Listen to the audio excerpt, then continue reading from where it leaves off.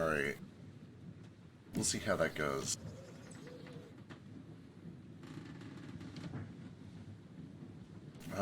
Maybe.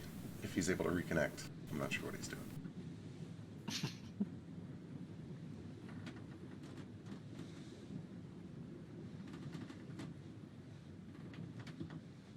It is a possibility that the entire internet has just died. It is always a possibility. Because, like, I actually am getting, like, occasional blips of high latency. So maybe it's a backbone thing. Who knows? I wish you all well in the nuclear apocalypse. Can you imagine if just the internet was gone? I don't know if I would want to continue living in that world.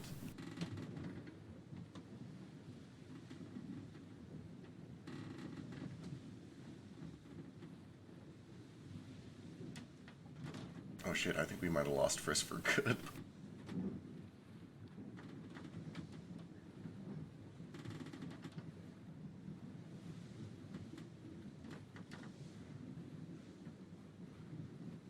Very troubling. Ooh, there he is. Okay, I restarted my laptop. I don't know if it's gonna work. Yeah, it sounds about the same, but we'll keep an eye on it. Hopefully it'll just kind of get better. We'll see how it goes. Okay, Alright, let's see. Ace will be joining us in a little bit. We're down to Vasu today. And who else are we down? Oh, Flick should be joining us shortly too. So yeah, when we left off last week, you guys had kind of just finished things up in Thorngrove. You had gone into the city hoping to find some more clues about Vasu's stolen crystal and where it might have gone.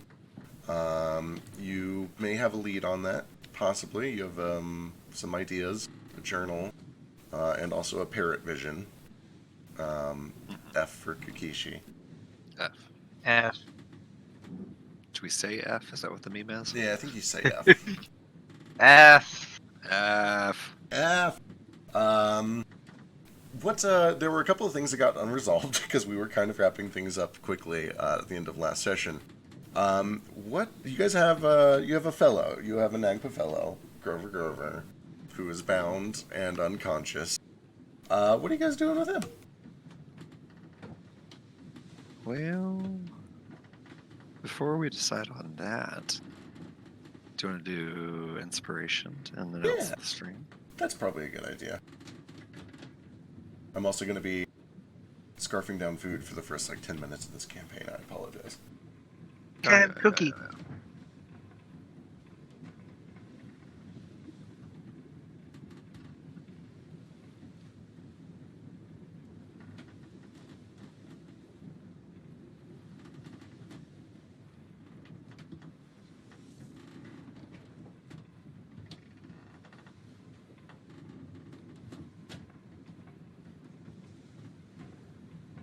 So,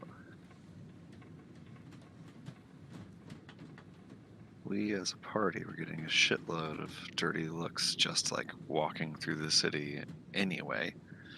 And now we're walking out of a city that relies on this druid grove for its existence with a bound druid after having stolen all of the gold from the druid grove and leaving a bunch of dead druids back there. So We didn't kill them. no, but we went in there and found a bunch of dead bodies and stole all their gold, and I'm a little concerned. Yeah, I mean, they're not using it anymore. I mean, the town's been fine with these dead druids so far. So, It's true. I think the town didn't know what happened to the druids. I don't know that they were aware they were dead. Could well, I they don't insight? need to know. Could I insight the town as we came in? Sure. Why are they so stinky-eyed? Sure. Sure. Why not? You can give me insight or history. I guess either one would kind of be appropriate here. Okay. Can I? Because last week we had said that I found a guy to sell me a parrot. Can I do a similar insights check, but on that guy specifically? Why does he have beef with me? Sure. He instantly knows what you did to your last carrot. Parrot. Okay, so Nomad, You guys did a lot of research, and you learned from Flick before you visited the city last time that, like you said, they kind of depend on the druids to keep things alive here. And it's not necessarily that they really like the druids, it's that they have a working contract with the druids. The druids keep this place alive, and in exchange, they don't murder everybody who comes in from Willingquet. Like they're inherently kind of territorial and xenophobic because this is, not Willingquet territory, and they are constantly worried about colonization. And the reason that they're normally like, okay, you get a pass, is because the druids told us we had to. When you showed up this time, noticeably, the swamp is, like, not doing too hot. A lot of these plants not doing too hot. Nobody's really heard from the druids, presumably, in a couple of weeks. You weren't here, so, like, this is all sort of just an educated guess.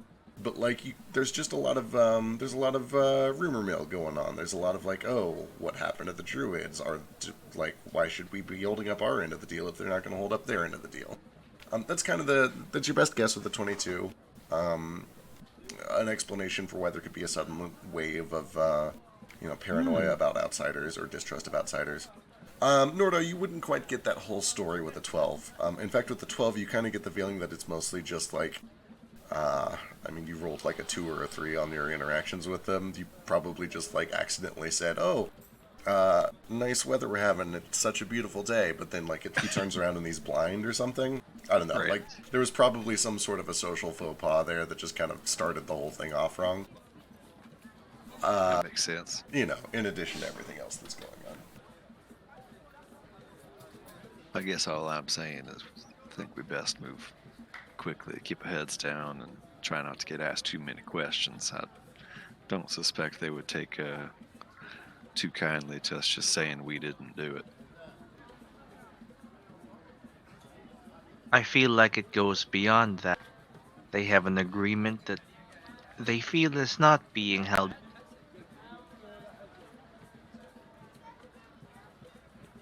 Tempers are fraying. We should leave before it all comes apart. Agreed. The question is, do we really want to walk through this city with this fella all chained up and looking like we did something nasty to him? I suppose we better cover him up one way or another. No man puts a sack on his head. There. Perfect. Not entirely sure that's going to work for us. We could perhaps disguise him. I think that's a better plan. Sacks on heads, I think, draw attention. Let us disguise him as a drunk. No one cares if you're helping your drunk friend through town. I think. I've That's seen it fair. happen a few times. Oh, Seems definitely. like a decent idea. Is this guy wearing anything that, like, clearly outs him as a druid? Is he wearing, like, I don't know, the emblem of the Thorngrove Druids or anything? Or leaves. Just lots of leaves. So, he is wearing the same sort of like dark forest green robes that you saw on, or near, I should say, some of the bodies and skeletons down at the bottom of the waterfall, including one of those leaves around the neck, but it has turned to. Actually, his would still be gold. So yeah, like with Nomad's history check. Actually, even that wouldn't really reveal too much. If these people know what to look for, he definitely looks like one of the druids. Okay. I have a backpack full of Orador's belongings. Does that by any chance have, like, just some basic clothes that would fit this guy? Oh yeah, for sure. Well, give me a luck check. Let's find out how tall Orador is. Just kick some mud on him. Roll him around. Yeah, it's a little baggy on him, but like Nagpa kind of had this hunchback thing going on in the first place, so a lot of clothes looks a little wonky on him. You could probably pull it off. Excellent. So just, probably with some assistance from this scared, feeble-minded dude, take anything obviously druidic off and replace it with just common-looking clothes. Just stick the druid stuff into Ordor's bag. Does anyone have any alcohol or liquor? Mine's all back in the kitchen. Nothing on me. I've got this distant lands. Hmm. Perhaps we can just sprinkle some on him for that authentic drunkard smell. For all your haggard needs.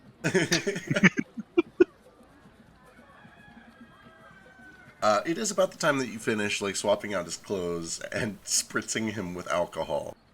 That one of his eyes kind of winces and then blinks open, and the other one a couple seconds behind that. And he looks around and looks real confused at first, and then there's like a moment of realization where he remembers what was going on and when he went unconscious.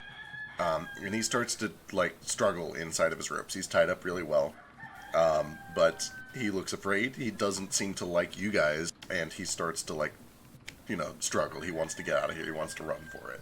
It is okay. You do not remember anything. You are feeble-minded. Stay calm. Yeah, he cocks his head. He looks confused. He starts letting out just these guttural caveman. I don't know what a caveman vulture sounds like. Is anyone here brave enough to attempt a caveman vulture? Because I'm not. I don't even know what a vulture sounds like. Right, I don't know a regular vulture, or I would try. I don't. What does a regular vulture make sound? Oh God. I feel like they're just quiet. That's convenient. We'll pretend that vultures don't make any noise. So a caveman vulture also conveniently doesn't make any noise. Oh, that's conveniently very quiet. The question is, how much do his language-free, guttural vulture cries sound like just the moaning of a drunkard?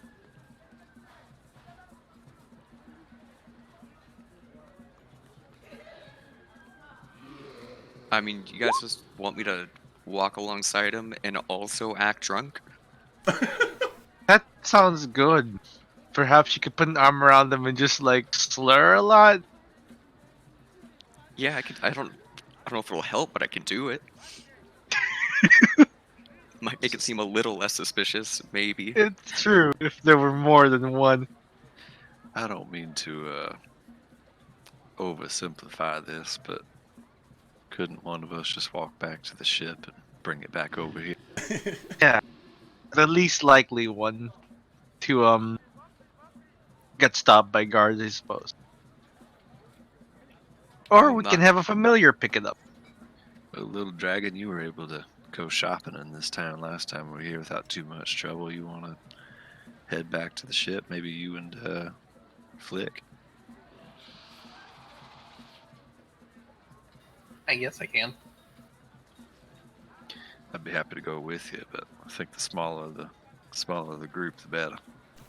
Noticeably, also, it does kind of take like at least one of the bigger people to sort of prevent him from running. Right.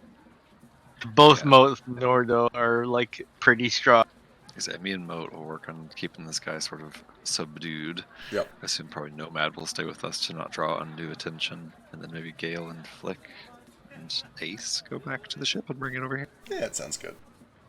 Boss suit, I guess. After a while, he Boss suit, just definitely fly there. he seems to understand that he's not getting out of here, but like there's no sensibility in him. So still, every like 2 minutes, every time like all three of you happen to be looking away at the same time, he'll just like kick one of you in the shin and try to run for it, and then immediately fall over again because he's tied up.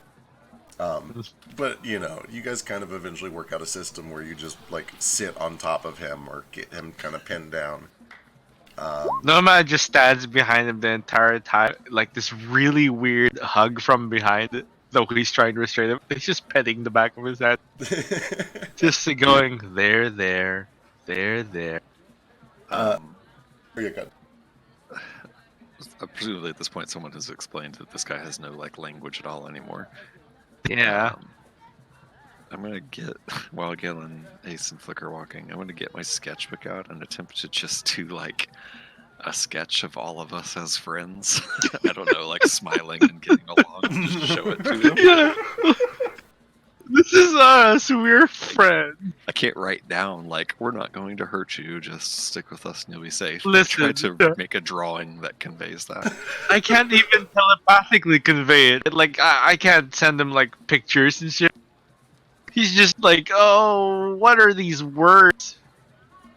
He needs to have a language for me to communicate with him. You see?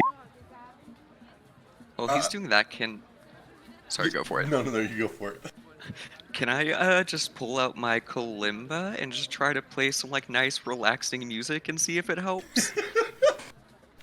Sure, why not? Who is so I've somebody? got nothing else to help here. Yeah, somebody like who's restraining him? I'll Nomad help. is restraining him. Okay, you're doing something too. What are you doing?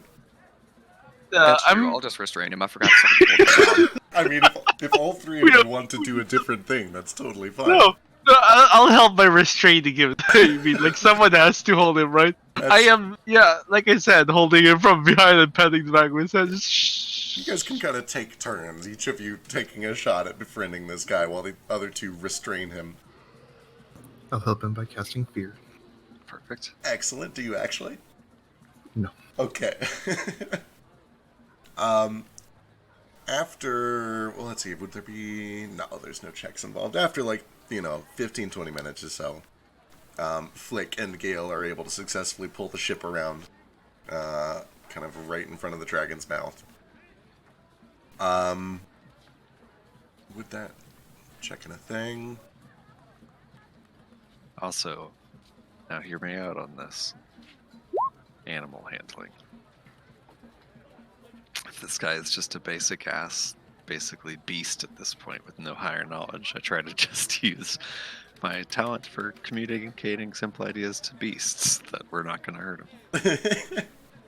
So, okay. By the time the 10 or 15 minutes is up and the ship has gotten around, you guys have each kind of had your 5 minutes to try to work some sort of magic on this dude. It's gonna be an uphill battle. You've already made your pencil check. Go and give me an animal handling check too, I suppose. And then Moat, I guess give me a performance check.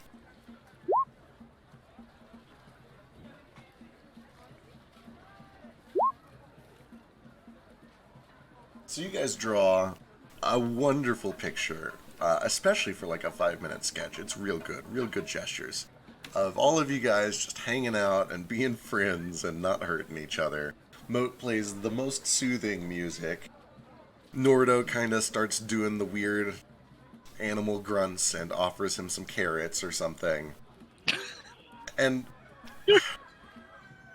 he kicks you guys in the shins and kind of wants to run away still. He's like, he doesn't really understand what's going on. None of this makes a whole lot of sense to him. But also he's kind of old and frail, and it's real easy to just kind of pick him up like a suitcase and carry him out to the ship. He is so old and frail.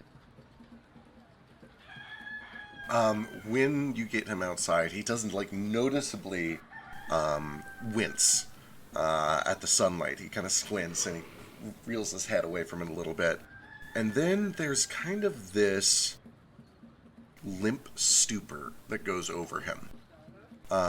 He's not communicating well to begin with, but like a couple seconds after you get him outside, he just kind of looks dazed. He looks aloof more than he already is. He just kind of goes a little quiet and doesn't really resist when you carry him up the rope ladder and onto the ship.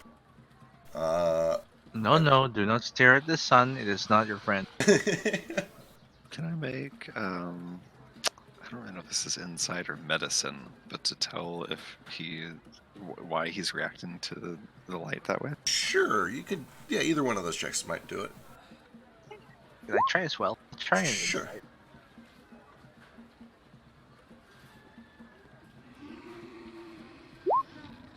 I do not understand. Yeah, Nomad, your first instinct is either just like sunlight sensitivity or agoraphobia or something like that. You know a lot of creatures that react very negatively to sunlight. Nordo Like friend. would know that Nagpa don't have that typically.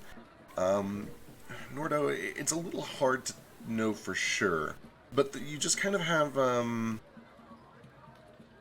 the fact that this guy was writing reminders for himself for really mundane things, that there were notes written for him, you get the sense that he clearly has some sort of condition that's really weird.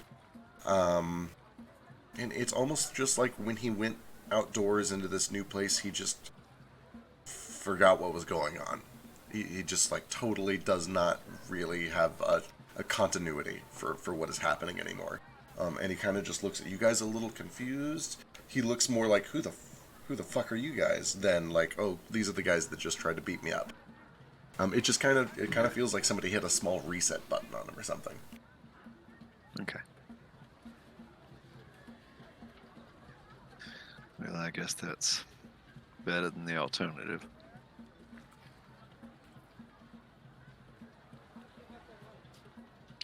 I know he can't understand me, but I do just say, we're going to do our best to keep you comfortable until we can get whatever this curse is taken off.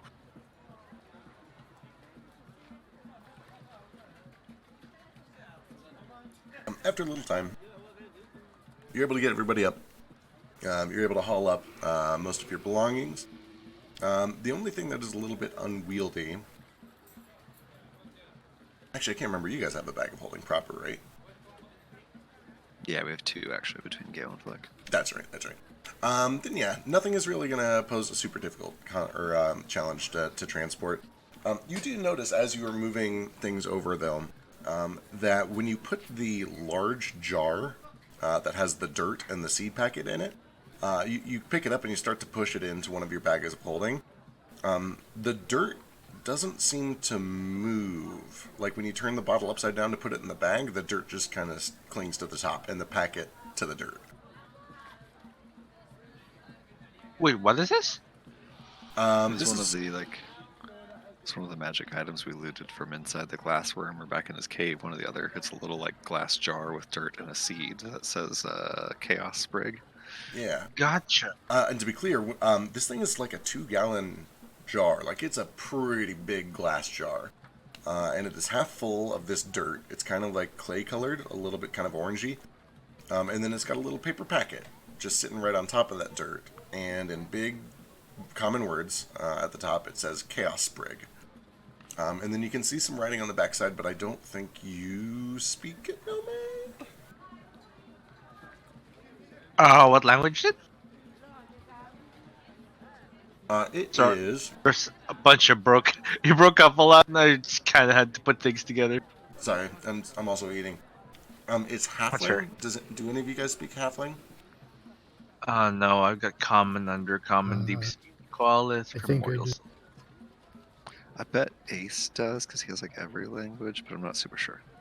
He's also going back to the ship right now, isn't he? I think we're Or we're back back at on the ship. now, right? Yeah. Yeah, I think literally Ratfolk Granny has this language. Because you're based off a halfling.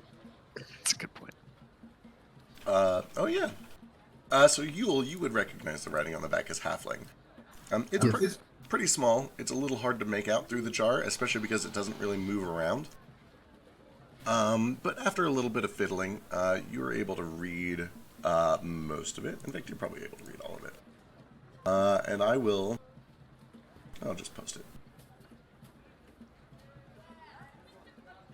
What languages does Patches speak?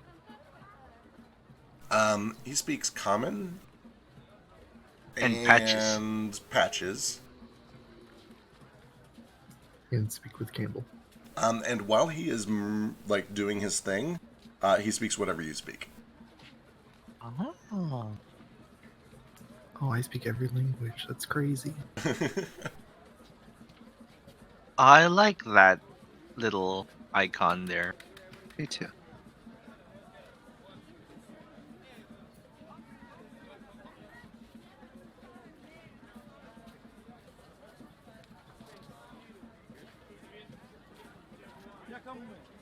Steal myself.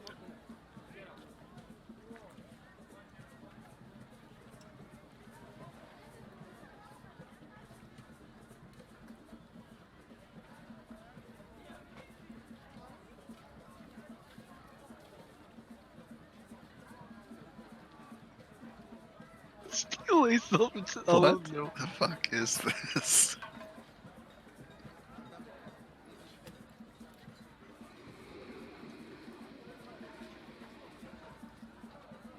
Beast smells fear? Everything about this is amazing. I don't understand. It's kind of terrifying.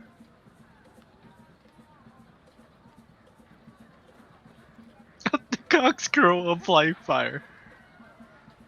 I am so confused. I am dying to follow these steps, I'll tell you that. I mean, we Blow have to, right? forcefully.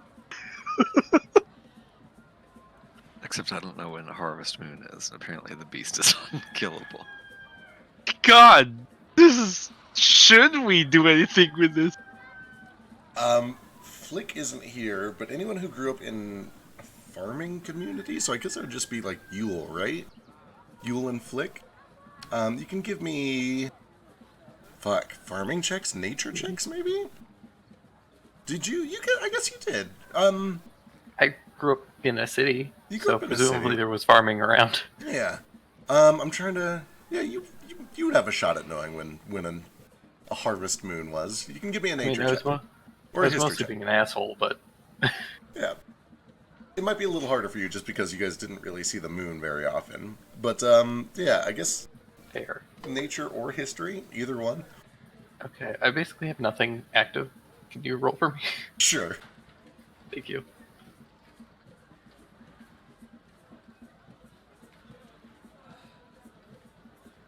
Oh, you're much better at history.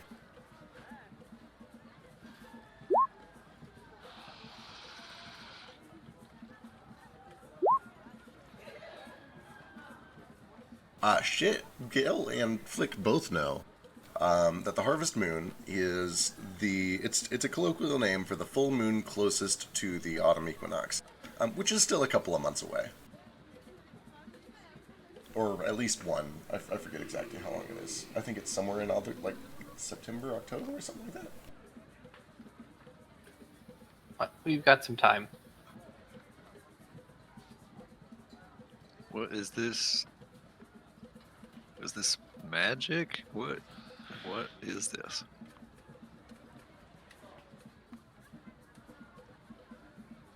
Not any magic I'm familiar with. I'm good at cooking, so I can follow those first two steps, but after that, I'm about Couldn't lost. we identify it? Or is that what we got when we identified it? That's just written on the packet. Yeah, this is just written in halfling on the back of the seed packet. This has not been identified yet. Also, I guess this is all presuming Yule actually shares what's written with all of us. I do. Wonderful. Very odd.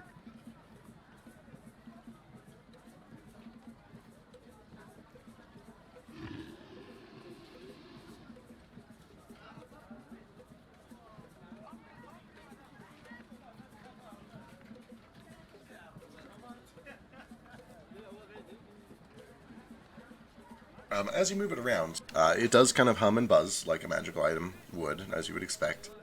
The whole jar does. Hmm.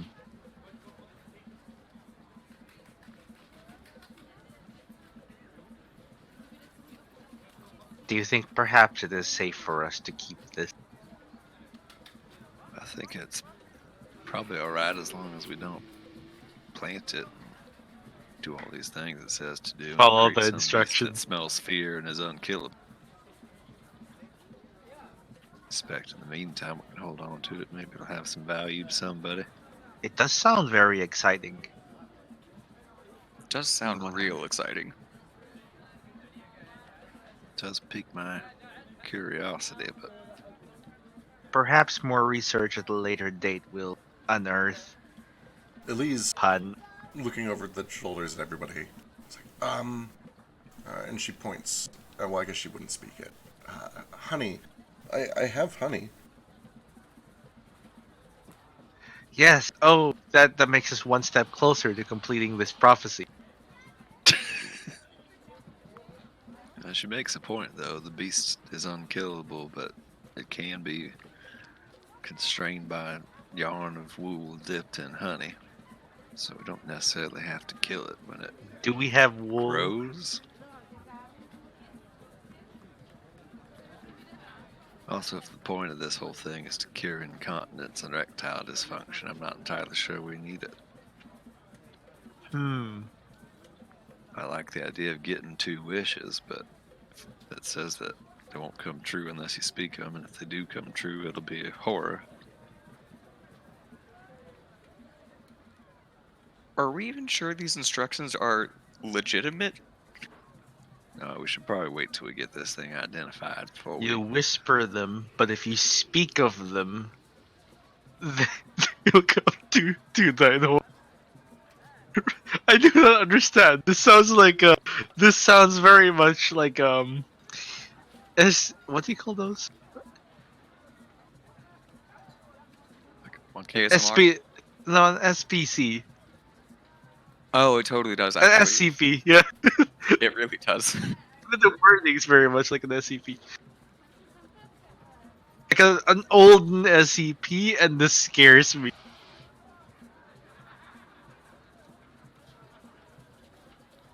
Maybe something we can look at while we're flying over to Caldus. Yeah, alright. Alright, you guys kind of pack things up, get everything kind of cleaned up, ready to go. And with that, you're able to set sail. Before I forget, inspiration does go to Gale and Moat. Excellent. Shall we make sure this thing, the elemental is sealed again? Did that already happen? I keep forgetting. I don't think it has yet. We talked about it last time, but never actually did it, I don't think. Right. Gale would know that you have until the 30th to do it. And in theory, you could go ahead and do it. It just would, it would mean you'd be down an engine when you actually need it in a week. Yeah. But there's not necessarily anything wrong with that. It's just slightly inefficient.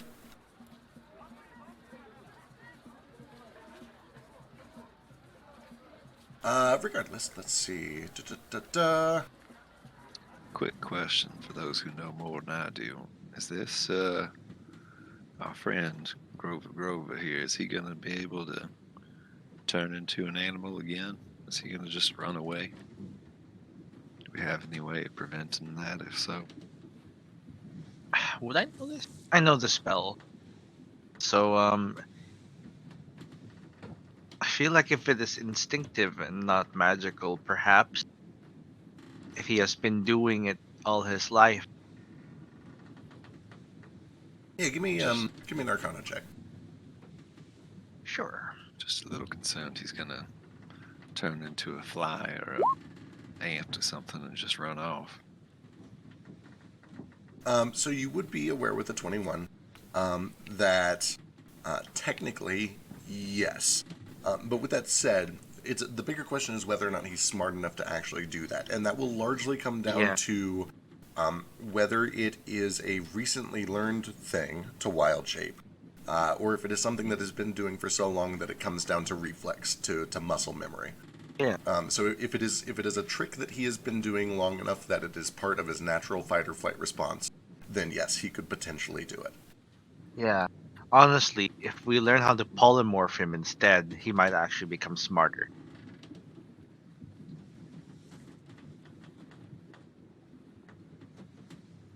And Nomad takes out a little notepad. Well, he doesn't. He uses his mind flayer, and he whispers in a new page. Polymorph.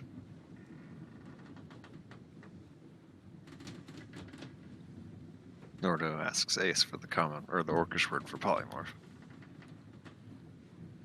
Unga bunga Which polymorph. is, right, of Unga bunga course. polymorph. Unga bunga polymorph. You guys set sail. Not here, over here.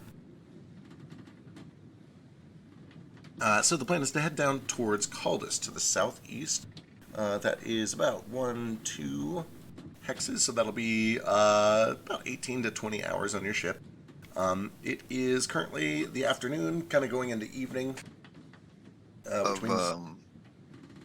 when we went just to get the time right and rests and all that, we went into the grove like at sundown.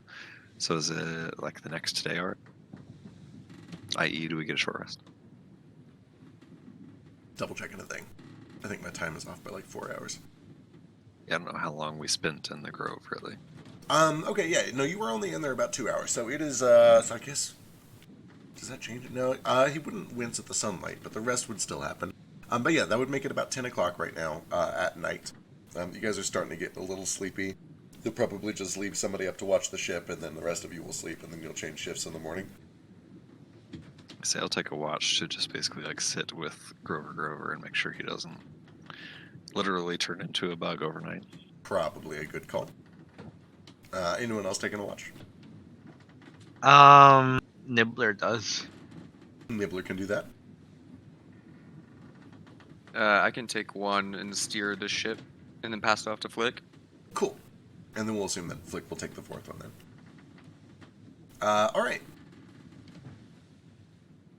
During my watch with Grover, I mean, this is probably a lost cause, but Nordo doesn't know that.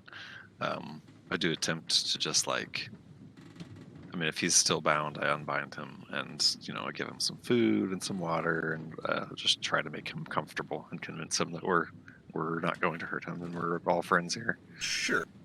Give me a fresh animal handling check.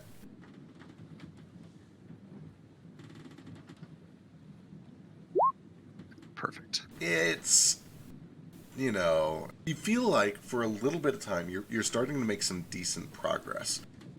But then he starts kind of dancing on one leg and he looks like he has to go to the bathroom. So you start to kind of take him over to one of the bathrooms and he's in there for like a really long time, not really sure what's going on. And when he gets out, he just looks confused and frantic and unsure where he is. He just seems kind of like a scared animal in a new place all over again. It's almost like every little bit of progress that you had started to make was just almost immediately lost. Okay. Do I know what this is? This strange thing that where he keeps being reset. With your check earlier, I guess you could. I don't think you I did checked insight. Yeah, you this- did insight instead of medicine. Yeah. You can give me a medicine check. Could be So- Alzheimer's? Oh no. So my medicine was a 25. So Yeah, I don't know he anything had a very about what good this is. medicine check. Yeah, it's weird. You are not really, you don't recognize it. You've never seen anything quite like it. Something unusual. I mean, Nordo would definitely not have like the specialized knowledge to know anyway. So. Yeah. No, man's proficient, but like, this is a brain thing. I figured Milton would know. It's probably not a brain thing. Who knows, man? Not you two. That's what we do know.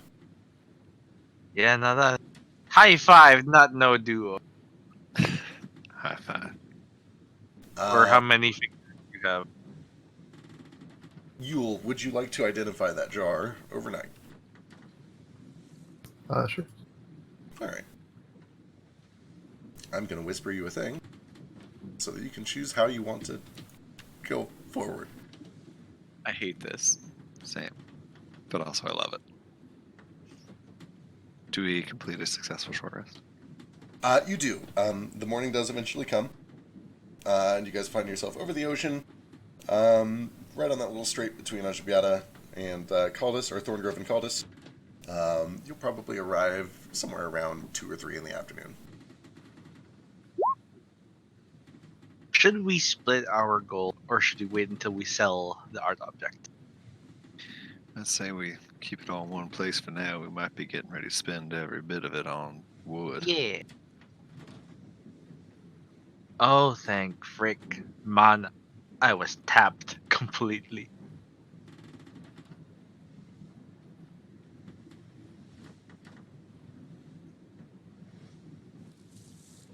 Yeah, Nordo's got to stop asking you to do sending every single day. That's gonna run you. Do out you of want me to forever. do sending today? Like, it might be a good thing.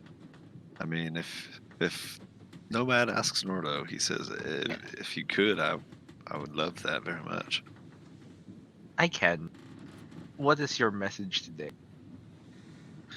Well, I've been thinking about that actually. It seems like messages aren't getting through very clearly.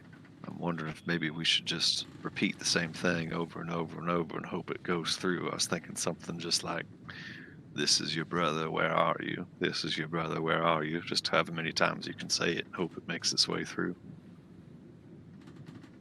I can try this. This is from your brother Nord. Where are you? Yeah. Well, she won't know me as Nordo. Oh, that's true. This is from your brother. This is a Yeah. message from your brother. Where are you? That should be- Yeah. I will spend 5 points, and I'm gonna send her that message.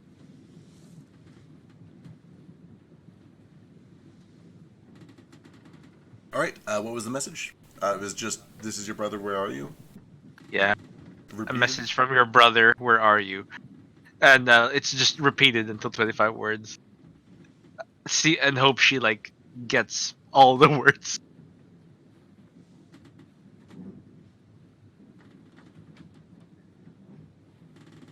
Or this is your brother, yeah. This is your brother, or this is from your brother? Probably this is from your brother. I don't know how much of like your voice goes through in sending, but she would know that that's not my Yeah. voice, probably. You still sounded like a child last time she heard you. Right.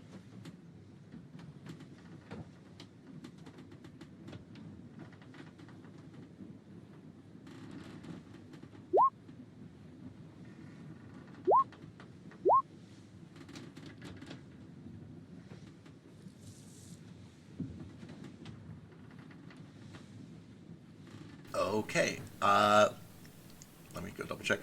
I always forget if it's 2d6. I think it's 2d6. I think it was, yeah. Yeah.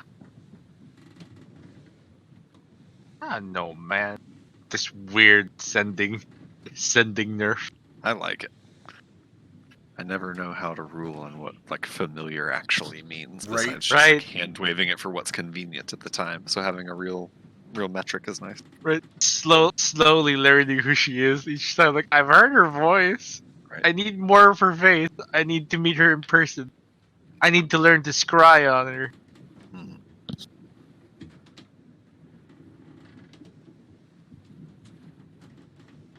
All right. Give me 2d6.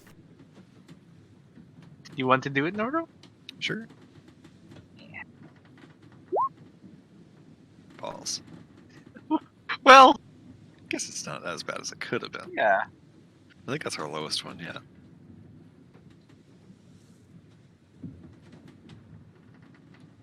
Last time was like 10. We're still probably going to lose every instance of the word brother and most of the where are yous. Yeah. This your R. If you lose all of the brothers and all of the wheres, and then a couple of the yous, I guess, but the rest of the message would make. Actually, no, you would probably lose all of the brothers, all of the wheres, and all of the yous, and it would just be this is from R. This is from R. Nailed it. Yep.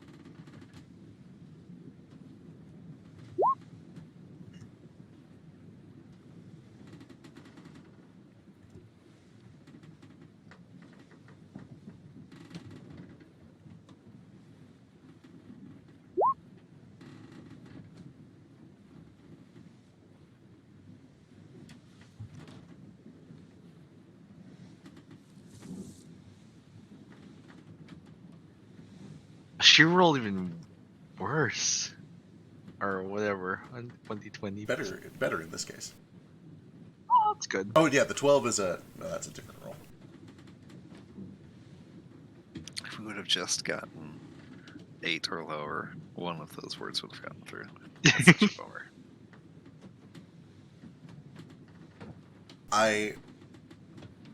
Okay, this is a side cut. This is a cutaway. One of my favorite parts of world building is slowly watching the players evolve down the exact same path that the world has. What does this mean? It means that what you're doing right now is a very common trick in this world. Oh, cool. See, Nordo doesn't know much about magic, but he's got good common sense, I like to think. And, just say it over and over until something gets through. It is good that you have lots of common sense.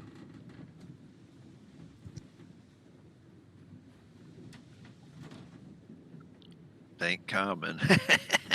Hey. Okay, let me take a That's turn. it's now canon that when Nordo actually laughs, that's what it sounds like. That's like his genuine laugh. Oh no, that's not good. I hate it. Completely different from his normal voice. I don't even know what Nordo's normal laugh would sound like. Mm. I can't laugh in Nordo. That's A Nordo's yuck. normal laugh. It's literally banjo. Yuck yuck. It's the goofy laugh. Yeah.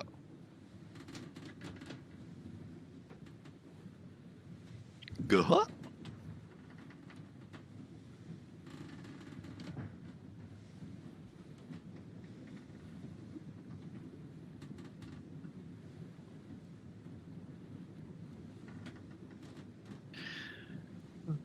Now I can't unhear Nordo and Goofy's voice.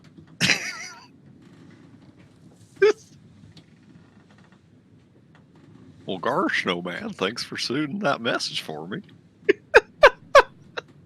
Oh no. Oh no! Oh no. This is not okay. You are very welcome. What's her response? Did she respond? She's I responding. think he's working on it. Oh, okay, gotcha.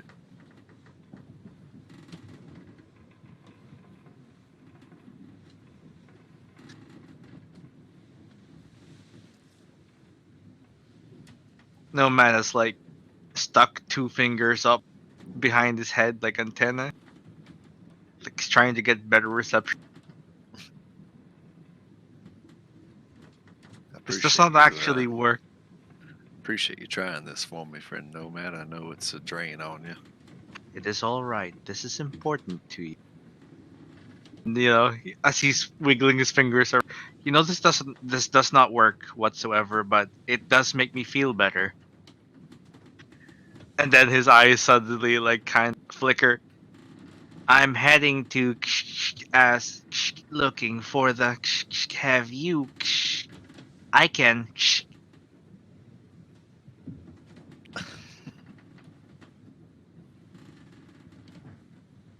That did not make sense. She is heading somewhere. She is looking for something. She had a question. And she is saying she can do something.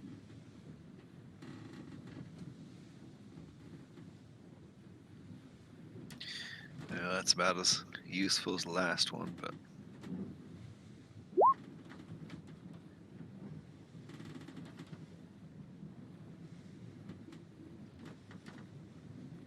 Well, she is looking for something. I feel like she's a lot clearer this time around, at least. Yeah, it was still pretty heavily muffled. But you Yeah. got more words this time around. And you're able to pick up just a little hint of tone, and it feels not dismissive and not quite annoyed, but just a little detached, a little like when a coworker calls you on vacation, or when somebody is trying to like talk to you when you just woke up first thing in the morning, or something like that. There's just this little That's fair. There's an air of like she's busy, or like something like that. I understand you're busy, but this is a mental mess. this is maybe a stretch and a weird question. But when we were kids growing up, obviously circumstances have changed radically now, but was she like a morning person? Did she notoriously sleep in till noon? Oh boy. I mean, I have no idea, but Not like notoriously, no. No more than a normal Alright. person. Gotcha.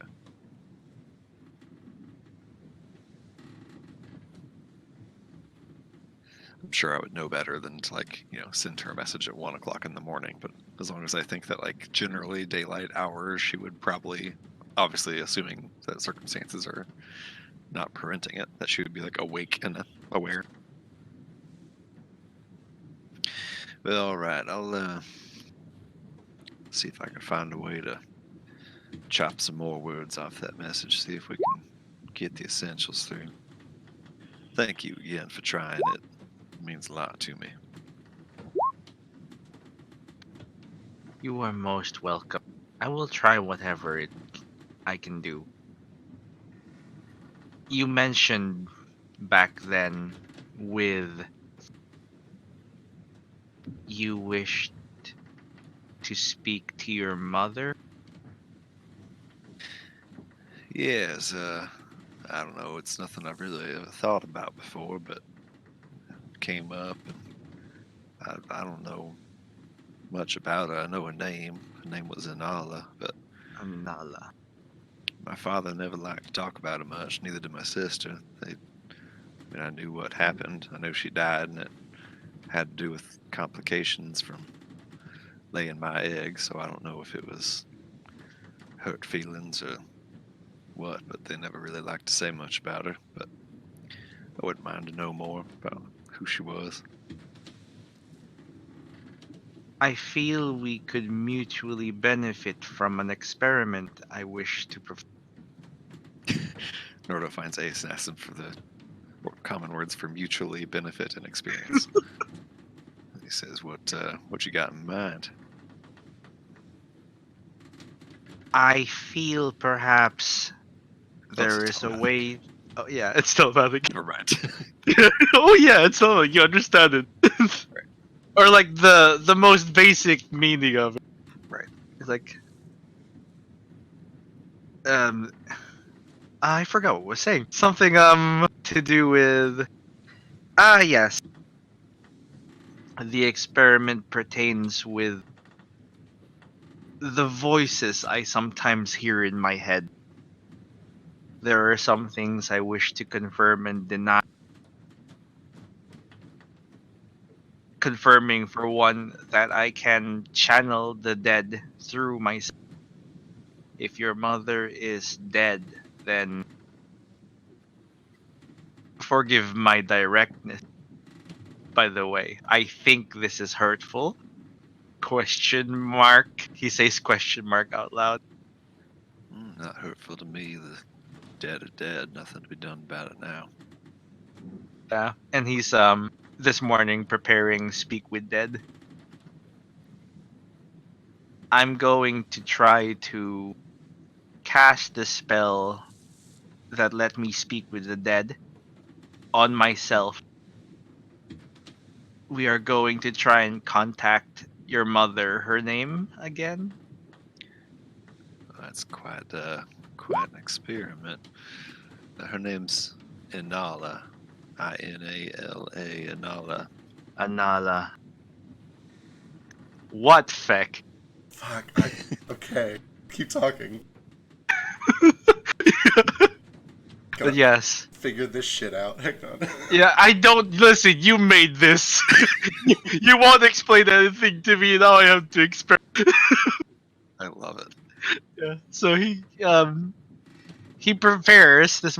Let's see. Let me remove a spell. What's he gonna remove? Is it this one? And he prepares Speak with Dead, targeting himself.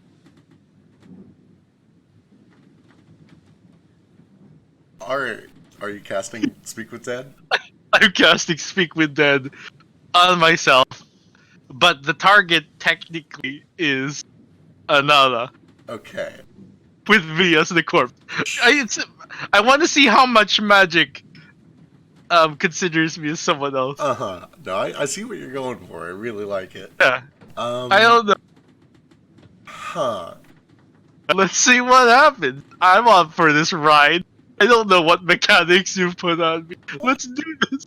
So, you gather your energy and you focus on your orb, and the light kind of runs through the etchings along these fractal patterns until it kind of all meets in the core, and then there is a soft purple glow. Your eyes kind of roll back for a moment, and you try to make a connection with this name, this idea, this concept of a dead person that you've had described to you. Looking for it within yourself. Can I Yeah, what's up? Sorry, just really, really quick. I don't know if this helps at all, but before he began it, I would hand him my harmonica and say, this belonged to, I don't know if that helps with your magic, but if you maybe hold it or something. Might. And I set it on top of the Mightier orb, put my hand on top of it while I concentrate. I am Anala. I am Anala. Frisk, give me a spellcasting check. Okay. Oh, that's just with my int, right? Basically. That is non-proficient intelligence check, yeah. I got that. Non-proficient intelligence check. Ah, You smell the smell of incense. You can feel the magical hum of your focus. But there, yeah. Does that count as helping? it had the potential to help at a different step at some sort of. I can't say no. It did not help. I can't say It's okay. You don't have to. But you feel the spell go off. You feel the mana drain. But it is not able to make a valid target, and the spell fizzles. Experiment 1 failure. And he hands back the harmonica. Thank you for assisting. Perhaps a fine tune in the process will help in a later date. Of course, it's worth a try, I suppose. Maybe next time we could pick somebody that we know for sure more about. Maybe somebody that we've seen die. Somebody that, I don't know, somebody more directly related to you. Perhaps. As much as I'd love to speak with my mother, the goal is to get your little experiment figured out. It might work better Yeah. for you. My concern is that I would probably be unconscious for this I suppose there is that. because I will be the dead body answering questions. The spell targets dead bodies. To be honest with you, I'm a little glad it didn't work. It'd make me a little bit worried about you. Hey, I was meaning to ask you, by the way, friend Nomad. A few days ago, you used some magic and said that I was some sort of elemental, and I didn't frankly believe it at the time. Figured it was just a bunch of mumbo jumbo. But I've seen what your magic can do, and you've been able to talk to my sister, wherever she is. What do you think that means? Your magic thought I was some sort of monster, I guess. Not a monster, an elemental. Very natural, I might say. More natural than most. More natural than me.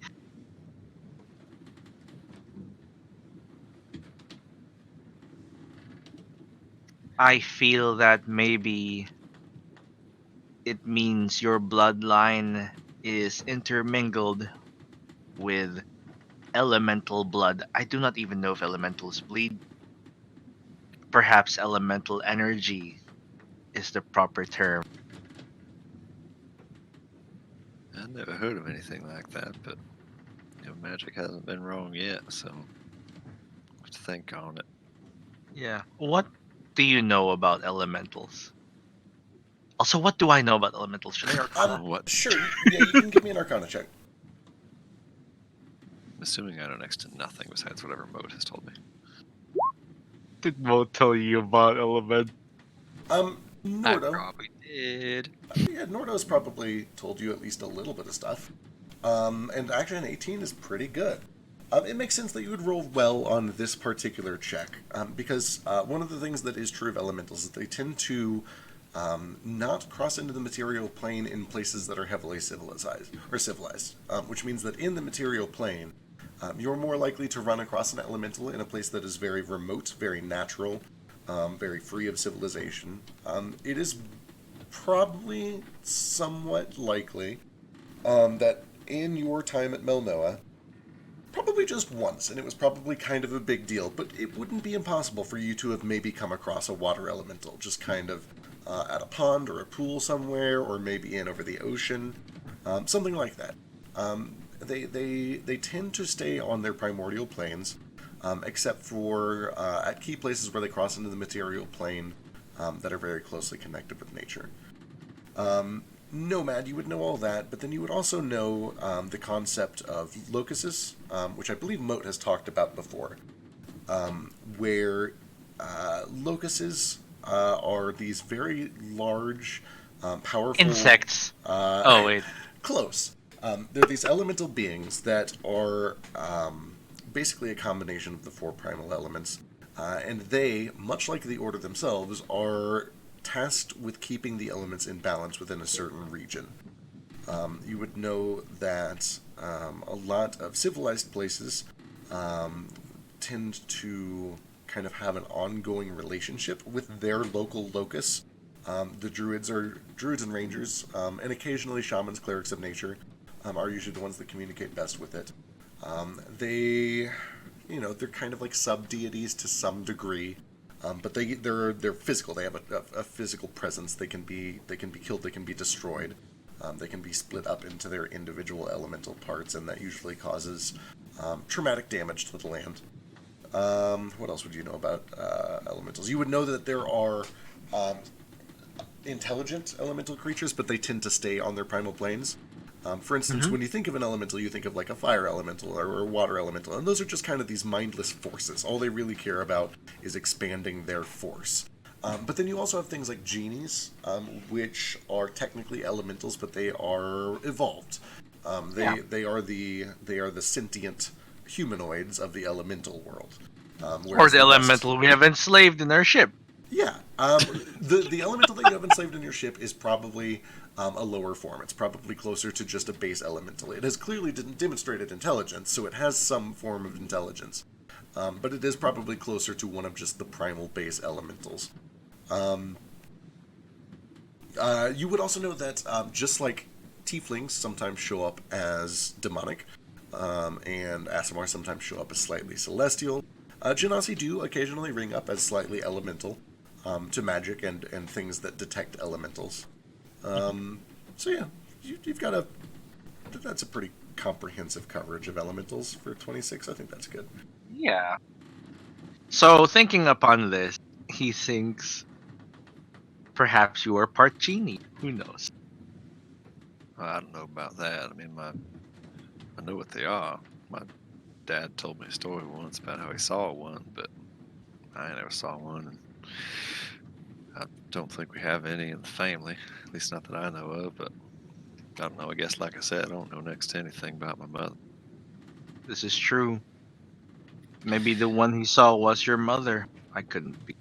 I suppose it could be. Well, thank you again, friend Nomad. We'll go get some breakfast started. Breakfast sounds nice. I will prepare another test later this afternoon if you do not mind. This one will not require magic. Of course, happy to help. And he's just gonna meditate for a while. I'll Later be right that back day, really quick. sure. Later that day, he does like collect, say, like a little bit of sand, a glass of water, a candle, and say feathers or something light and airy that you can that visibly moves when there's air around. Sure. Sand. Okay, so you're on an airship, so all of these things are going to be extremely easy to get when you are not in an airship. Right now, they might be difficult to get. I mean, we have a jar of dirt. So that jar of dirt, you go over to it and you try to pull the cork. The cork does not budge.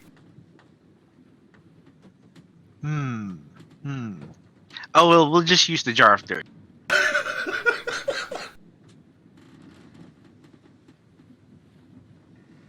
Experiments. They require, this is the closest things we have for now. Notably, Elise is fascinated with this jar of dirt. It's kind of boring on the airship to begin with, but she is like, she's transcribed all those instructions to Common. She's trying to like figure out what it means. She keeps shaking it a little bit. She keeps trying to get the cork off. change, yeah? I don't know. It just... Why doesn't the dirt fall? I want the dirt to fall. It is fascinating magic. Some sort of gravitic control or something. Is it even real? I don't know if it's even real. Oh, it could be an illusion inside the bottle. You couldn't interact with it.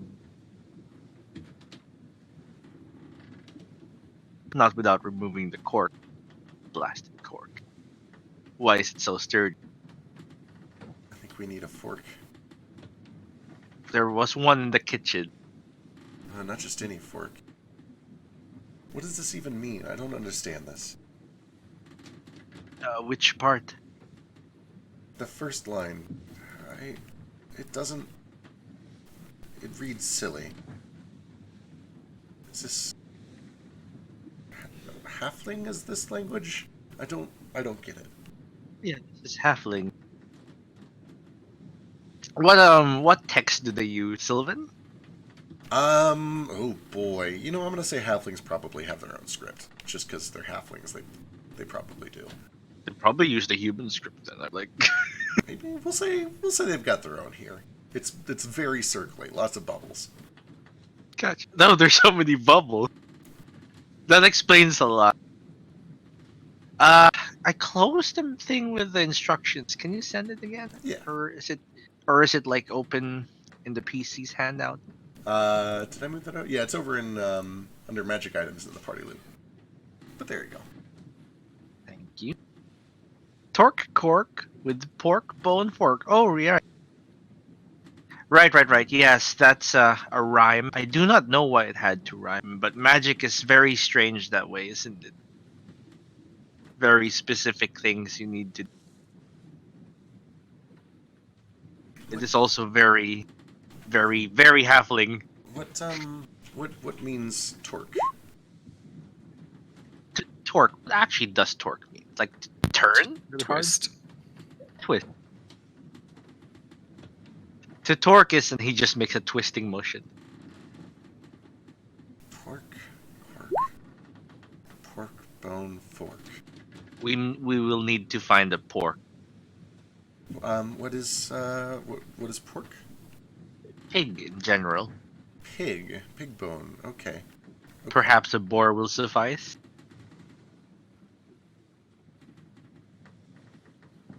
It is. Friend. Oh yeah, go ahead. Oh yeah, friend Nordo. Do we have pork? Pork bone.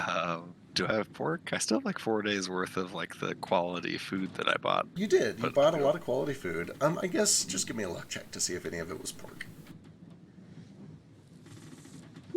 Surely I have at least like bacon, but that's not the same. Yeah, so you definitely So- have like bacon and rashers and some pork fat. But you don't have any pork bone, like you don't have a ham bone or anything like that. Yeah. Afraid we don't. I can get some if it sounds like something you'd be able to eat, but I thought you were all brain. Oh no, this isn't for me. This is for the jar. Just in case we ever need to open it one time, having a pork bone fork prepared might be helpful. Did we ever figure out this thing is as far as the magic on it? I looked at you.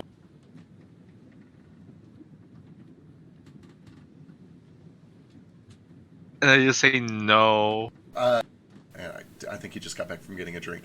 Either you? You? You'll see. What? There he is. He's back. They asked if you had identified this jar yet. Have I? You did. I sent it to you in a whisper.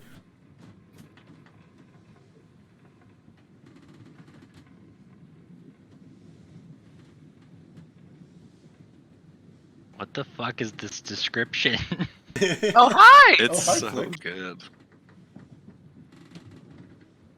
Right, I love it. So whimsical. I've been sitting on this shit for like 4 real life months, and I hate it. Well, now we're It's back. so good. I mean, I can't talk about how hard I laughed when I got to steal myself.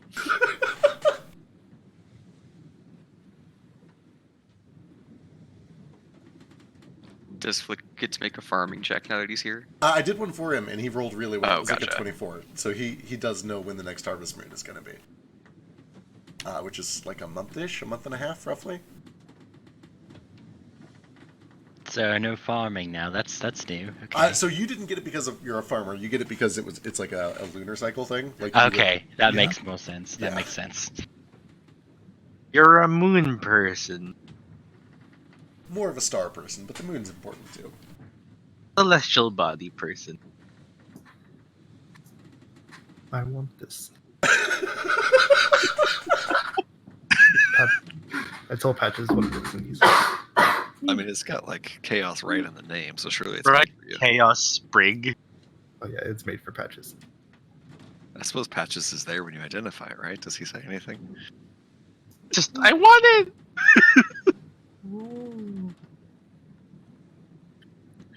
What do you mean, son? What's it do? Oh, you'll see. You'll No, see it's- what does it's it talking do. to you. Oh, are you talking to your grandmother? What? God damn it. I hate this joke. I hate this joke so much. Oh, I mean, it seems a little dangerous, but I mean, it's right up his alley once we finish it. Right up his alley. Oh, yeah. Is it a candle? Does it actually grant a wish? How do you Oh, open it? no. It doesn't grant a wish. I mean, you just want to follow the instructions exactly how it says.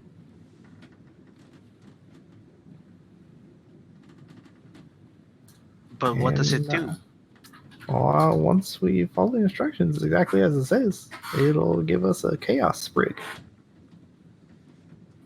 Which, it pretty much just allows you to cast random magic spells. Interesting. That's alarming. Sounds kind of interesting.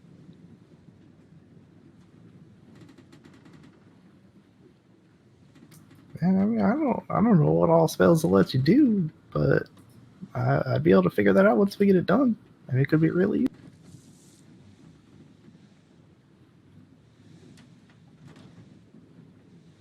Well, what do we have everything we need for it? You said we need. I can go get some pork next time we're in the city. Maybe salt pole and have pork. What else we missing? Got the oven. Let's make a checklist of things we may need. Elise Lots has of honey. honey. Yeah, Elise has lots of honey. Yeah, she does Expect have to need more honey. she has a jar of honey. Okay. That's Presumably, I probably have some honey in my cooks utensils, but we'd want to stock up. Probably. We need. Gale had an alchemist jug at one point, but I don't know if Yeah, it's Gale still has that. We need Think switch wool- that out. Wool and yarn. We need should be gin easy. if anyone wants to cure erectile dysfunction or incontinence. Otherwise, Is that what they gin need the does? Gin. Well, it says that if we serve it over gin, it can cure those conditions. Wait, Oh. what says that? I'm. We need, The jar we of need dirt. fire. Oh, I didn't. This jar is weird. It is Apparently, it's some sort Very. of magic, but very peculiar.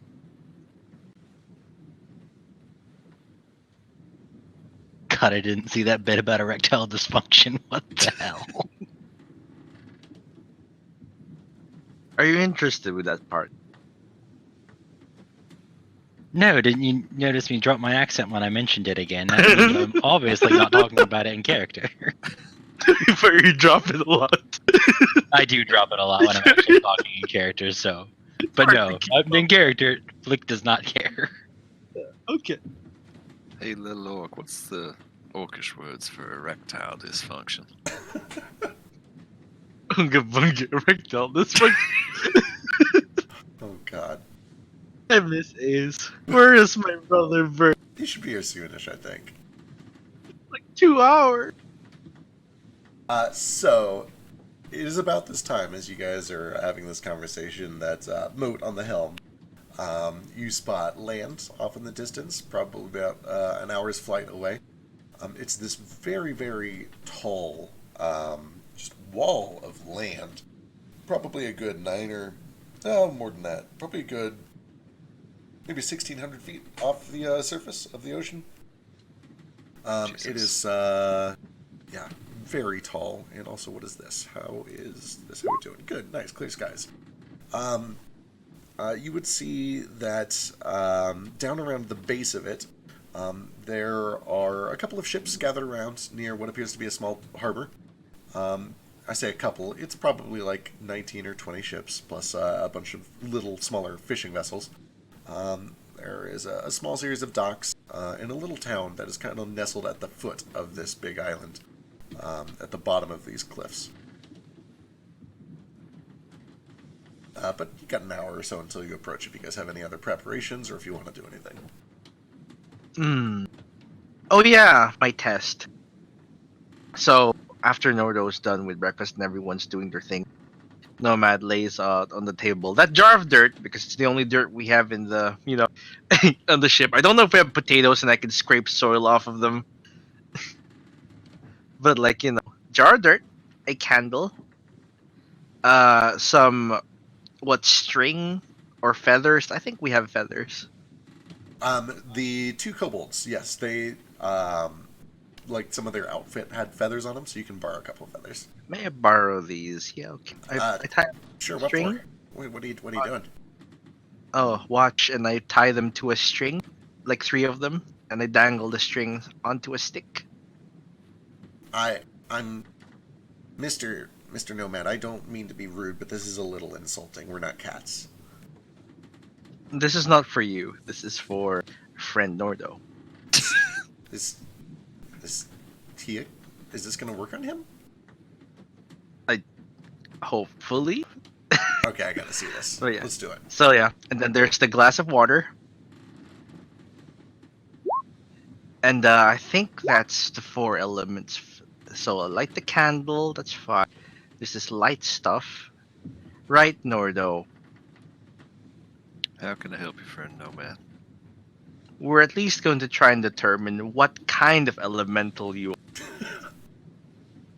And I do not know any magic for this, so we're going to do trial and error. Which is the oldest, most scientific thing I could think about at the time. All I need you to do is put your hands on either side of these items and concentrate. We'll see if it moves. Okay. That's all. Or what do you most feel in tune with?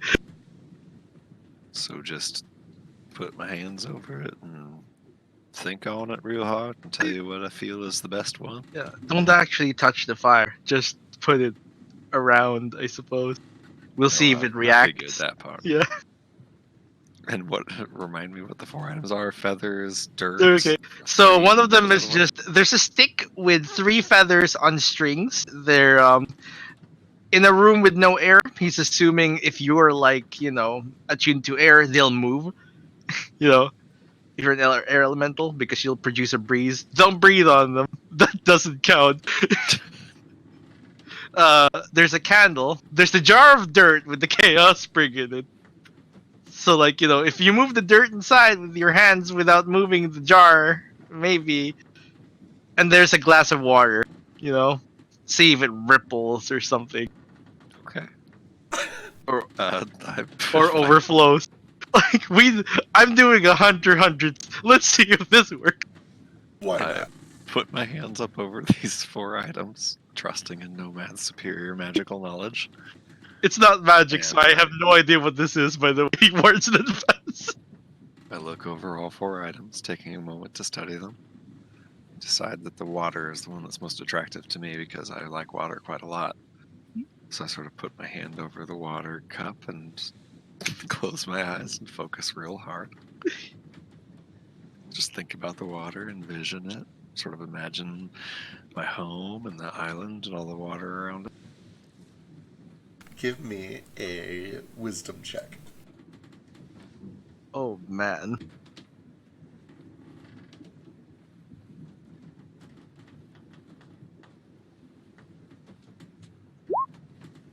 Damn it! This is the second time! My experiments are being foiled by natural ones! So you focus and you really try to go all in on this experiment. You don't understand magic, so this seems as legitimate as anything else that Nomad has ever tried to do. And you really open your mind and you try to just channel these thoughts, but you just don't feel any sort of supernatural connection to this glass of water. I keep my eyes closed and I say, is it working? I've got like Nomad has his ball. He's holding it like a doctor or a scientist would hold, like, what do you call those? Those clipboards. But he doesn't have a pen. He's just nothing is happening. Go on to the next one, I suppose. Okay. I put my hand over the little flame and probably put it a little bit too close and wince and pull it back a little bit and focus again real hard. Alright, give me a wisdom check.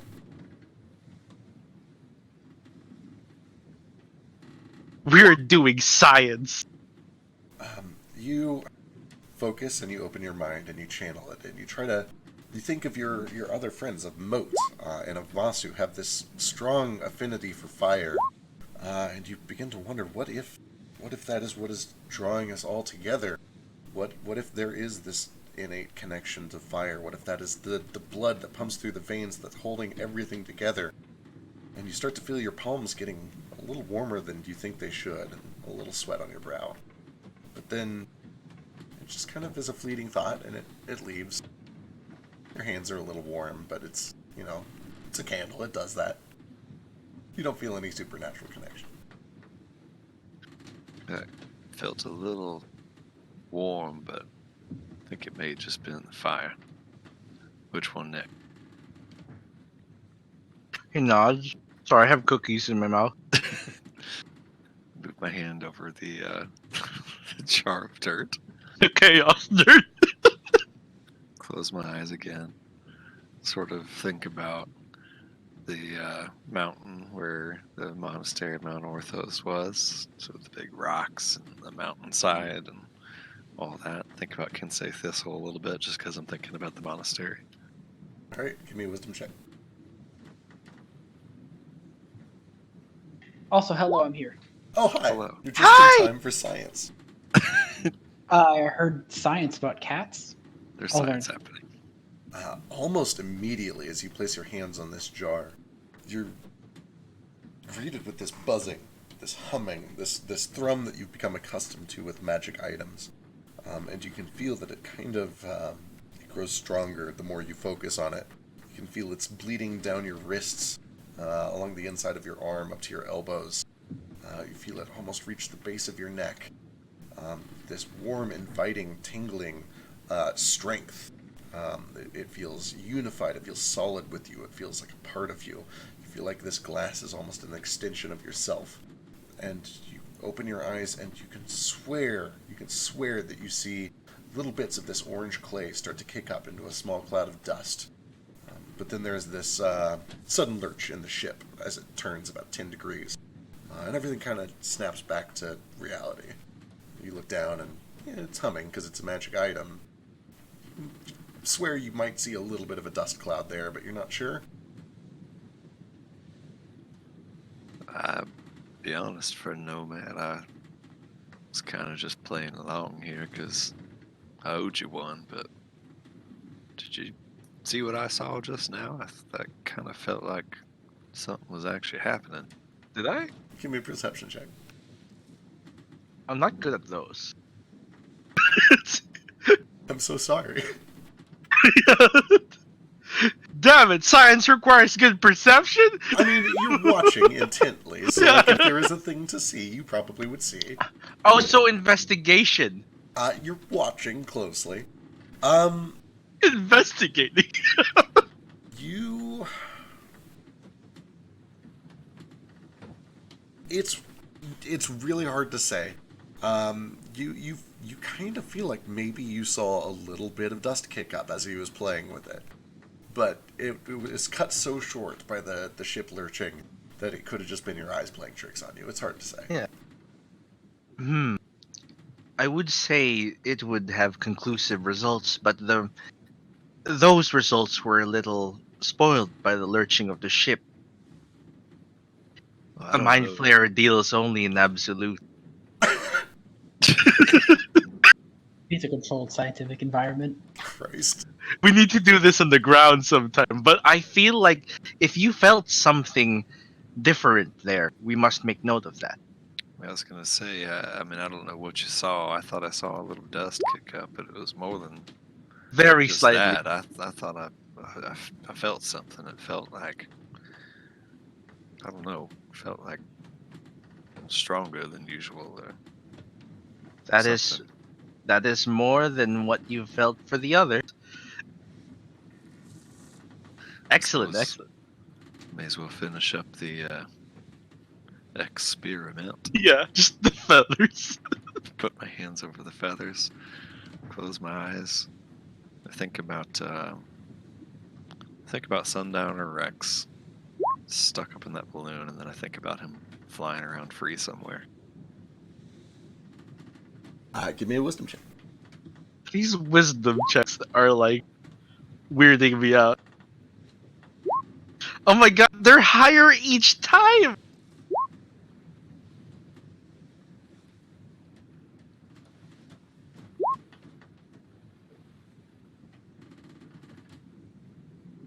Other character, I have no clue what element you are. I shouldn't say anything.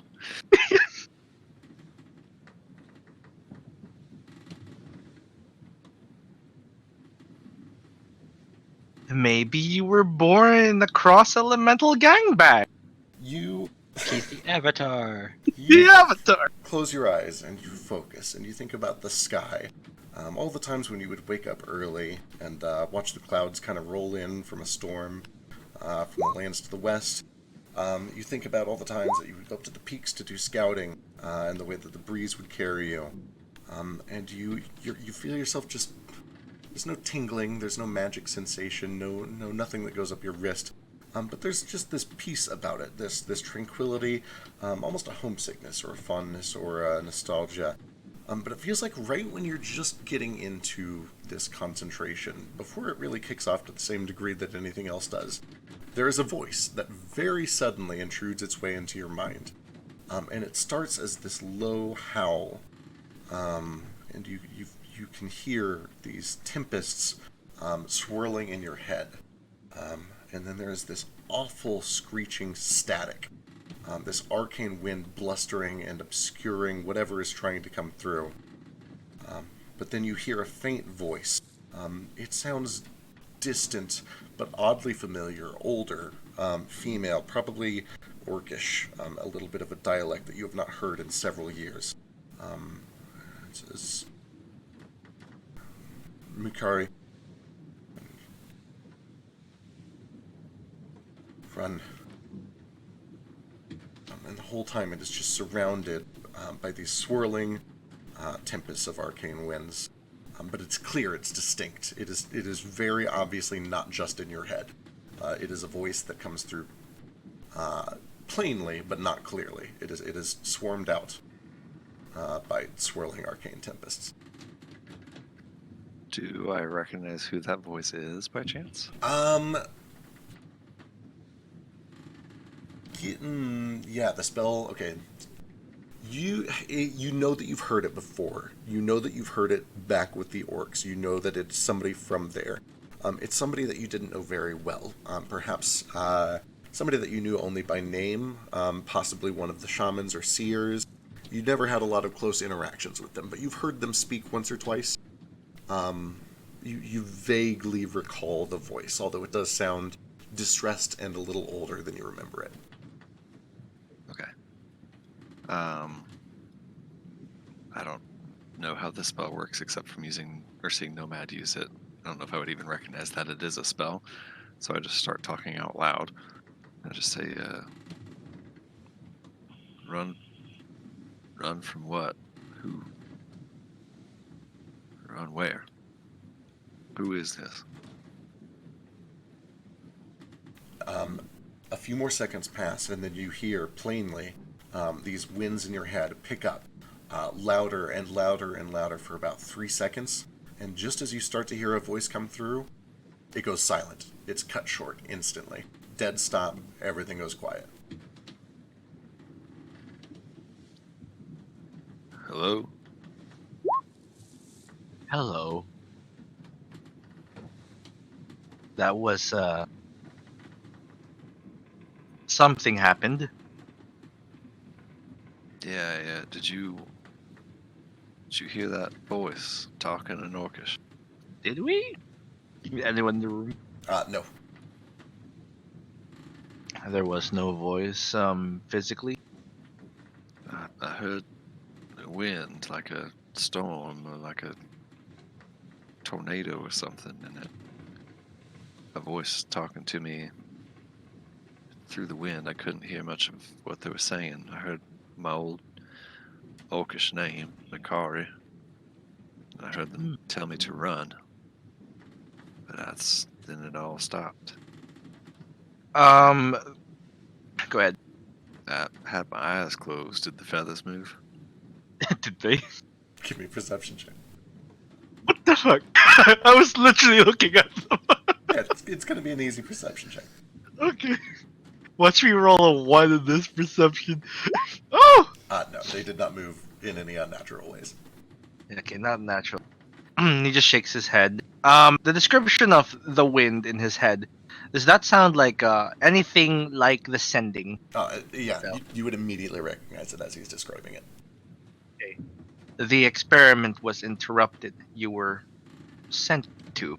The spell I've cast to contact your sister was just used on you by someone you know. The voice was clear. Yeah, man. I couldn't hear all of it. There was a lot of wind, but the words I did hear were very clear. It just said run.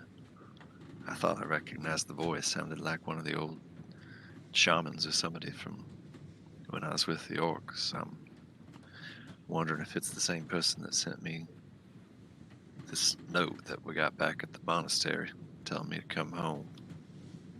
But it seems conflicting. One tells me to come home, one tells me to run. Perhaps someone is looking for you. Maybe the savage has made their way back there and are looking for you. I do not know. Not without any proof. Either way, we will end the session today. Experiment inconclusive. I'd like to, I don't know how much of your magic this took. I'd like to learn more. I'd like to keep trying this. I've never felt anything quite like that. This is a new experience for me as well. We will try again when the environment is less chaotic, yes? Yes, that's, yes, sounds about right. Thank you, friend Nomad. Thank you for participating. Alright, it's about this time that Moat is able to kind of pull you guys in. I guess this is a question for Moat. Are you going to go down to the docks, or do you just want to fly to the very top of the island, or how do you want to approach this? It seems like we should probably go to the docks, right? Is anybody opposed to stopping there and getting a lay of the situation first? Seems wise. They said that they are protecting the forest, so. To the docks, then. Alright, you guys bring it down a little bit, and find a spot on the docks where you can kind of tie off. Notably, because they are actual water docks, you have the option to just do a water landing, which you guys have not done, I think, yet with this vehicle. But they kind of bring you down, and get you situated, get you tied off. Notably, they don't charge a dock fee. You're greeted by a human man. He's got these big mutton chops, kind of balding, but he's got a cap over his head to try to hide it. It's like, hey, welcome to Red Bark. What's your business here?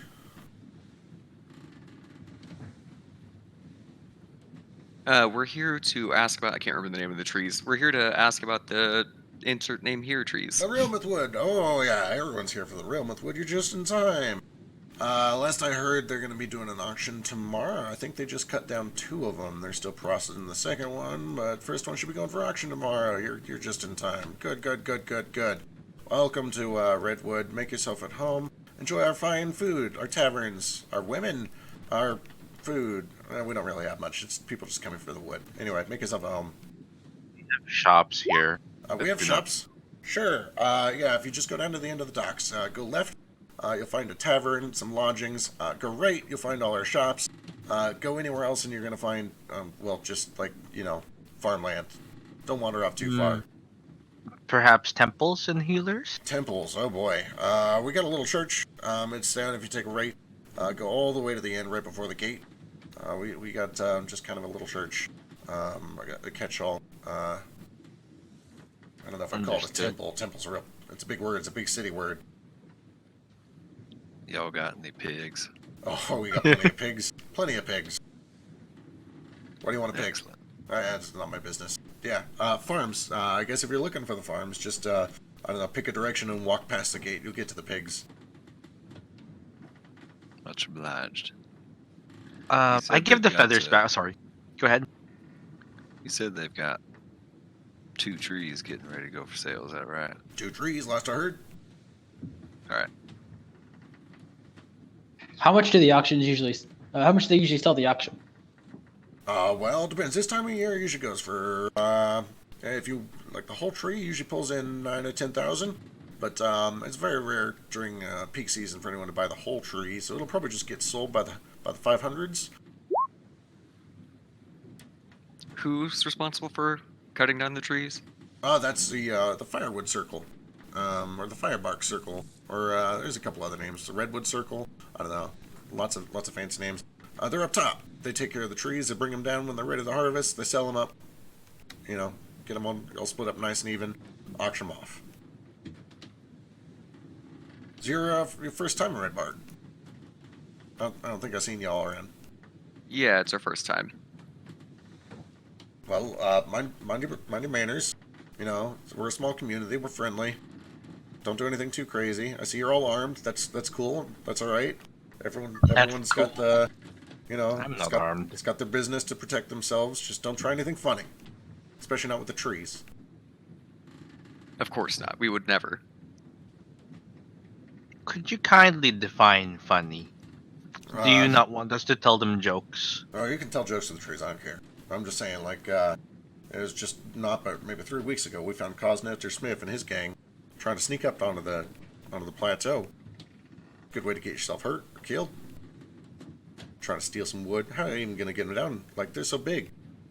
What were they gonna do? Just chop a tree and then like carry it over the cliffside? Like, I don't get it. I don't get it, man. Cosnester is not known for being smart. So I take it the fire circle doesn't take visitors? Well, I'll take visitors sometimes, but I think they're real busy right now. They just sent a bunch of people up north for something or another. They've been real busy. That's why they got 2 trees. Normally they auction trees off as soon as they got them ready. It's a little rare to have like 2 in backlog, but they've been real busy with something or another. I see. Can I see any of these trees, like, in my visual range? Are these, like, enormous redwood trees? So you probably, as you were pulling the ship in, would have been able to see some up top. There are none down here.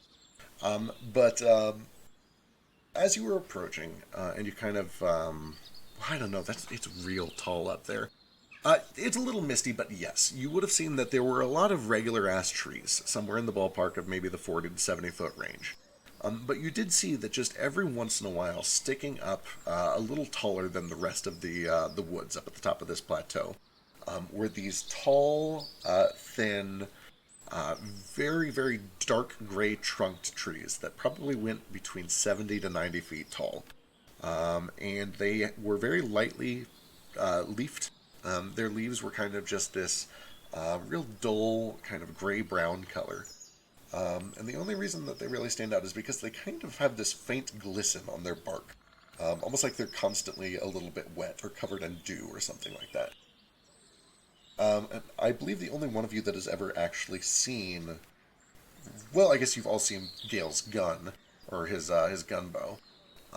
and it's this very like orange, almost sweet potato colored wood. And none of the trees that you've seen have that same color to it. So it's a little hard to say, but those are the most unusual looking trees that you saw on the way in. So it, I guess, would be your first suspicion.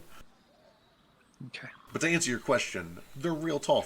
Like they're about 70 to 90 feet tall. Okay, excellent.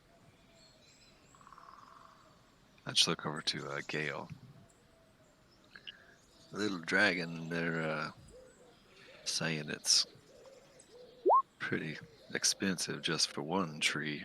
How much wood do you think we need for your design? What's that sound? I don't know what that Gale was just supposed to You start screaming. be. Gale flatline. So, Gail, because you probably didn't hear that, when you queued up, it just kind of made this, like, flatline EKG noise. We did not hear any words. It's so, Doing it. it's the Yoshi scream. He's doing it.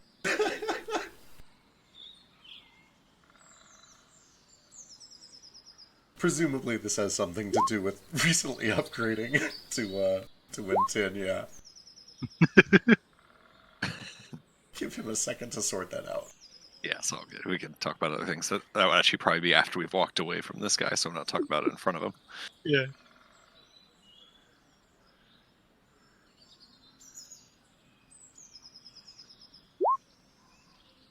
Okay, yeah. So he's a little bit busy reprogramming Toto right now. He's a little sidetracked. With that said, though, as you guys kind of get in off of the docks and start to look around, yes, I do have your blueprints. You needed 30. Let me go find it. 3,800, something like that. 30 trees worth? No, 3,800 pounds of wood. Let me go grab those real quick. Oh, that's not that much. Yeah, I don't know how especially if much it's trees weigh. So wait, Yeah. aren't these trees lighter though? So is that Yeah, more yeah. wood? Yeah, that's true, I guess, if it's really, really light wood. Can we That's go the with whole mass idea. instead of weight, please? Like volume? Like length? 3,800 pounds of wood ain't that much. A tree about 9,000 total pounds each. Pound is Oh. about the size of a gallon, roughly, give or take, depending on how dense a tree is. So one tree, 9,000 pounds each. Sounds like you need half a tree. I mean, that's still a good chunk of change. It's good, like 4,500 or so. But if you're here, I assume you got money. Gale's very rich. It's fine. It's important to us, so I suspect we'll be able to make it work. Sort of give a look back toward Sundowner. Yes.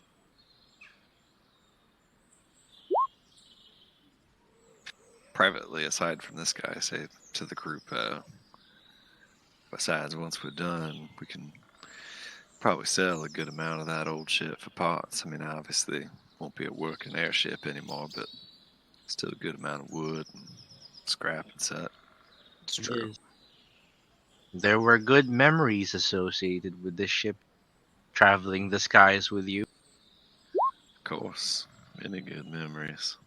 All my best memories, frankly. Well, not all of them, but many of them. Shame it involved the slavery of an element. Your people, now that we know. Apparently. I'll talk to Sundowner when this is all through. I suppose we probably will all want to, but I've been in his shoes before. I don't know if I'll be able to reason with him, but I'll try.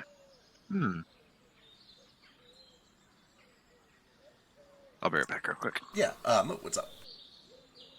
Okay, so after he mentions that we're armed and it's cool, can I just take a look around? Do we look like exceptionally well armed around here? Like better armed than anyone else? Or Not really, actually. As you take a look around, he's acknowledging that you're armed, but he doesn't seem surprised by it. And as you look around, you do notice that there are a couple of other people that seem to be pulling into the harbor.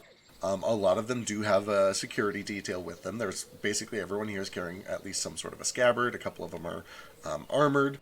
And as you're looking around, you start to notice, take inventory of some of the other people that are here. One of the first things that you notice is the ship right next to you, which is kind of this dark wood ship that is flying white sails with gold and green. And it's kind of in the shape of this this green tortoise. It's got a crest that is across their sails. And written in Sylvan, and I don't remember who speaks Sylvan, but it says the Emerald Company. And as you're looking at that, you do notice that Elise is also kind of eyeing that one a little bit closely. But beyond that, you see there are actually 2 ships here that belong to New Society Staples. And there is, let's see what else. There are 2 smaller ships that each have red sails and this black minotaur's head that is surrounded by a wreath and topped with a crown. And nobody would really recognize that except possibly Gale, who saw that symbology on the government buildings of Thorngrove. But apart from that, it's just a lot of just loose, smaller ships. Lots of armed people. Like, almost everyone here has at least some sort of security detail. I'm assuming none of these emblems are... Do any of them ring up with my mercenary background? Am I getting anything? With your mercenary background, you would recognize probably all 3 of them, actually. The Emerald Company, you would know, is a large company that operates out of Unmirage. They are also the company that was distributing water back in Salt Bowl. It was those heavily armed people with the rifles. New Society Staples, you obviously recognize their Walmart. And then the Minotaur one you would recognize as the Rallos Estate, which is a company that belongs to Lord Rallos, who is the Minotaur that runs Thorngrove. He's the mayor of Thorngrove. Gotcha. It's safe to test now, Gale. Gil, I believe in you. Still the same. Flat line. Same deal. What did they do to Gale? Who knows? But yeah, and like, as just a general knowledge thing, you'd all kind of be aware that, like, if you're traveling unarmed over the ocean, you're suicidal. Like, it's not safe to travel without arming yourselves. Oh, you're a spellcaster, gee. I mean, if you're a spellcaster, sure. You guys think maybe we could try to leverage the druids by offering them some help with whatever's going on up north? And not have to pay $1 billion gold that we don't have to get this tree? I mean, was Gale thinking does. of, It's fine. That's true. Thinking of offering something like that if we couldn't afford it. See if there's some way we could Yeah. help them out with something instead of paying. But if we have the money, I guess that comes down to Gale, I suppose. It's your money. Depends on how you want to spend it. Mm-hmm. A set of priorities as well. We must sell the treasure and split our gold before Yes. deciding on what to spend stuff. Then we must find a way to cure this person here. Yes, that's equally important. I think druids can cast the spell that will fix it. I don't know. Arcana check, Beck? Can druids cast Greater Restoration? I feel like that would probably just be general knowledge for anybody that knows magic, yeah. Druids and clerics. No. How? And I feel like this is a very druid-heavy area. It'll be a steep fee, I assume. Sounds like we'd be better off talking to somebody as opposed to going to this auction. See if there's somebody from the druids that can give us some information. Oh, Couldn't that is hurt. excellent. That makes lots of sense. We wait for someone to buy the most wood in the auction, and then we kill them and take the wood. I don't think that was what he was saying. Oh, was that not what you were implying?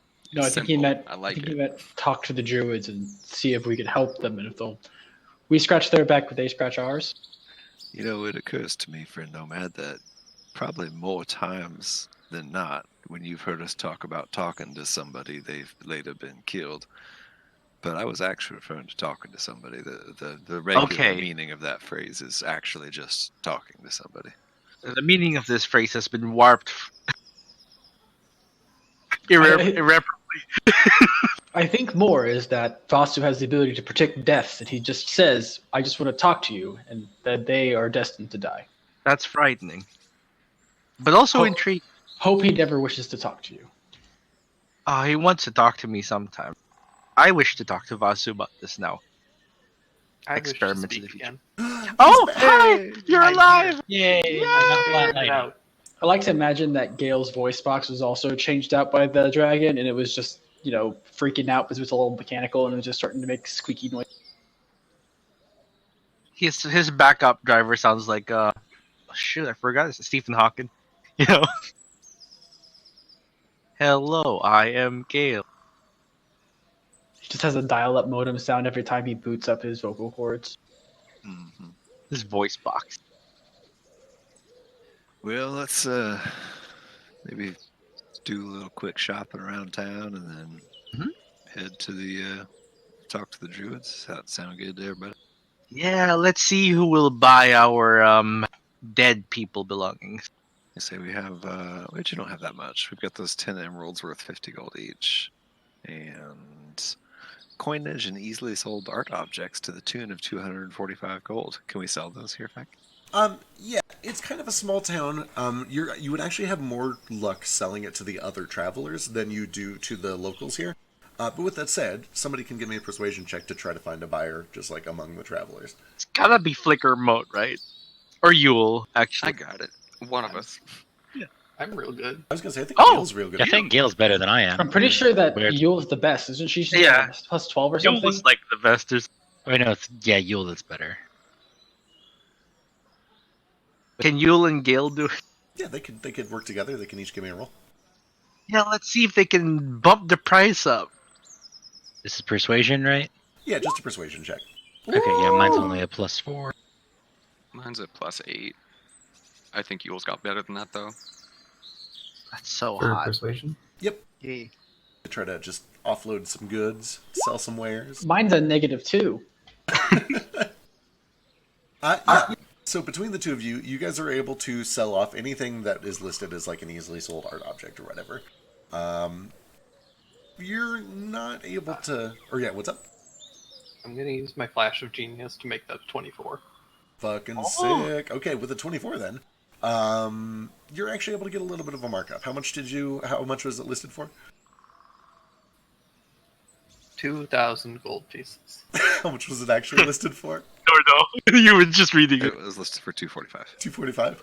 Then with a 24 and a 20, between the two of you, you guys are able to get 260 total for it. I'm sorry, did you say 260? 260. Okay.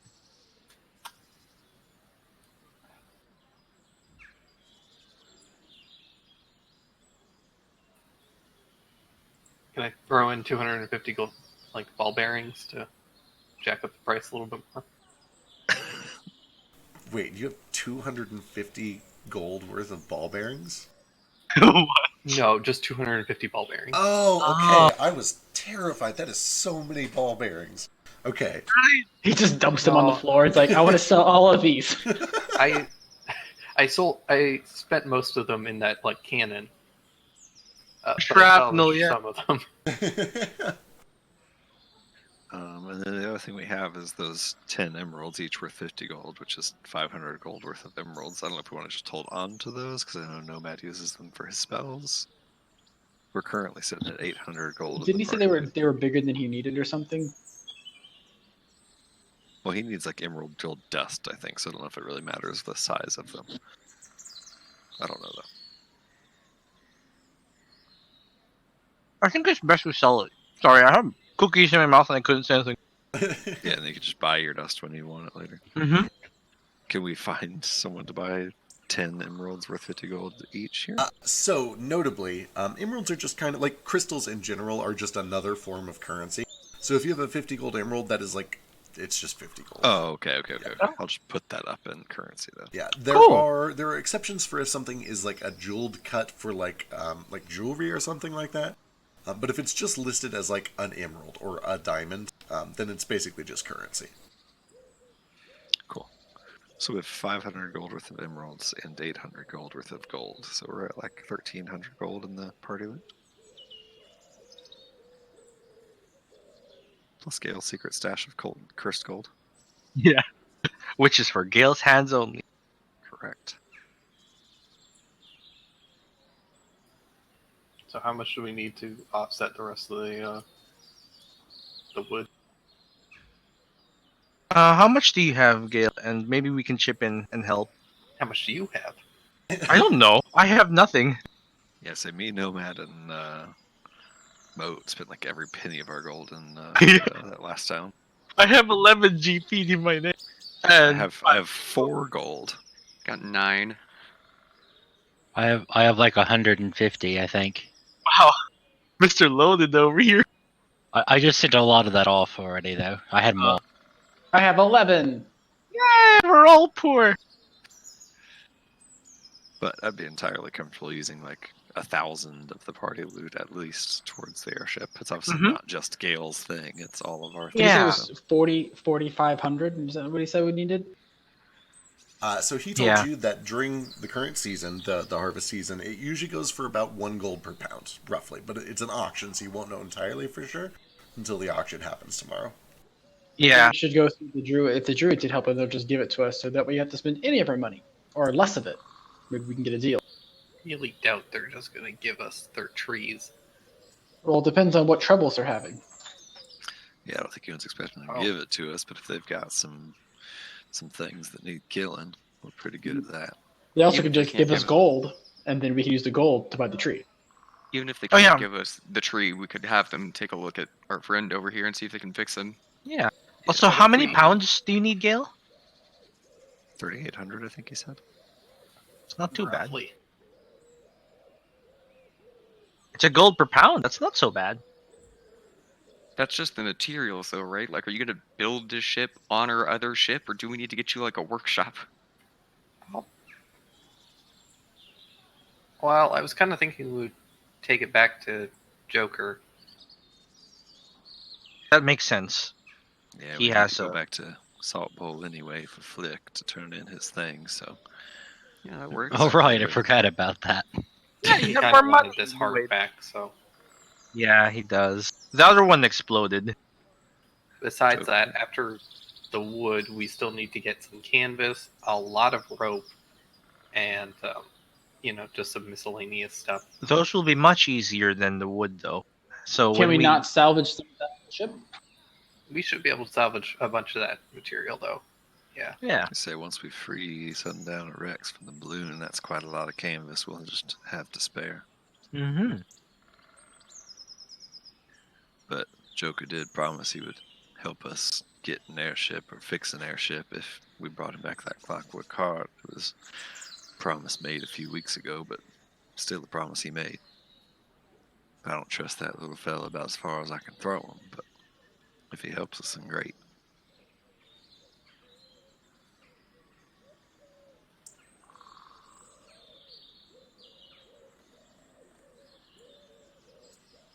About this time, you guys have walked past the town square. Just a very small town. You imagine there's probably no more than maybe a few hundred people here that live there full time. But they have like 2 or 3 taverns, and they're all actually pretty full. And you can see that a lot of the people currently in this town are clearly from out of town. They're foreigners. As you kind of walk past the town square, you make your way past a couple of markets. Some shops. There's a smith. There's an apothecary. Just your very basic stuff. It's kind of a rural, kind of farming town, or like a wood town more than anything else. You do see that there is a farmer at the market square that does seem to have a handful of pigs, as well as some sheep and cow. They are very cheap. He's selling a pig for... I shouldn't say very cheap. Pigs are pretty expensive. He's selling a pig for 4 gold.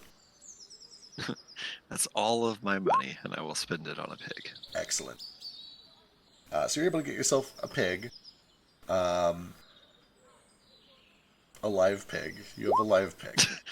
I chip in the Does he gold. sell them? Does he sell it like like a butchered pig, just all the requisite parts of the pig? I don't, but you can go down to the butcher or that way. He'll take care of that for you. I can help. I can help you cut it up. Also, I'll chip in a gold. It might also be cheaper not to buy the whole pig, considering I don't know if we need all of it. It'll it's be not good what eating not. anyway. It also will be fresher for longer. Yeah, Alright. that's true. Have fun with that. Do You ever I presumably I slaughtered- probably do. Do I know how to like butcher a pig? Yeah, I absolutely. imagine you do. Yeah, Def- like Definitely. a We also have a barbarian tribe. ranger. We also have a ranger, and we also have a survivalist monk. So I think we have Yeah. it covered. Yeah, And a grandma. The grandma who cooks. Yeah. I think the survival proficient barbarian who is good with cook's utensils can probably handle it if nothing else. Yeah, for sure. Nordo can absolutely handle this. You guys have lots of people actually that could probably handle this. But yeah, we got plenty of room for it. All right, I buy a pig and for now just walk around with it. Yeah. I guess. Notably, this is like it's a 4 gold pig. This is a full ass grown pig. This is a lot of food. But you've got a lot of salt. You know how to cure this and how to store it for a decent amount of time. Yeah. You guys We're are going gonna to have bacon Salt Bowl for next. a I'll get all very, the very salt I long need. time. We're gonna have pork belly. Thank you very, very much. It's just the better bacon. Perfect. But yeah, so you found your pig. What else would you like to do? It's probably about 3:30 in the afternoon or so. The streets are a little bit busy, but people are kind of starting to move around, figure out dinner plans, get settled in at the tavern, get the good rooms while they're still available. I think we're gonna try to head to wherever the druids are to try to find like a druid of the firebark circle to talk to. Okay. So you kind of have been keeping your eyes open this whole time, trying to find like where the druids are, and you haven't like really seen any druids. You haven't seen any signs saying like the druids are this way. Where do you want to look? Did the guy tell us where they were? I thought. So he told you that they watched the trees up at the top of the island. Gotcha. And he also told you that they auction them off after they finished harvesting and kind of cutting them.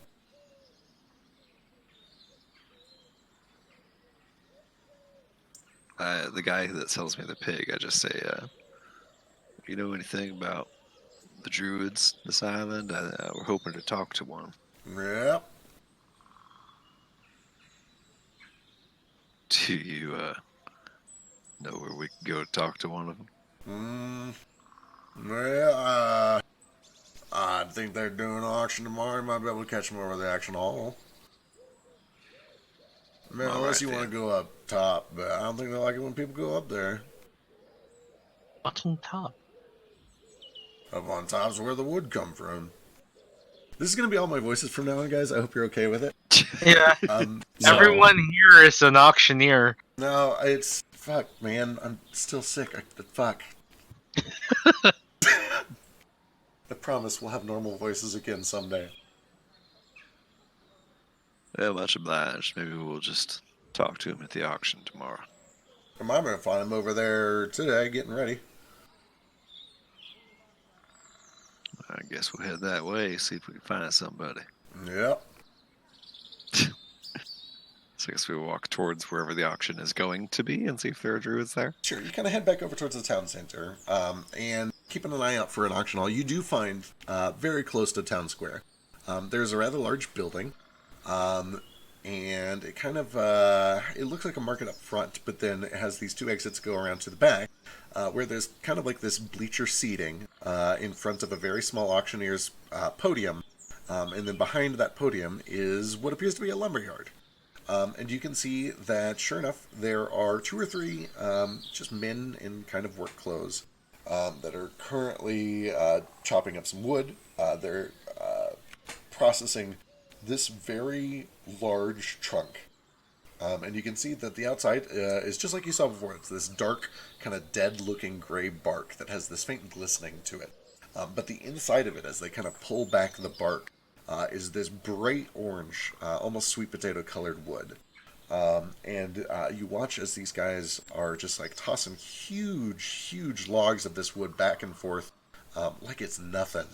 And then kind of throwing it over on the tables, running it down this stream-powered sawmill, and just kind of getting everything ready to go. And you can see that there is kind of overseeing this entire process.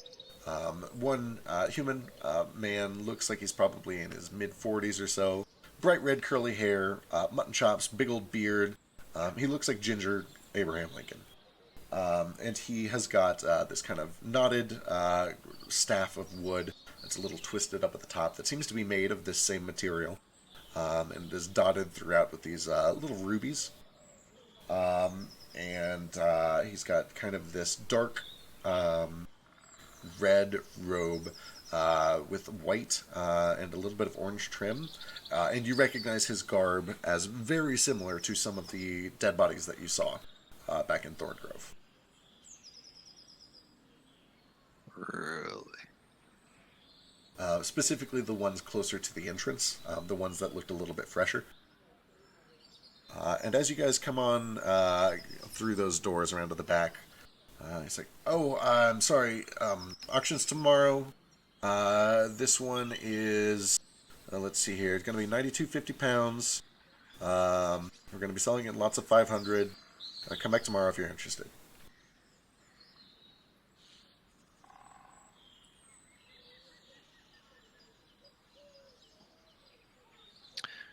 You one of the druids? Yeah, that's me. We were thinking about coming to the auction tomorrow, but we're all pretty capable fighters. Well, you ever let anybody do an errand in exchange for some wood instead of paying? Oh, I mean, we get offers all the time, but it's just a lot simpler for us to auction it off, and just pay for mercenary services when we need them. Give me a persuasion check. I should not be the one doing this. I'll help. I'm here. Nordo's Oh, you're actually pretty good. Nordo's got this shit. Natural 18. And that 18 for 18. Yeah, when he turns around and looks at all of you, he does kind of look, he looks momentarily surprised. Like, I don't think I've seen, you guys aren't with any of the usual buyers. That's interesting. You look, capable, and he kind of looks over the whole group of you. What do you currently look like, by the way, Nomad?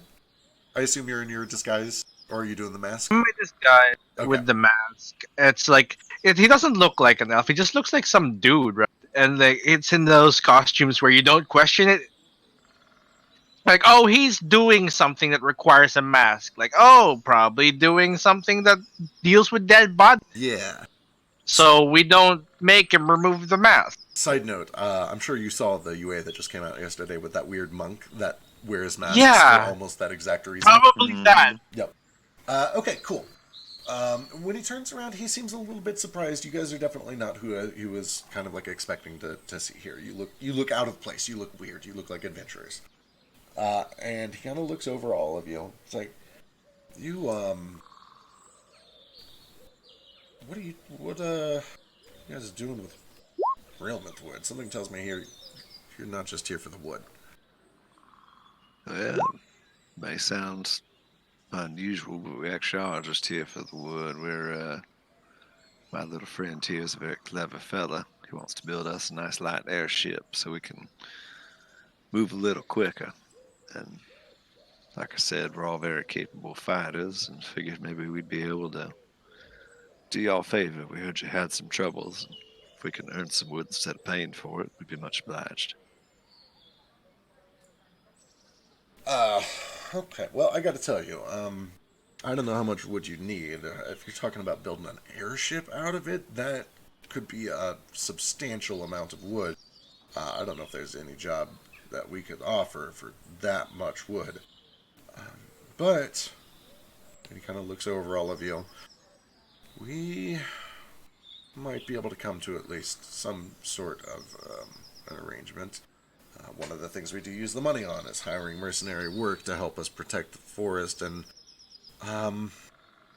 frankly, we could probably use it right now. You know what? Hang out here for a second. Let me see what I can work out. And you watch as he kind of whistles to a couple of the other guys, and he gives a couple of orders. A couple of them look over to you, and then they go back to work. And then you watch as he kind of wanders out past this little lumber yard. And he goes over to just the stream that is powering the sawmill. And he seems to just kind of stand at this stream for like 2 or 3 minutes, until all at once he reaches a hand out, and he watches this small bird kind of flies over and lands on his wrist. He seems to whisper something into it, and then he throws it up, and he watches this bird starts flying up and up and up and up, all along the scale of this tall cliff that you guys are at the bottom of. And then he comes back and he kind of starts to oversee the process a little bit more. He, acknowledges that you're still waiting, but he goes back to working for a little bit if you guys have anything you want to do or say.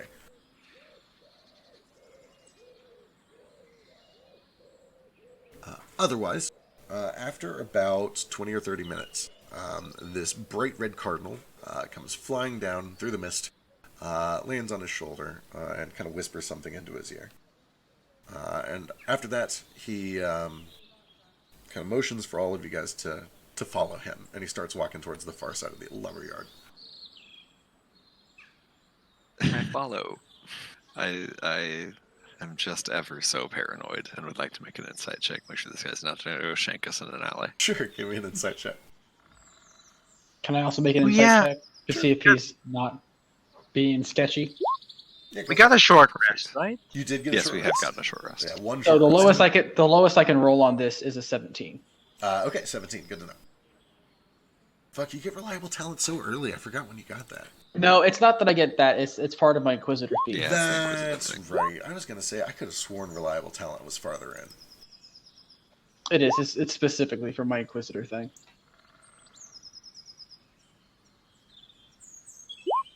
Nordo, difficult read. Everyone here is a little bit weird.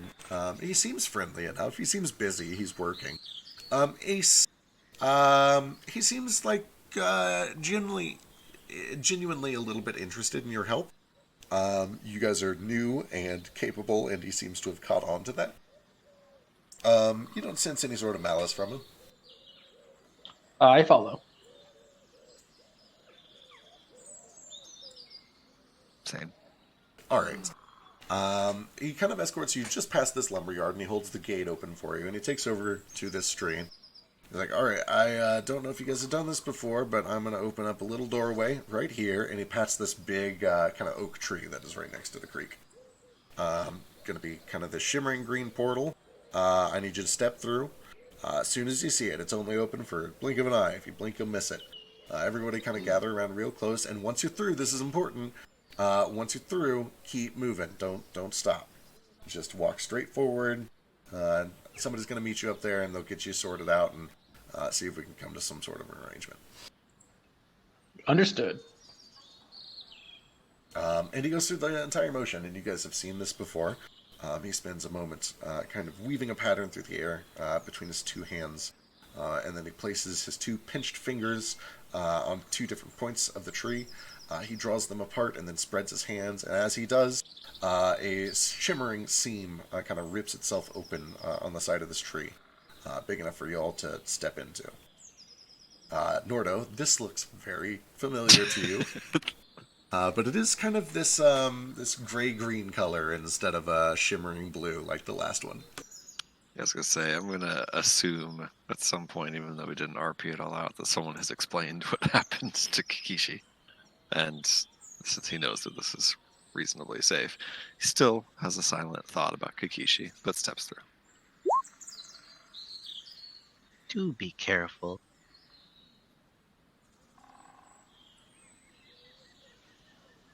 All right. As you guys step through, you're immediately welcomed by like a 25-degree change in temperature. It is very brisk. It's very misty up here. A lot of the greens and water that you had been surrounded by down at the base of this cliff. Right, I need to be able to like look at all this ambient stuff because I post mine, but I never get to check out his until afterwards, and it's always better. So here's mine. I don't know whose is going to be better because I can't listen to his.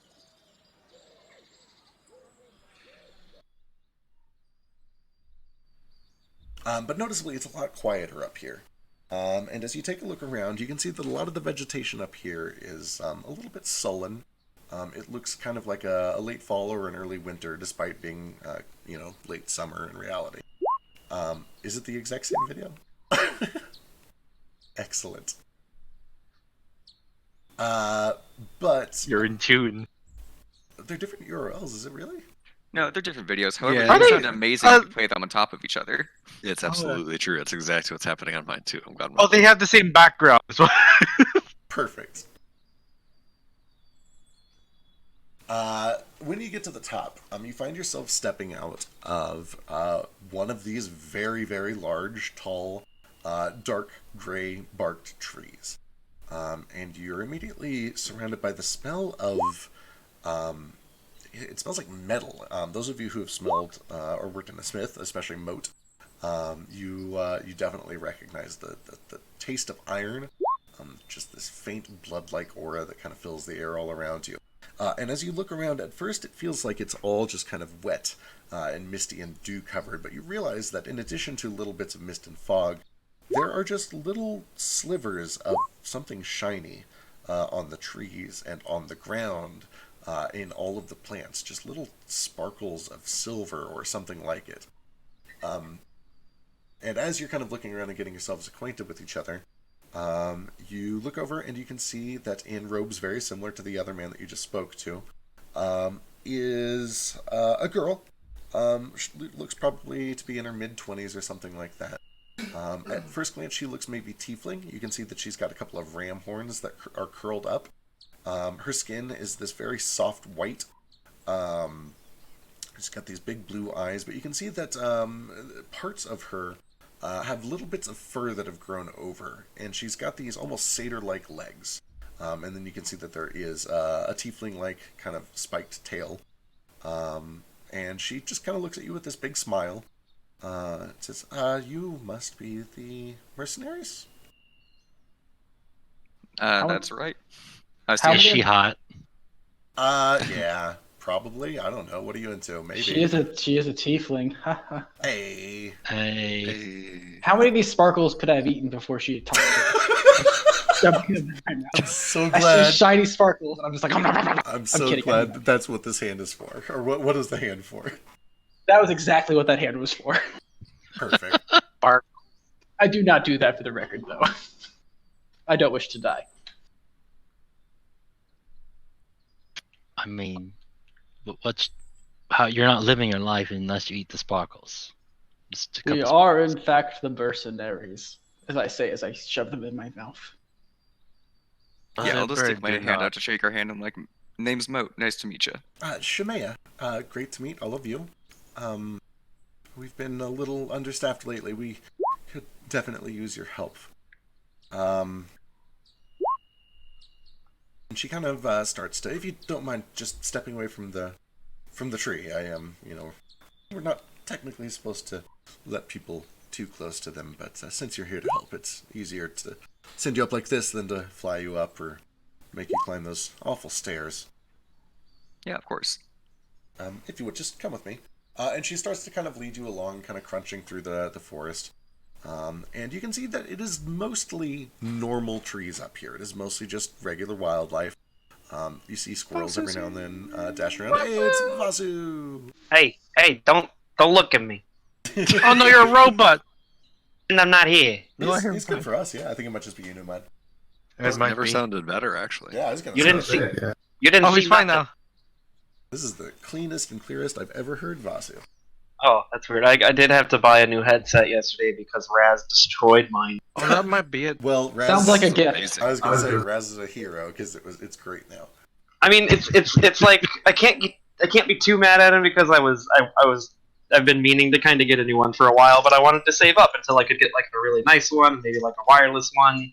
Yeah. But then he just yanked it off of my head yesterday when he jumped off of my lap, and it hit the desk and then the floor, and it just like fucking shattered in the headband part. So I can turn you back down to 100% I sound. know, that's what I just did too. I'm sorry I was so quiet before. I hope this is better. It is. Now you're Yeah, too please. loud. Yeah, you're too loud. Can you be quiet, please? Can you change your whole character to be quieter? Oh yeah, I can talk quiet. I can. No, Wait, not do the whispering. Vasu No whisper. whispering. Vasu No. whisper. Is this what Vasu you want? whisper. Is this what you want? I can Hey, do this all day. Hey, don't be alarmed.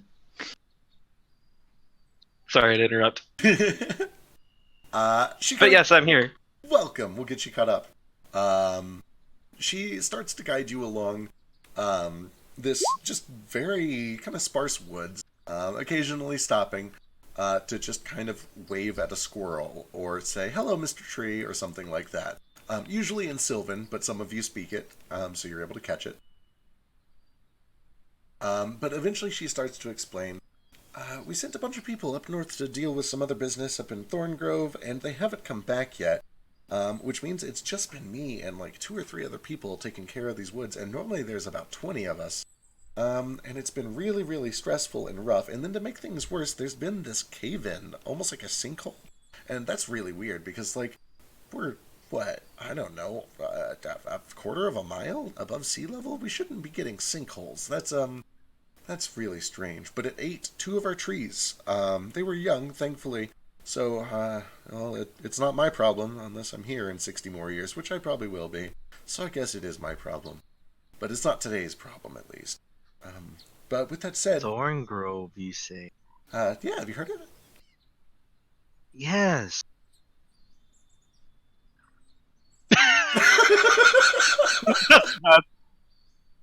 My condolences. Condolence? Oh, no, it's okay. It's my job. It's what I signed up to do. I can deal with a little sinkhole. The extra hours are honestly kind of nice. I love my job. But all the same, the trees are really stressed out. They're not getting the attention they need. They're real finicky, you know? I don't know how much you know about real mythwood, but I don't know. They're real cantankerous. That's why we have to monitor it so carefully. But anyway, the reason that we haven't gone over towards that sinkhole is because apparently there's been some angry, weird elementals coming out of the sinkhole, which is not unheard of when, the land gets disturbed. But since there's only like 3 or 4 of us up here right now, we just can't afford to have somebody go in there and try to deal with it until everybody gets back from Thorngrove. So if you guys are interested, they said you were looking for some wood. Like I said, the sinkhole, it took a couple of trees. They were young, but they might have some harvestable wood.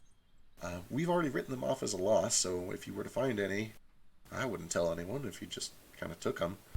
But apart from that, you might be able to throw in a little bit of money or a discount at the auction, something like that. Excellent. Well, let's just see if we can take care of your problem first. That sounds great. Well, you guys are armed. Are you guys like good to go? Do you need to wait to get ready? I can show you the sinkhole. Scouting it out might be a good idea.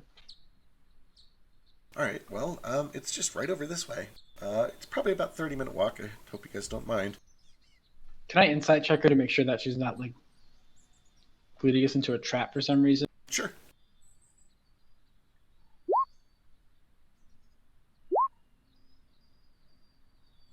I assume that you've left Grover on the ship. We need to leave him with the kobold. I'm going to give the kobold my 11 gold. Okay, sure. It's just like, I know it'll be difficult to watch him, but I believe in you all. Here is some payment. So, I've been meaning to ask. We've been on the ship for like a month now.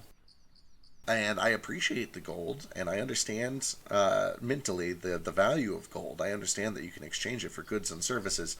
Can we buy things from you guys, or Suppose where? If we wish to sell something to you. This gold is cool and all, but I haven't seen a shop in like 2 months. Why don't you make us a shopping list?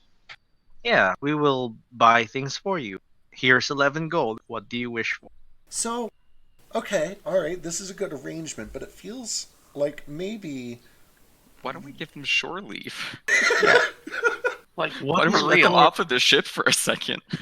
I mean, that's they why can't they're leave here, the boat; they'll die out there. I understand that we're technically like prisoners of war, and that's cool and all, We're but... not prisoners of war. I think they kind of are prisoners of They war. I feel like definitely this is are. up to Technically, the they king, are. right? We're not at war. Technically, you're refugees. I am protecting you from a great evil, but you should be able to go and buy trinkets. Yeah, I even gave you money. That being said, we're kind of in the middle of the forest, so that's going to have to wait a little bit. Man, that's how it starts. If it helps, we're going to be destroying this ship, so you won't have a place to stay anyways. So you'll get lots of shore leave pretty soon. That sounds Yeah, we're just gonna leave you on the shore. He's lying. That was a joke. nice. I get it, because surely, yeah, no, Hey, thanks. I thought it was pretty funny too. I get it, Mr. Masu. Yes. I no. Laugh, damn it! Oh God. Oh no. You do not have to. Oh no, Check. Or I can't tell if that was like hammed up or not, a little. and of I feel both. bad now. It's a little of both. Don't worry about it. Okay.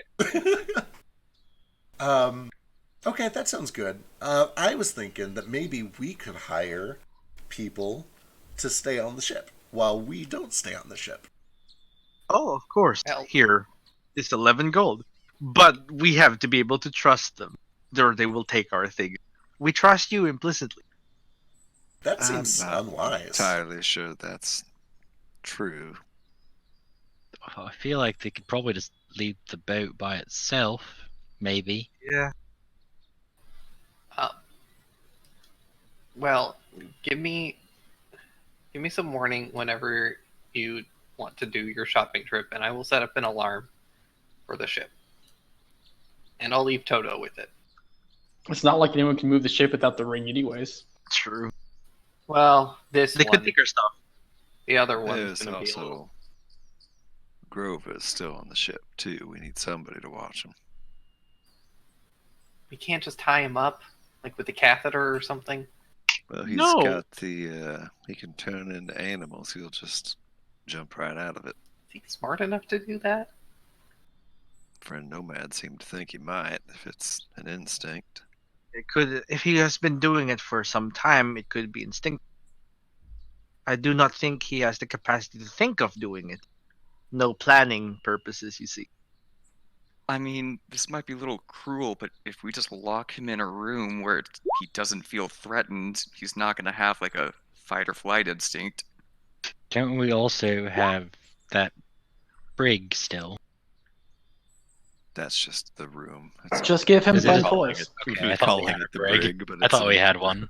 We Nordo, put do you lots have, of like, pillows. A coloring book to just keep him occupied while we're gone? I've tried to give him things to make him feel better, make him feel more at home, but every time he looks a different direction, it's like he forgets everything. So I don't know. I mean, I could try. Notably, when you wake up in the morning, you do find that all of your drawings, including the drawing of all of you guys being friends and not killing each other, have been torn into strips and tucked into his wings. Oh, like he needs them for memory. Like before. I think that's just like a habit. Like he was I just guess. going through his normal habits of I tucking was away very- papers. I was very fond of that picture. Do we need to remember to feed him then, since you always forgot that? I've been feeding him. That's good.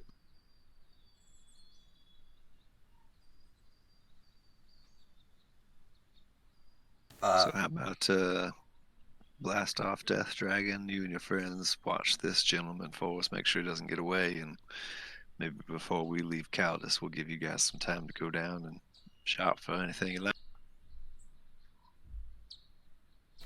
Yeah, that's a good idea. I'm okay with that. We've been much obliged. Thank you very much. Consider it a favor for your king. Jumping back to the future, after about a 25-30 minute walk through the woods, at one point you do actually pass by another druid in the same garb. This one appears to be just another human male. Looks pretty young, probably 17, 18 or so, some of that ballpark. And they kind of speak to each other briefly in a language that I don't believe any of you understand for real this time. Druidic. Hold on. Oh, okay. Oh no. And they kind of, just smile and talk to each other briefly, and then they pass by and go back to work. They are speaking the cult language. My next Cult character of is the taking trees. half elf or halfling and druidic as their only languages. Perfect. But as you guys kind of come over a hill, it's like, all right, watch your step here. We're still finding patches that kind of sink in. It's not good. Whatever's going on here, and you kind of come over this crest. These just leaves and pine needles crunching under your feet. And when you kind of look over this crest, sure enough, you are greeted by this very, very large sinkhole. You can smell faintly water, but mostly mud and dirt and collapsed wood and more of this metal. You smell more just metal in the air. It's like it's everywhere, all around you. And looking down, you can see that there is a slope on the far side of the sinkhole that looks somewhat climbable. There are rocks and a couple of tree trunks that just kind of slope down into it. But apart from that one little ramp, it's about probably a 30-foot drop down into the sinkhole. And then once you're at the bottom, it's kind of just a mess of rocks and fallen trees and plants and mud. You could just jump down, but it's definitely like, it's a mess. It's a wreck. There's not like a clean, flat surface to land on. Ace, what's up? They were saying that a lot of their druids were gone. Can I do a kind of ping for humanoids and see how many humanoids in the area? Sure. You spend a minute while you guys walking around just trying to get a radar up. And you get the sense that there are 5 unaccounted for, so 5 people outside of your party that are vertically even with you guys in different directions. There's a couple off to your south. There's the one that you just passed by who's now to your west. The one right next to you, and it looks like there's probably one way to the northeast a little bit. Yeah, that's what you would get. And then obviously several down below. Probably about 500 to 600-ish. I'm sorry, you get an exact number. There's 572. Gotcha. And then Moat says ignore the hand raise.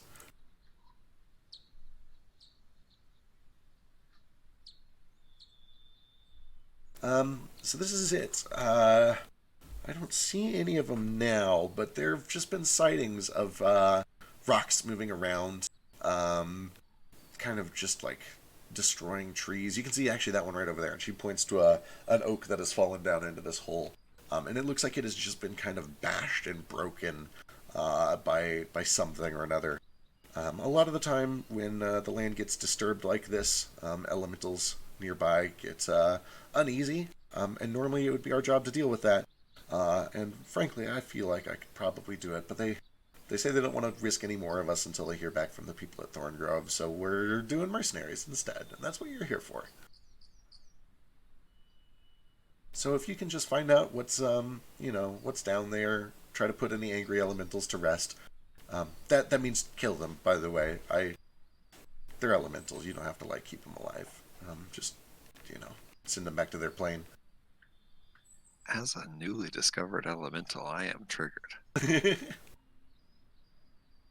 Yeah, well, Yeah. we'll see what we can do. Not all elementals, man. What kind of elementals are they? I'm assuming they're probably earth elementals, given most of the destruction here was earth. It makes sense that would be upset. That's my guess. Probably some sort of a rock elemental. Have you guys had elemental problems here in the past, or is this a new thing? It doesn't happen very often here, just because this land is very well protected. We don't normally have a lot of issues with it. We're very careful to maintain it. And frankly, like I said, having a sinkhole at this location is very unusual. But with that said, I've been occasionally sent off to other places that have problems like this. When there are forest fires that grow out of control, we sometimes have to put the fire spirits to rest, or when there's flooding in an area. These things happen. Controlling the elements is just part of our job. But so is watering the trees. So, It sounds pleasant. It can be. It can be. Brother Bird, friend Flick, what kind of armor are you wearing? Studded leather armor. And Ace? Oh no, my brother is missing. We lost Ace. He's gone forever. Oh no, he's Sorry, so my mic was up. I think I'm also Okay. instead of another. Okay. Nomad is going to cast Mage Armor on both of you, so your AC increases by 1 each. Thank you. Dang. This will perhaps help you survive a little more, in case something gets close. Anyway, when you're done, if you just follow this trail, and she kind of like points along the ground, and you can see it's very faint. In fact, for a lot of you, it probably doesn't even look like a trail. But for Ace and for Nordo especially, you do see that there is a lightly traveled trail through the woods. This trail will eventually lead back to the caldera at the center. There's a little cabin there. I should be there, and if I'm not, then somebody will be there. Do you want to discuss terms ahead of time? We generally don't like sending people into dangerous situations without knowing what they're getting up front. Yes, I think Yeah. that would be a good idea. So like I said, if you find any wood in there, you're welcome to keep it. I don't know if you have a way to transport it, and we can't promise to help with that at all. Anything else valuable down there that you find, I suppose, is fair game. We're not prospectors or miners if you find any valuable ores. I suppose if you're able to clear out all the angry elementals, we could also give you a 30% discount at auction tomorrow. I love that. Would you be willing to let us take our ship over after we're done and pick up all the wood we could not carry that was destroyed? Yeah, that would be reasonable. You have an airship? We do. Impressive. Then yeah, you could bring your airship up and try to tow some of your findings out. That'd be okay. All right then. You can keep the spoils and 30% at auction tomorrow. I can approve that. I guess good luck.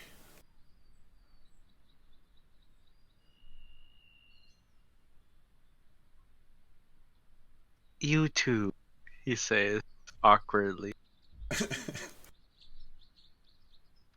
With that, she kind of walks off. You do notice that as she walks off, she does kind of stop, maybe 30 or 40 feet away, which she has been doing the entire time that she's been walking with you.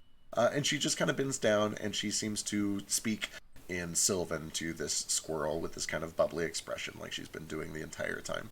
But Nordo, because you've done it several times before, you do notice that this time she does cast a spell as she's speaking to it. And just kind of has a little bit of a longer talk than normal. And you watch as that squirrel kind of runs up a tree nearby. And then she continues to walk off. Do I think that she cast beast sense? It looked more like speak with animals to you. Okay. I guess note, give me an Arcana check to make that official. I shouldn't give that shit for free, but I think you'll probably get it. Bad. It could be either one. She casts a spell. She casts a spell that you've seen before, so it's something you know. One of those two. I mean, you only know like 2 spells. It's got to be one of them. It is literally 2. As if on cue, I will go ahead and sit down and put Ig up on my shoulder and begin casting my Speak with Animals as well. All right. Some time goes by. It's very calm, very peaceful, very relaxing. The wind at one point kind of picks up for a couple of minutes, brushing more of this metal scent through the air. Kind of shivers a few of your bones. But you've been on an airship. Most of you are probably dressed pretty well for the cold temperature. But after about 10 minutes of ritual casting, it goes off. Okay. Hey, Ig, you think you could do me a favor and fly down there, see what you can see? I'll be watching with you. Yeah, I can do that. Real easy. I'm good at flying. Check this out. Well, hold on real quick. Let me do this other thing, and then I can cast Beast Sense. All right. Okay, now? Ready. All right, here we go. And he takes up into the air, and he kind of does a couple circles first to get a good look. He starts to kind of peep out a couple of different places where he could land, and eventually just kind of drops down into this sinkhole. The whole thing is probably maybe a good 70 to 80 feet in diameter. Really big. Pretty significant. And about 30 feet deep. And he lands and he kind of explores around a little bit. Once he's down here, he can kind of hear water dripping from one direction. I guess go ahead and give me a perception check from the bird.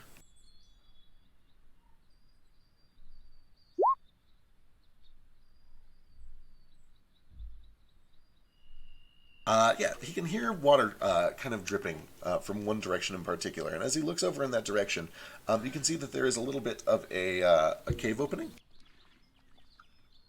that seems to go a little bit deeper in and downwards. The rest of this little sinkhole just appears to be sunken in, and there's a bunch of debris. He doesn't really see any other way to go except for into that cave. But after a while, he does fly back out and land on your shoulder. Thank you for your help, Pig. Much obliged. Give him some seeds. He starts to happily nibble away on those. Well, I didn't see anything that looked too dangerous. Maybe we start making our way down, take a look around.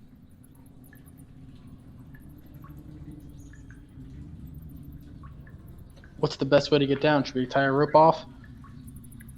Yeah, so I'm sorry if I one more time describe where we are in like relation to all that. Yeah, so you guys are at the edge of the sinkhole.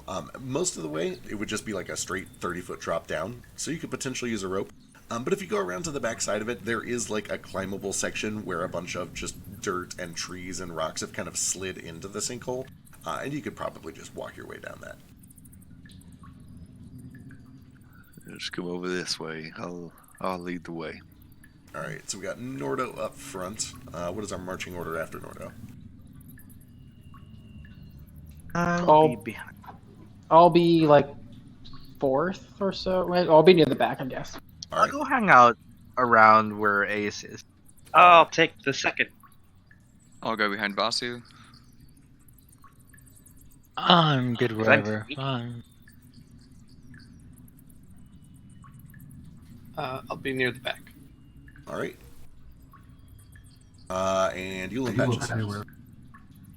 Cool. We'll just stuff you guys in the middle. Before we head down, I talked to Ig one more time, and I'm like, hey, there's fixing to be a little bit of violence. You're probably safest just hanging out up in the trees and come on back down when things are a little safer. Sure, I can do that. I like that one. I'll be on that one. And he kind of flies over to a tree nearby. Stay safe.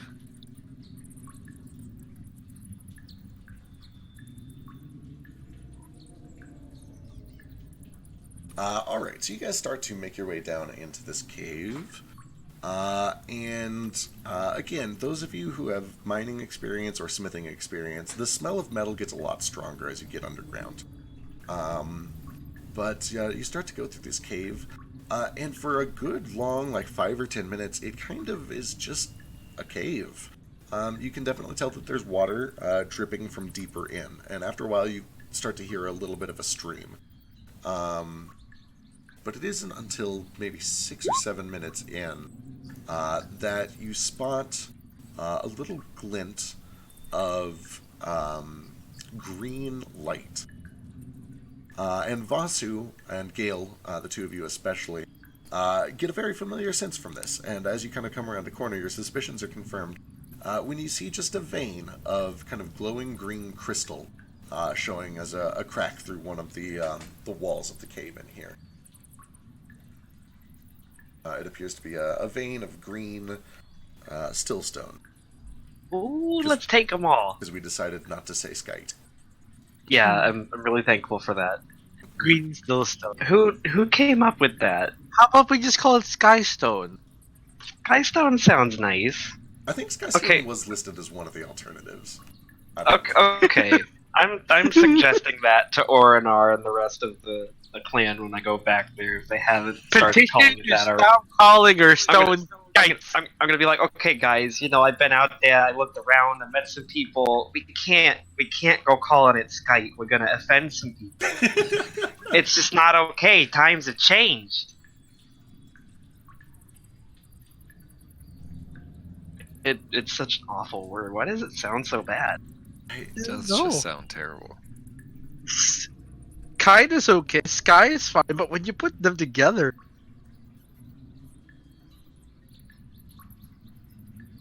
Skite.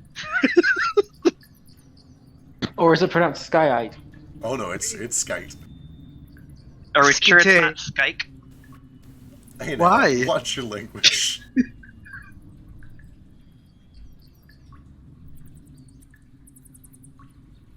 There's an S in front of it. It's okay.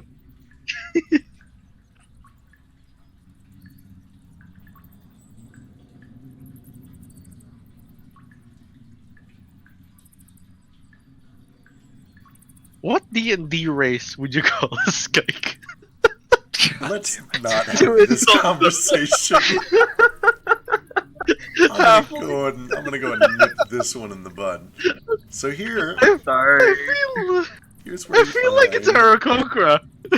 Those days. Here is where you find a little vein of green stillstone. Oh. So you're kind of passing through here. Look, friend Gale.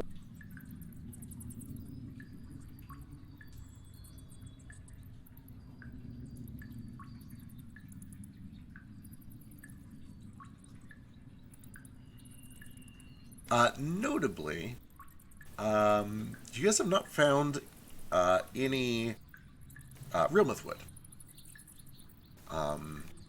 You've seen a little bit of debris of other trees that have fallen in, and obviously lots of rocks and dirt and stuff, but no real mythwood. You came in from this direction into this big opening, and that's where you're at. What would you guys like to do? Do I see the tracks of any creatures? Give me a survival check.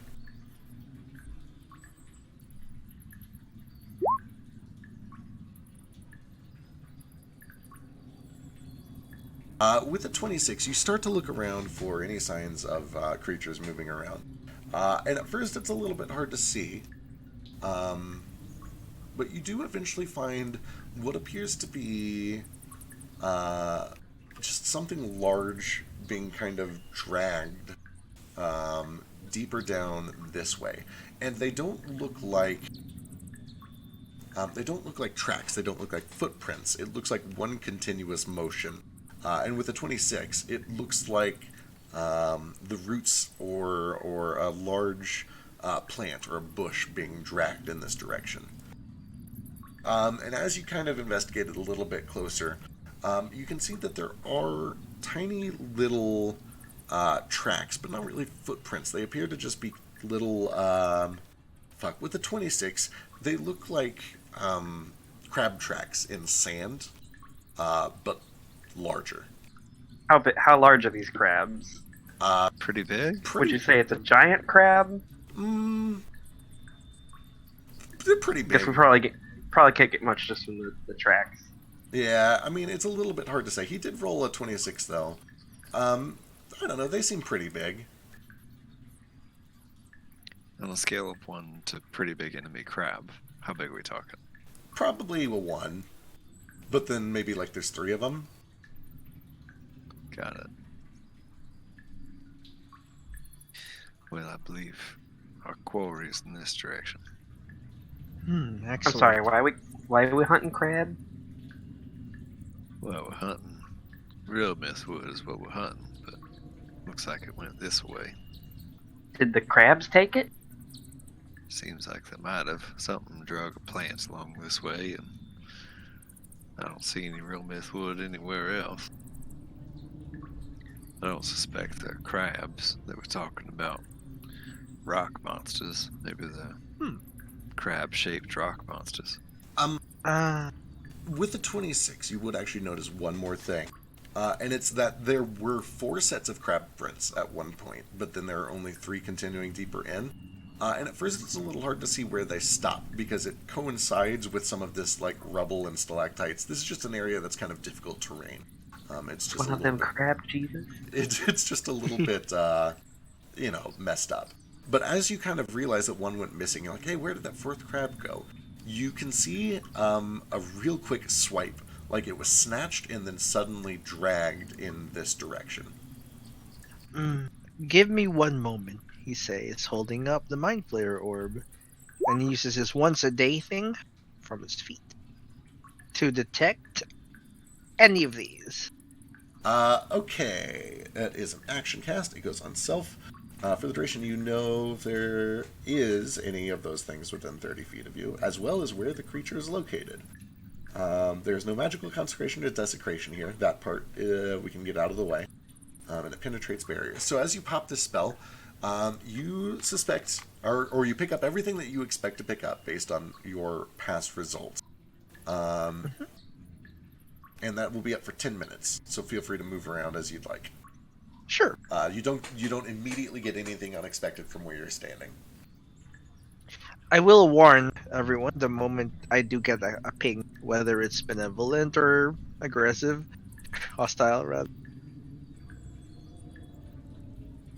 And I will point it out. Is it still, sorry, I know this isn't the point right now.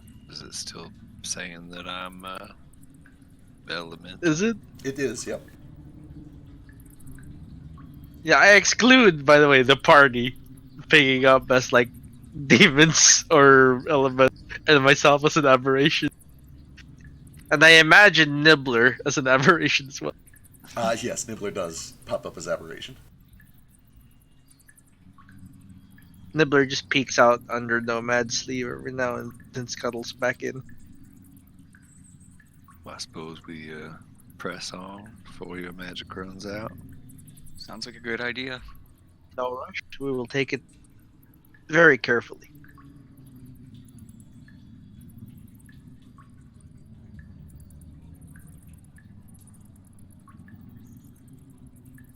March, march!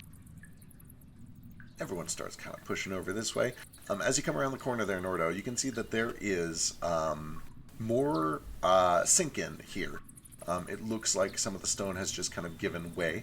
And as you look around here, you are briefly greeted with what appears to be an ore vein of some sort. It looks like maybe coal or lead, possibly. Just kind of this just dark stone that looks out of place. But it looks like there's been some sort of a collapse down here. And you look down, it's probably about a 20-foot drop. And you can just see rubble and stone down at the bottom of it. Where do the tracks go from here? The tracks seem to go down into the hole. Into the sinkhole? I'm sorry, you broke up there. Yeah, it seems to go down into the sinkhole here. It's pretty steep. That seems impressive to you. But there are, like, theoretically places where it could climb down. Okay. But it would be an impressive climb for a crab, even a very large crab. I'm gonna step 10 feet back and run forward and jump across here. All right.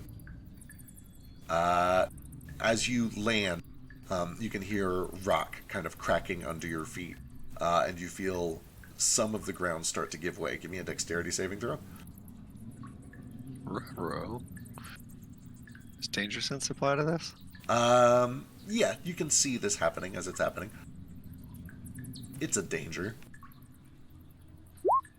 Thank fuck. Thank fuck. Yeah, as you land, there's this crunching noise and the sound of stone shuffling and rocks falling under your feet as a pretty sizable chunk sinks down into this sinkhole. But you manage to kind of pull yourself away from that real quick and cling onto the wall here and maintain your footing as a bit of this caves in. And freeze right there, Nomad, because a thing happens. I restarted for some reason, so I had to move myself next to it. As this is happening over there with Nordo, Nomad, you come around the corner, and as soon as you get right there, you detect an elemental. An unexpected elemental. right here. Oh. Elemental, and I point over there. Next to Yule, between Vasu, Yule, and Patches. In that stalactite? Stalagmite. Stalagmite. Stalagmite. Yeah, you look over and it there appears to be some sort of a stalagmite formation.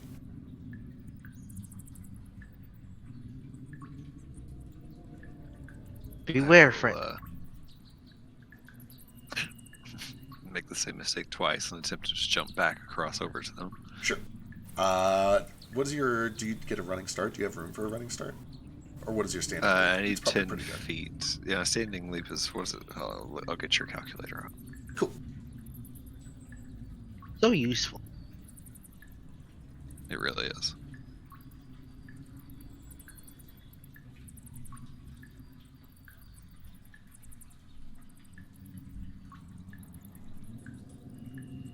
My standing jump is 10 feet horizontally. Plenty. Yeah, so you're able to just kind of jump back just fine.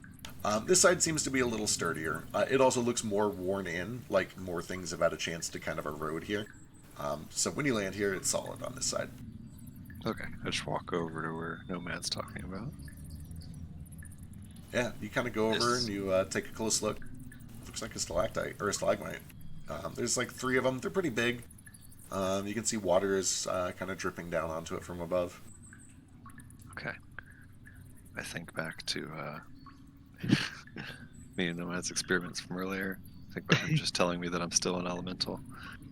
And I'm going to close my eyes and hold my hands out in front of it and focus real hard and think about Arapis and the monastery of Mount Orthos. Man. Give me a wisdom check. Oh my god, these wisdom check.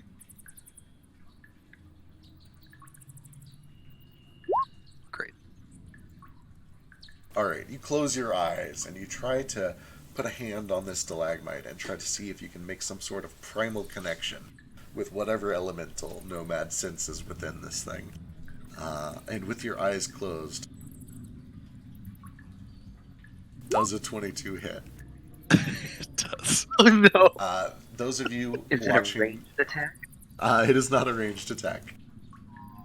Those of you watching Nordo do this, watch as his hands sink into the stone. It begins to kind of quake, and there is a light rumble, and you swear you can hear the earth all around you groaning as if speaking in some primordial tongue.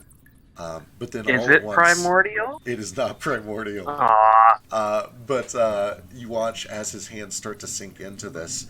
The rock around them begins to kind of loosen and split at a couple of seams, and you can see that there is this faint grayish purple flesh exposed underneath.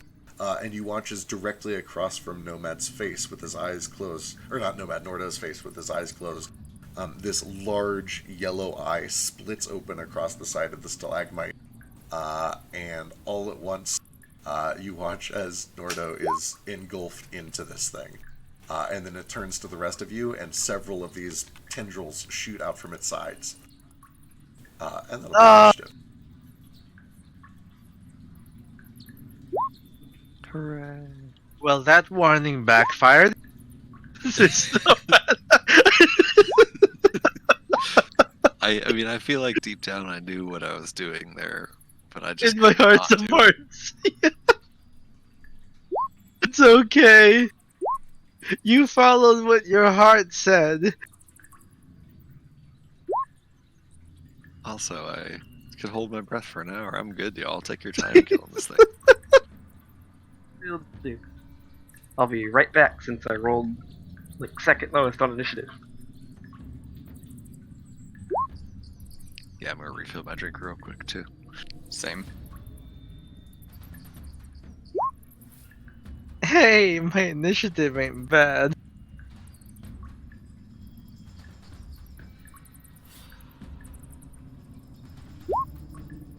Alright, Ace, ever vigilant, you're the first to react when you realize that this stalagmite is definitely an elemental, and it has just engulfed Nordo.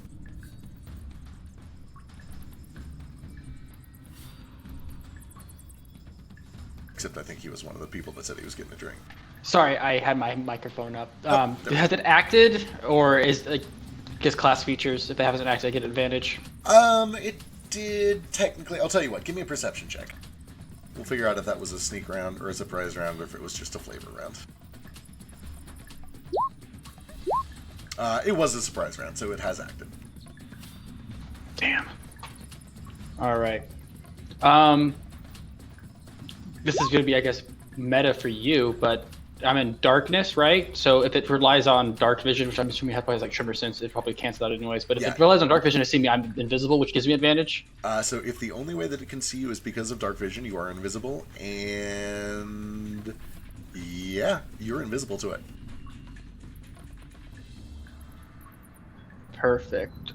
Because I'm not truly invisible, so that means I can cast spells and still be unseen by it, right? Yep. It can't see you. You are effectively invisible to it. Perfect. Then, well, what am I going to do first? It's a mystery. Hunter's Mark. And then I'm going to do my 1-2 hit.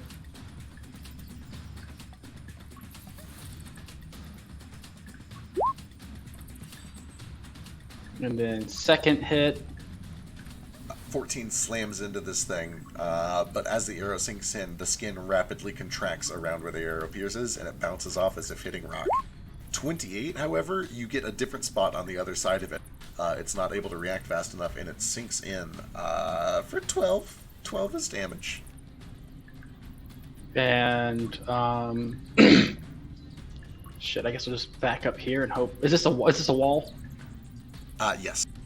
I guess I'll back up against that wall and... Oh, actually, hold on, let's see. 1, 2, 3, 4, 5. I'm going to back up over here and hope that I'm not within range of tentacly stuff. And that's my turn. Alright, Elise is the next to respond. She is just going to swing at this thing. I don't know if she knows much better to do yet. 16, no good. It bounces right off like hitting stone. Brings us to Nomad. Very hard, isn't it? No matter. Did I not roll initiative for this thing? I should probably do that. Seems important. I thought. I mean, you don't have to. We can just take turns beating it up. I think 11 misses. It's very hard. Yeah, 11 misses, unfortunately. Yeah, it rolled an 8 feck, or the Floper rolled an 8, whatever the fuck that is. If that is what this is. Oh, weird. Where did it... Yeah, it is weird. It didn't end up in the list for some reason. Yeah, but it does was show 8 up there. I might have between Moat and Nordo, you rolled an 8. Alright, there we go. Alright, anything else, Nomad? I think I'll move a little. Let's see, a bit more safety. Can I still see it from here? Yeah, you can see it well enough for, like, targeting spells. I'll be here. Alright, Nordo, you are currently restrained by this thing. You are also blind and unable to breathe. Yeah, so what did I experience? So, as you open your eyes and realize that you were not making some sort of weird primal connection with this thing, but were in fact being engulfed in it, you suddenly felt yourself wrapped around by this creature, and then it hardens around your body, kind of locking you into place. And your hands are still kind of like partially sticking out of this thing, as well as the backside of your like legs, and some of your shell. But this thing has basically like engulfed you into yourself, or into itself, and then hardened around you. Intriguing. Okay, I would like to attempt to break out. Sure. Give me athletics or acrobatics. And I can't remember if restraint gives disadvantage on either of those. I always forget. Either way, 15 is not enough. You struggle and push and try to pry, and you can feel parts of it giving way. It's not able to hold you in quite tight enough. But every time you get one part loose, another part tightens around you. Okay. In that case... Actually, no, that's it. I will just Wait, I guess. All right, Flick. I'm a warlock. We have not hit this once. Flick is a warlock. Unfortunately, they both smack in, but they just both harden on impact. Ace has technically hit it once. We're trying real Sure. hard not to hit Nordo. Yeah, True. everybody's being like real cautious to not accidentally hurt Nordo. Anything else, Flick? Shit. No, because I moved, so I can't aim. All right, Yule.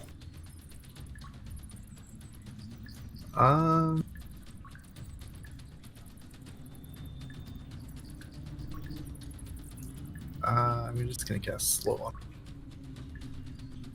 All right. Woo. Let's see. That's a wisdom save. Hell no. Ain't having none of that shit.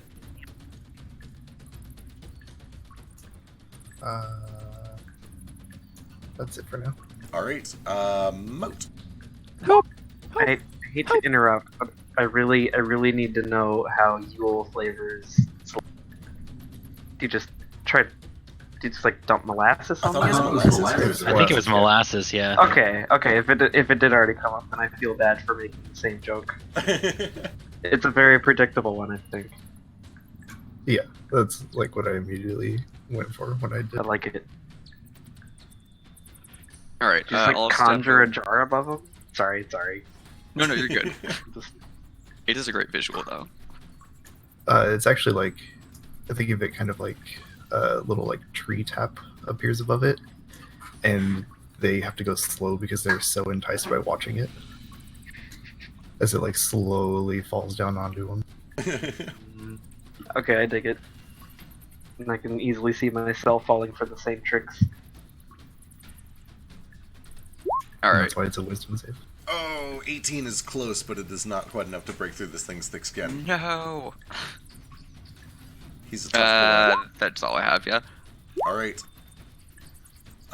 This thing is about to fuck you.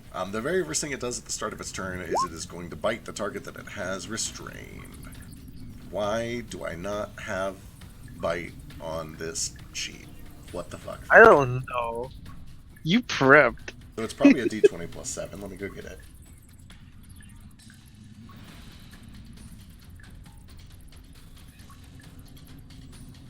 Oh, it sure is. Oh, that's a lot of damage too. Neat.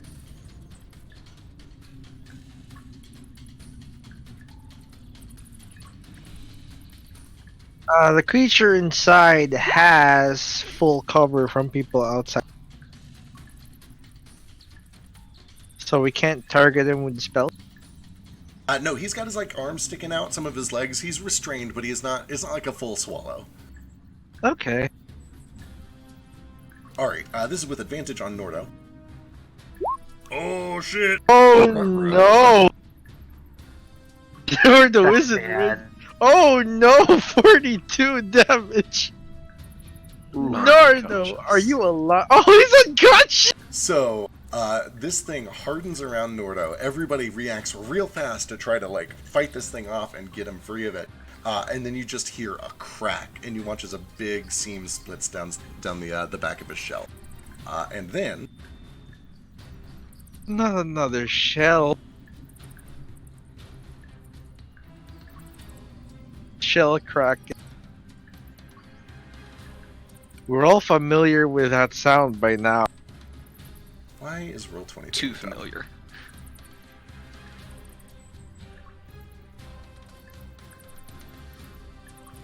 On the bright side, Elise's grave cleric shit is gonna come real handy. I was gonna say she doesn't. It's a good quite thing we have keep that, dying all the time. that thing yet. It's always Nordo too. Nordo's just the dedicated dyer. It's absolutely true. I'm scared. The good news is now you can target me with the spell, and I can use our team attack. Yeah. Okay, there we go. Fucking finally. So, after there is this crack, you guys watch as this entire thing suddenly turns into this kind of silvery, sparkly water, releasing Nordo, and then sliding like a slithering snake along the ground over to Does it provoke? I have to check. I can't remember. What? What? What? What? What? It does provoke, so several people can take opportunity attacks if you'd like. Yule, Moat, Vasu, and Elise. Hey, get the fuck back! Ugh. I was flanking it at the time, I think. We didn't use flanking. Oh, you don't do rules 'cause flanking. I We know- don't have flanking, yeah. I'm no fun. No one hits! Ugh. Guys, Oh. This is amazing. That is something else. All right. And then, as soon as it gets over here, it reforms into a stalagmite. And then, this is going to be one at Yule, one at Moat, one at Vasu, and one at Elise. So, Yule, Moat, Vasu, and Elise. Nope. Does it have advantage on me or no? It does not have advantage. It's the is that a first time ranged that attack? I've ever been missed. Those all miss. Oh. Hey, Literally we're all the first rolling time shit. something hasn't hit me. Right? This fight's gonna be just eternity of everyone not hitting. Well, someone got hit. Conscious That's now. the point. Yeah. All right. That Now brings I us get back to to get- Vasu. Patched up. Oh, jeez. I thought I had some healing potions, but I guess I don't. So, Okay, leave that to Elise. yeah, I'm gonna look over at Nord. I'm gonna be like, get better, buddy. Let's fly over here. Thoughts and She was prayers. gonna come with me. Thoughts and prayers. She was gonna go over here and start pecking at this thing's left side and being like, "Hey, fuck boy! Hey, fuck boy, over here!" But it just sounds like a bunch of angry hooting. And then Vasu's gonna look at it and be like, "Hey, fuck boy! Turtle Excellent. soup's not on the menu today." I stab it a couple of times, hopefully. All right. Also, did we get a short rest? You guys have had one short rest this session. Can I? I guess I did say the advantages on the first one. Yeah, Yeah. 17, Probably 14. What This the thing fuck? is real resilient. These rolls. Yeah, they both hit, but it hardens on impact. You're not able to get through its thick skin. And did you say we did get a short rest or not? I started Yes, you talking guys have had, over it. you guys have had one short rest this session. Yeah. Cool. I am gonna try to kick it, but Alright. I'm not gonna flurry because I don't like how the dice are treating me right now. Oh. Ah! Why is it always the one kick that goes through? Well, if it makes you feel better, it is one shy. Oh, it still Ah. missed. Anything else? That's it. All right. Gale, nobody except Ace can get through this thing. Until now. Actually, I don't want to provoke opportunity attacks, but I also don't want to get et.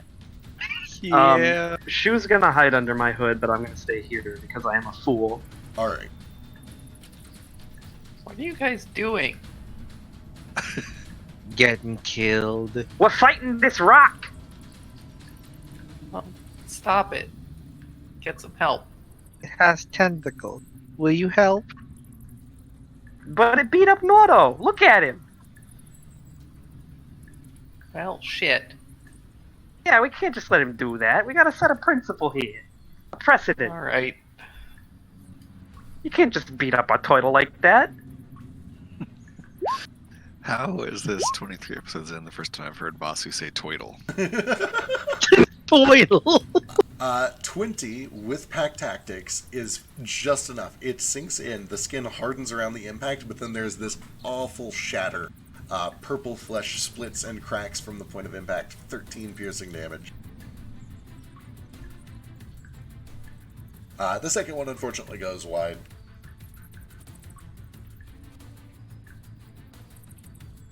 Anything else, Gip? There's Roll Toto. bonus action to have Toto rush over. Alright, He's gonna disadvantage the first attack on Vasu. sounds good. Ace.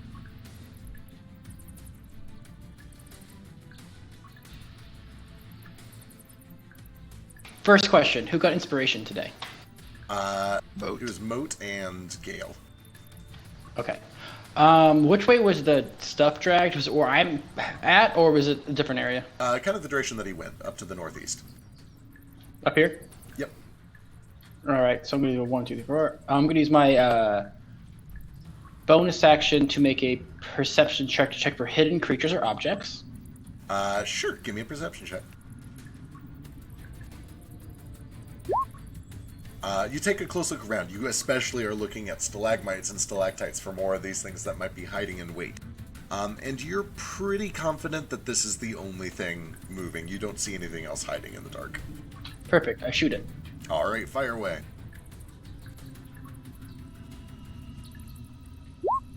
.20 breaks through again for 22 damage. Yeah. And does this give me any cover from it? Like, does this little wall give me cover or no? From your current position, no. If you were to go down, it'd be pretty heavy cover, but from your current spot, no. Like here? Yeah, that would give you 3/4. Actually, that might be full. No, because it's large. I think it's full. It's full, right? Let me double check. Is this thing big or is it not? It is big, so technically it should be like this. So it'd give you 3/4 cover. That would give Let's you move full. over here. Yep. All right. Not that he can see me anyways. Okay. Well, Elise is a grave cleric. Let's do the grave cleric thing.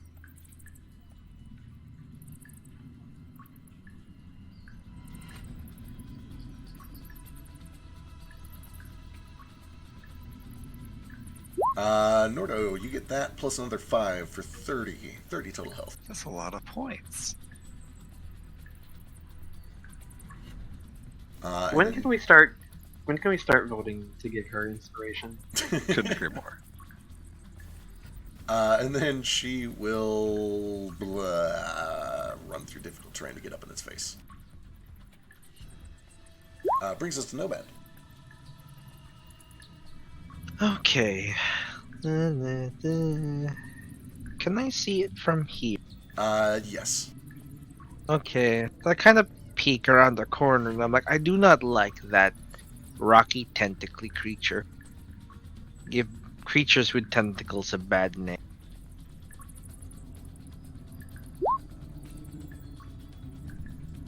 Ooh.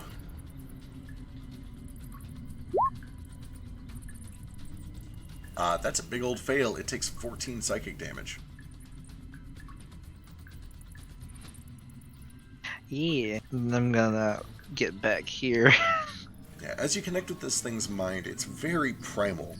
Again, you've probably encountered elementals in the Underdark, and you've probably specifically encountered earth elementals.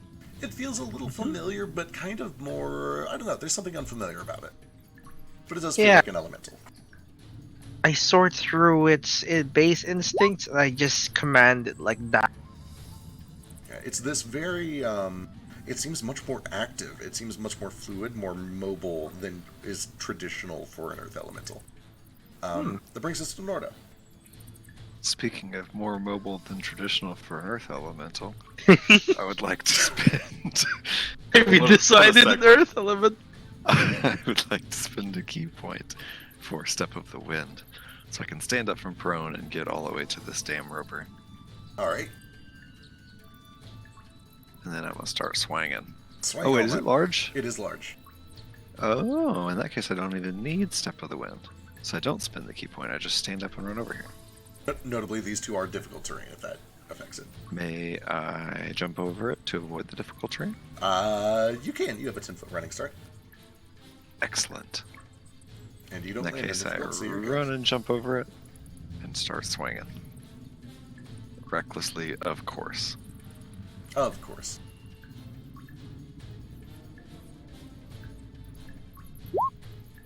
There's a solid hit. 27 for 12. A big chunk of rock slides off of this thing as it starts to show some pretty serious structural damage. And you notice that as the rock lands, it seems to melt into water and kind of just scatter across the ground. Intriguing.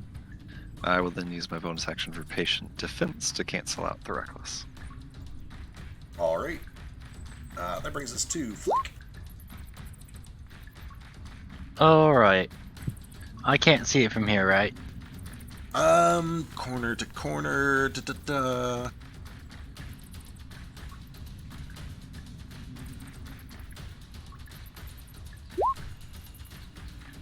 You can see it technically. It just has a +5 to AC if you don't move. I'll move and not aim, because I guess. Then. There we go. 15 is not able to get through, but that 21 absolutely does. For 19 force damage, which is just enough. So Flick comes around the corner, kind of fires with the compass in hand. The compass glows, and this beam of cyan energy kind of just splits straight into this thing. There's a crack and the sound of pop rocks exploding as this thing crumbles into gravel, and then each piece of gravel hits the ground, turns to water, and melts away.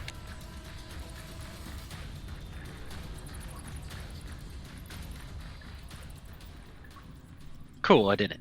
And with that, everything seems to go quiet.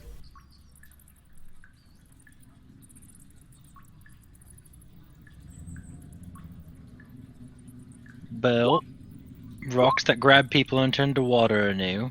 That's weird. Is it all just dissipates or just changes into water and just sits there? It just sits there, like the water is still kind of pooled on the ground there. I would like to collect that. Also, Nomad, it does say in the spell that Actually, a creature who isn't wearing armor, if the spell ends if they don armor. Yeah. So you can't Okay. cast them. Like, oh, gotcha. So you can theoretically we'll do just- that, they just have to take their armor off.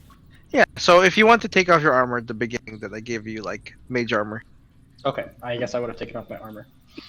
it's 13 plus your deck. What about you, Flick? Will you take off your armor? I get a fight shirtless for no reason. I guess that's fine. Yeah. I'm You just get wearing my cute little vest. Look at this cute little vest. Yeah. What's your ACs now with mage armor? 13 plus deck. 18 if I can still wear my cloak of protection. Yeah, you can wear your Mine's cloak. 18 also now. Oh, that's good. That's good. I wish I could do the same for Nord, but he's already got his turtle shell Right. plus his Man, my dex items. is terrible. Yeah. If you gave it to me, I would have 21. Just saying. You gave it Would to me ya? at 12. Just throwing it out there. Yeah. No, if I gave it to you, Vasu, it'd be lower than your regular. No, his is wisdom plus his. He doesn't have any armor at all. Yeah, but it's 13 plus dex. But that is a monkey adds his. Oh, he doesn't. He doesn't. wisdom mix. on top of it. No, monks don't mix like to mage armor. You decide whether you use your unarmored defense So you or don't your use mage armor. both. Yeah. I rule If in you- favor of both. Yeah. If you could stack it, I would absolutely put it in Vasu all the time. Just throwing But, it out like- there, I'd still get 12. Yeah. How much your armor right now? 11. That's terrible. I'm out of mana, but I wish I could give you something. Did you you just- buy a cloak of protection when we had the chance to, or did you not? I don't know what that is, so I'm gonna go with no. You'll It have gives you to have plus a 1 lot. AC. You'll have to have a lot of money. We've been splitting with her, and she hasn't been spending it on anything. I have 73 gold. What? What did you spend it on? I have gotten 0 money. Good God, we've That- split it a bunch of times. Yeah, that, Sounds more like you haven't been adding it to your inventory. I mean, I've also missed a lot of stuff. True. And then, if I'm not here and no one tells me to get money, then I'm not just gonna add money. We'll figure it out. I'll walk up to Elise and say, much obliged. I apologize for that. I thought I might be able to. I don't know what I thought. Just me and Nomad experienced her. That's fair. Like when we do that, we're using normal elements and not elementals because elementals they might be volatile. Perhaps next time we do not approach the elemental and warning people. Yeah, I'll be a little more careful next time. I apologize. Or maybe we could try talking to it physically. Do you know why your ping didn't pick him up before he started attacking? No, I did. did. He was behind the wall, wasn't he? That's No. what Nordo do to go over there and raise his hand. Nomad said, "There's an elemental right there." Didn't he pop it right next to it and it didn't ping at first? Or am I So imagining that? when he popped it, he was standing over here, and as soon as he turned Yeah. around this Oh, okay. corner is when Yeah. it showed up for him. I Yeah, thought he and was then in the room already. My yeah. bad. And then I was like, that's an elemental. Nordo immediately approached it and tried to attune to it, you know. We were doing experiments. This is my fault. It's for science. It's just been on his mind, so I will add this to my notes though. Thank you. This is valuable information. Elementals will attack you if you try. That's one way to find out, I suppose. You said the tracks went this way, right? They go over here, over this way, down into this pit. It seemed Well, I to thought Dex said they went this way. down into it. It does look like one of the crabs was dragged over this way too. Yeah, So there's two. The tree tracks go this way, and then the crab tracks go this way. correct. But just Do one I of the sense crabs. something?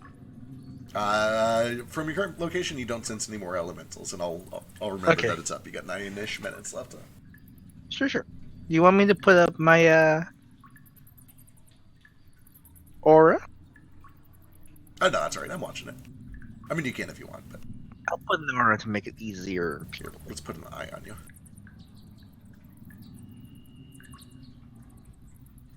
I jump across again, this time landing here. All right, this time a little bit crumbles, but you're kind of expecting it. I guess you already have advantage on the dex save. Give me another dex save just to make it official. Yeah, you're fine. A little bit crumbles away. You can tell that just not much has really come over here, so it hasn't had a chance to like fully settle and break apart yet.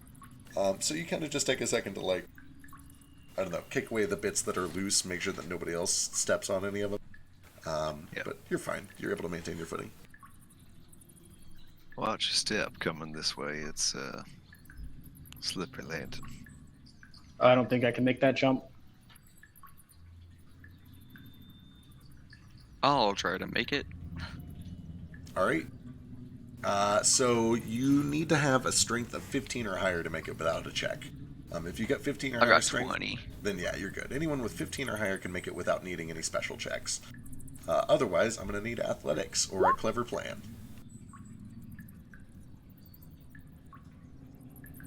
I currently make myself visible so that if I fall due to my death, my friends can see my corpse fall. All right. I would like to tie a rope around Ace if he tries to jump. I'm not going to Hold on. jump. Don't worry. I'm not Okay. jumping. I'm not stupid. What if we How throw tall you? is the Giant spike sticking out of the ground. Hey, Vasu, can you fly me over, please? I hate to ask. So those stalagmites, they're about 12 feet long. The tallest one there. And how far is this gap? That gap, let's get this thing out.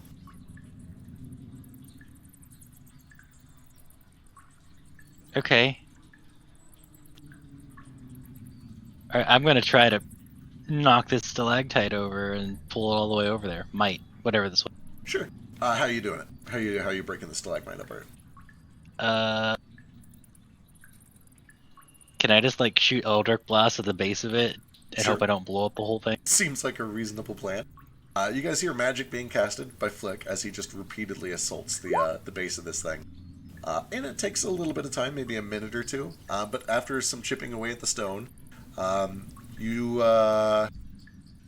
hear just a little deeper in, Flick, just, some other stone that maybe is kind of starting to shake loose, and you hear some pebbles falling a little bit. But after a minute or so, you're able to get this big stalagmite to start to lean, and you watch as it starts to tilt to one side, slowly starting to fall. Notably, 12 feet tall stalagmite made of pure stone, when it falls sideways, it's gonna be a heavy landing. Well, make sure Lee's and Toad are on. Alright, they get out of the way, and it lands. Do you have any special precautions, or do anything as it starts to fall?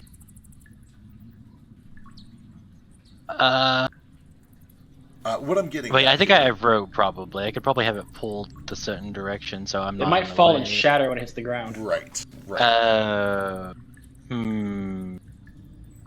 I didn't think about that. Since you didn't, That's exactly what this one does, is it falls and it lands and it shatters. And there's still probably a good 6 or 7 foot long chunk of it that survive. But the narrower bits of it, everything from about here up, is brittle enough to just kind of shatter. With that said, there's 2 or 3 more good stalagmites over here that you could work on, using rope this time, possibly. Yep, let's try that again with rope. Sure. Ace, what's up? Is there a place I could tether a rope here and have him tie a rope over here so that we can make a little tight rope? Give me a luck check. Or, honestly, give me investigation. That would work, too. All right, real quick. On our way here, while we're flying, we had lots of time. I had lots of time to learn the scrolls, right? Yeah, in theory, you could have transcribed those. I think it's 1 hour per spell level. It's 2 hours per spell and 50 GP per spell. I have 200 GP of Crush Ruby, so I just needed the time. Perfect. You definitely have the time. And I believe I ruled that those were technically a spell book, so there is no check to destroy it or whatever. You can copy it with no problems. Sweet. So Ace, you are able to find something over here that is sturdy enough and stable enough to wrap a rope around. Nordo says there's some stalagmites over here that look pretty sturdy. They look sturdy at first glance. And in the background, after a few more Eldritch Blasts, Flick has managed to cautiously lower about an 11-footer over here. That is ready to go. It looks pretty long enough to... Heavy? Yeah, it looks pretty heavy and long enough to go across that gap. Just gotta drag it all the way over here. That's... Also, quick question. Since we had a short rest, and if nobody else wanted now, would I have had time to attune to these badass wrappings that seem to be made just for me? Definitely. They were made for me. Sick. Okay, so Vasu has those on now. Speaking of Vasu, They look super rad. I assume he's smug as shit as we're all trying to find a way to cross this 5-foot gap. It's just flying. I did ask him to fly me across. I don't think he said. I came over here to do that. I just didn't want to interrupt while Flick was breaking stuff. Okay, I just let you fly me. I'll fly Ace over. No problem. Thanks. Elise is happy to help. With your help, she will try to grab this thing. 11 feet tall, twice as tall as a human, but probably about half the weight because it's thinner, which means 20 divided by 10 times. The thing probably weighs about 950 pounds. Between the two of you dragging it. With the 22, it takes a little time, but yeah. The two of you are able to do this weird combination of dragging and rolling. The hardest part is getting it through this difficult terrain, and it takes a good 5 or 10 minutes, but eventually you guys watch as Flick and Elise basically drag this giant stalagmite over to here.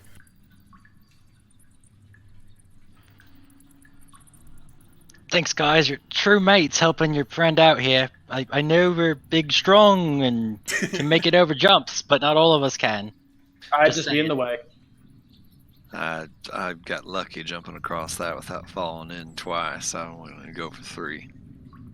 Technically, you did jump a across it 3 chance. times. That's true, I suppose. Real quick, catching up on hands. Ace, you good? That was my thing.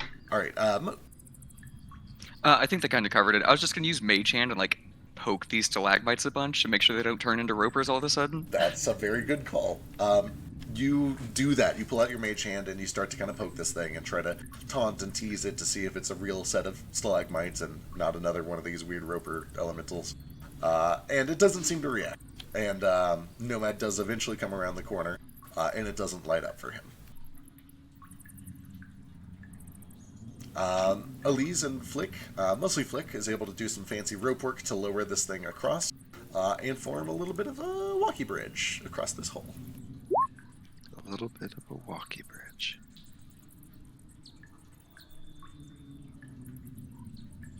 Ace is going ghost. God, it sounds like a cartoon. I can't imagine what cartoon. Oh, is it actually a cartoon? I don't know. It's Danny Phantom. Yeah. Okay. Who just called Danny Phantom crappy? I love that Gloomstalker's just literally World of Warcraft style, go stealth and disappear. Right. Every DM ever has to tell rogues stealth is not like World of Warcraft, but then for Rangers, for Gloomstalkers, it actually is. And Shadow Sorcerers. You know what's really great? Eventually, I get Uneary Eye, where illusions, shapeshifters, other magical deceived senses don't affect me. So if I run into another Gloomstalker, I can see. Excellent. Because I'm a rogue. Is this stalagmite here, like floor to ceiling? It is. It's a little bit of a tight squeeze, but you can probably get through it if you want to just squeeze past. Can I see? Okay, I can. Cool. Do I need to squeeze? The smaller people among you don't even have to squeeze, but some of the big people will have to squeeze to get through there. Should I scout ahead? Looks like Shu is kind of handling some of that. Shoo! But we can't let Shu go all alone. Shoo! Why not? I think he's fine. I think he's still a little heartbroken about Kakishi. Shoo! I'm gonna squeeze through and take a peek around the corner. All right. What does you see? I have revealed a little bit more of the map. It appears to just be more cave, but it seems to be going downwards at kind of a slope here.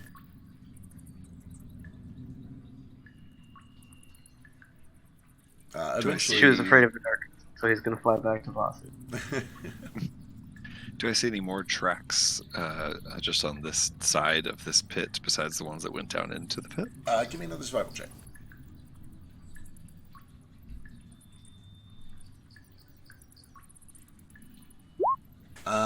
This side looks a little cleaner. You can see a little bit of guano. You can see indications that there's probably bats and maybe mice and small creatures that occasionally come through here. You see a couple of very small holes that look like cave cricket nests. But nothing big. Nothing as big as you noticed before. I'm sorry, cave crickets? Yeah, cave crickets. They're disgusting. They're really That big. sounds like my worst. You find them in basements a lot of times. They're Like really in bad. Indiana. Oh, I know what you're talking about because I get them in my house all the time. They're the fucking worst. They're really bad. Fuck you. They're awful. Does it look like the trees were dragged and like dropped down the hole? Yeah, it kind of does. Can I see down the hole? How far can I see? With dark vision, you can see to the bottom of it. It's about a 25-foot drop. It appears to be mostly stone and rubble. It looks like it is caved in. And again, you do see that there is an exposed vein of this kind of chalky black ore, maybe coal or lead or something. Any sign of the trees down there, or the whatever is being dragged? No signs of Realmouth wood. You see like a couple of just oak leaves that have been kind of brought down, but you've been seeing those every once in a while, just because they've been scattered in here from the cave-in. Gotcha. I go back over here. And I'm gonna like peek around this corner and see what I can see down this hall. Oh, I guess Shu already did that, didn't he? Yeah, just kind of looking a little bit further, and you can see that this way goes down into an actual pathway. This way seems to open up into a path, and then there are a couple of dead ends this way.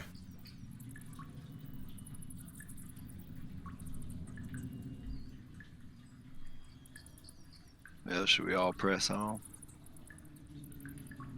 Ace, you do notice just with your passive, the sound of water is getting a lot louder. You can hear dripping, and also a little bit of flowing, like an underground stream or something as you go further in this way. And it seems to get louder to your right up ahead, south.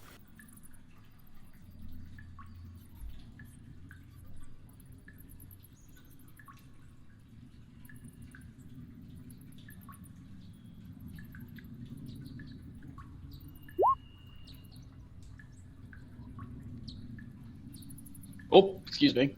I'm assuming that like I was just standing there, and I'm assuming that like Nordo like bumped into me. Oops, sorry.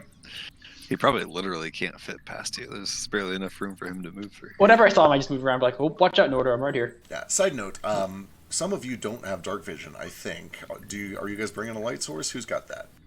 They have goggles. See, I've got my goggles. I don't know everybody else. Oh, just kidding. If everybody's got dark vision, that's fine. We're all in the dark. It's fine. It's 5th edition. Everybody has dark vision anyway. The boss I mean, I'm having to use an attunement slot on it, which will be a problem eventually. Oh, no, for sure. On that Just buy note, more though, expensive ones that don't need attunement. I know it's only supposed to work in buildings, but I'm going to pull out my torch and just see if it pings anything. Sure. It lights up. It still functions as a torch. But nothing, like, lights up. Nothing highlights. Nothing is revealed by it. I'll put it away then. Nordo sees like Ace flash into existence and disappear as the light goes away.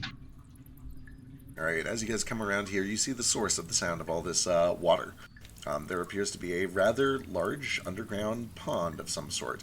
And you can see that all around the edges of the pond, stacked up almost like a beaver's dam, are some small Rilmouth wood trees. Small and young for a Rilmouth wood tree is still about like 15 to 25 feet long, maybe a foot or so in diameter. And you can see that they've all been sort of dragged into place by some young, pretty big enemy crabs.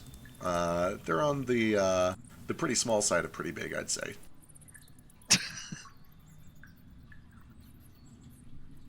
Should I snipe them? Somewhat large enemy crabs. I think sniping them's not a bad idea. Might be a good idea if we back to the hallway. We can lure them in one at a time, Just unless they bought go that- underwater. But I just bought that whole pig, but we can also eat some crab. good variety in the diet. Norda, what is your Yeah. passive perception? 17. You do notice in here that there are, well, that's a 12 because dark vision. You would still see it. It's pretty obvious. There are places all along the ground and the walls in this area that are cracked, like they've been hit with heavy impacts. On the walls and the ground. Yeah. Walls, I ground, come even to one up on the this- ceiling. I was going to say, look at the ceiling and see if there's like something that's like falling from the ceiling. Not really, but you do see that there's another impact up there. It looks like one of the stalactites has just been hit. And you look down, and that is actually what has caused this little bit of difficult terrain over here. This is a stalactite that has been, like, hit really hard, fell to the ground, and then shattered. Interesting. Hey, friend Nomad, you want to come up here and see what you can see with your magic? Is it safe? I'm coming. At least up to where I am, it's safe. Right. I am here. Anything weird? Anything fucky? From there, you do just sense that there is an elemental here. Oh, yes, I am detecting a sense of elemental. The same one, perhaps, in that stalactite there. I like the idea of sniping even more then. So these moved impacts my that I hunter's see, mark they too. look like something is like has run into the walls and the ceiling in here. It looks like somebody took a really big hammer to it, maybe, or it's some sort of focused bludgeoning damage. Like, it's bludgeoning, but it's like not a boulder falling, it's more like an impact from something made to impact. Okay. It's hard to say without, like, really studying it to get more info than that, but that's what it looks like at Sure. first glance. I move my hunter's mark to it, which doesn't really cost anything. It just moves over to him. Yep, easy enough.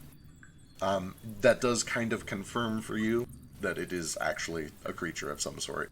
It doesn't react right away to that. I don't think I don't think they become aware of it. Yeah. I'm gonna take just one more step in, and do I see any like creatures hiding anywhere else in this room that I don't, besides the elemental that Nomad's talking? Give me a perception check. Sorry, I just accidentally backed out. I'll be right back. With disadvantage because dark vision. Right. Can I throw my coin into the pond? You can. Is that lit up? I forget what that coin does. It was It the does one light that... up. It's sick. Some light kind of scatters through the room, lighting up this big cavern. The crabs all kind of shy away from it at first. They all kind of retreat into the water, or deeper into here. They seem a little bit spooked by it. But you do watch as the coin kind of flings itself overwards into the water.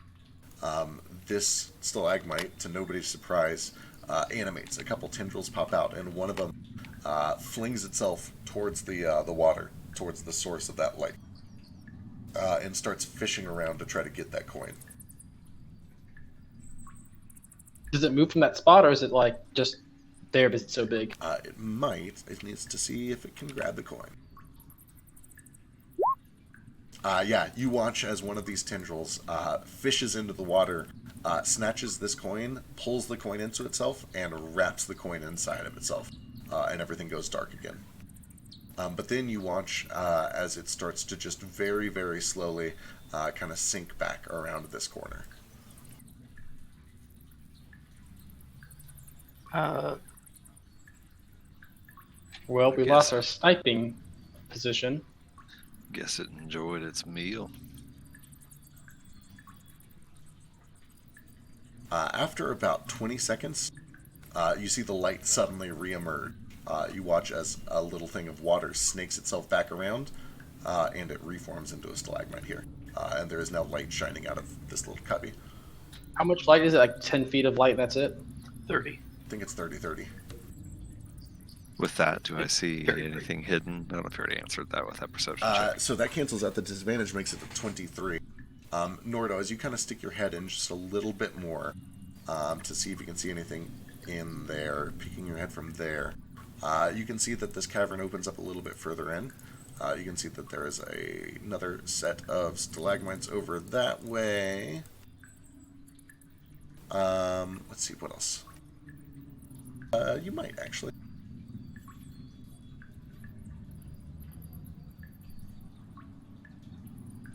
Ooh, it's not very good at this. Yeah, as you're kind of looking around that corner, trying to see if there's anything lurking or waiting, at first it just looks like more cave and rocks. But then you watch as a boulder, a little rock about the size of maybe 3 footballs all put together, that's sitting like right here at the corner, suddenly pulls itself back around the corner, like something trying to hide from you, to ambush. Gale, I believe I found our culprits for those tracks earlier. Gale, are you able to dismiss the light from here? Nope. It only lasts for a minute, though. I Yeah, wait a suggest we wait because I'm way more useful in the dark. Yeah, but everyone else can't see. Yeah, Everyone has dark. everyone else is less useful in the dark. Everyone has dark vision. It still gives disadvantage on everything. It gives me advantage. No, it doesn't. To give him credit, it does only impose disadvantage on perception checks. Okay. It doesn't have any impact on fighting. That's And I get advantage just from being in the darkness on all my hits for free. But that's up to you guys. You do what you're going to do. After it'd be about this time, actually, another 30 seconds or so have passed.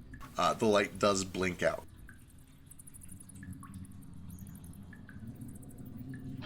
I suggest if I can snipe that roper, maybe it'll lure them through this narrow cavern. It'd be easier to attack them one at a time instead of we don't get surrounded.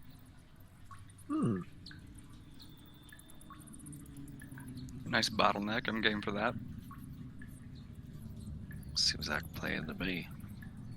I suspect that the little critter that I just saw was probably coming in through that hole from earlier, so I might post up over there and get ready to catch them if they try to run. Are there any stalactites above this entrance? Let's see, directly above the entrance. Or nearby the entrance? Give me a look. Or above the roper? Yeah, right. Let's see where this is going.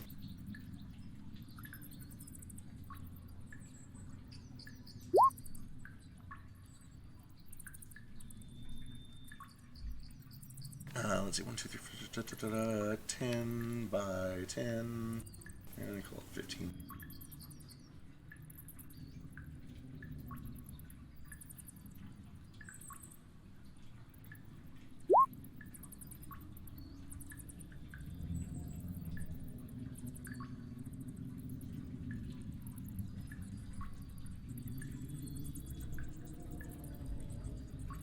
Wow.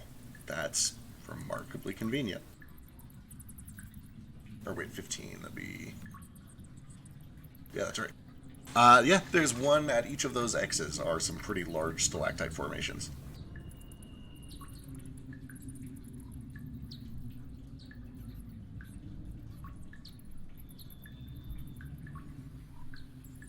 Okay.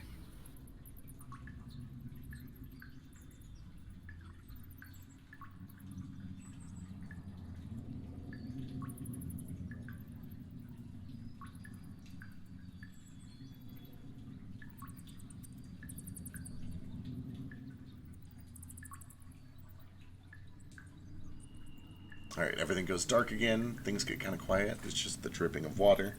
You can hear the crabs slowly kind of coming back out to the surface. One of them kind of pushes one of the logs around, trying to get it into a new position.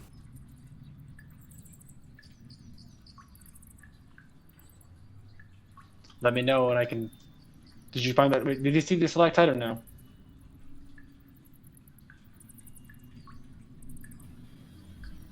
Did Gale find us one to shoot above his head? Yeah, each of those X's is a pretty large stalactite formation on the ceiling. Gotcha. Quick question. Uh-huh. Would you consider a stalactite loose earth? No. Loose earth is Could like tilling dirt. Like gravel? Yeah. Okay. Could I affect a stalactite at all with mold earth? I can't trip. I don't know if that's one of the ones that evolves. I haven't looked. They do all evolve, so let me go check and see what evolved mold earth does. House rules, evolving cantrips, mold earth. At 5th level, you can have 5 non-instantaneous effects active at a time, and you can dismiss any number of them as an action, but it doesn't let you do more with it, which I think means it still has to be loose earth. Yeah. It does look like at 11th level, you can start excavating packed earth, which I don't know, that's not really stone, but it would be, hardened gravel, things like that. I am gonna leave a bunch of caltrops at the entrance. Alright, caltrops. Just like right around here. Actually, let's throw them kind of like right in the middle here. I'm gonna move back so Nordo's not on his own. Appreciate. Let me know when we're ready. Alright. You guys kind of work out a system or a signal to do the countdown. I guess all of you can give me stealth checks if you want to try for a surprise around here. Since I'm invisible, do I need to roll for stealth? Do we get advantage or something? You can have advantage. Yeah, invisibility is advantage on stuff. Since I'm back here, and I think there's like no way this thing is gonna have line of sight on me unless it gets into Gale's face, do I have? Basically, if you want to try to jump out there and be part of the surprise round, you have to make a stealth check no matter where you're starting at. Gotcha. I rolled terrible, but I'm like way back over here, basically just waiting for them to come to me, so I'm not really involved.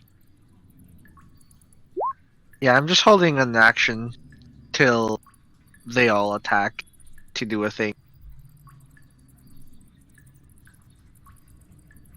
Alright, you guys kind of line up. Some of you get in a good spot and are able to kind of approach quietly enough to get a stealth round. Nordo and Moat are kind of waiting for the action to start, whereas Yule is kind of far enough back. Well, let's see how they do. There's some pretty low ones in there.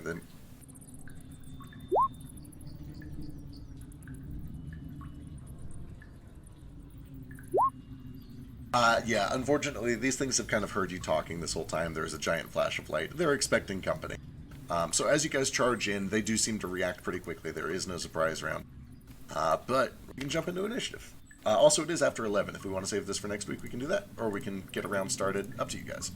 I think we could finish this before. Alright. Yes, good. We'll see how it goes.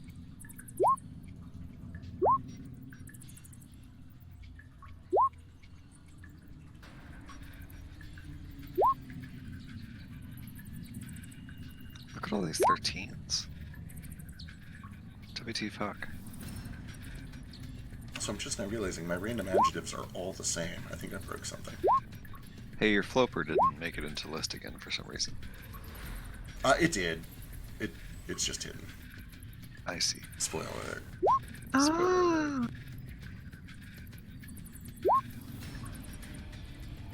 There are like 5 13s, you guys. That's lucky, right? I think so. Hey, I got- you rolled it's- really well. It's like I got 2 13s.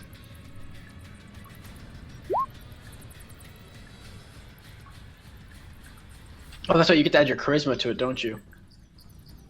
Yep.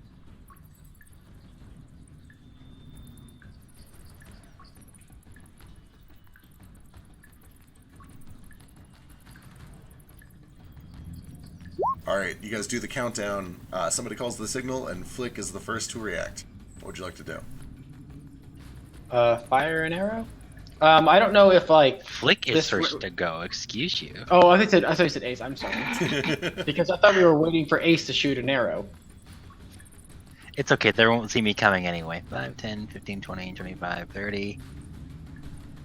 You know, going next to the roper is always a good idea. Caltrops. Yeah, there's caltrops so right Okay, I jumped over him. What's your strength? You've got decent Oh, strength. never mind. I didn't jump over them.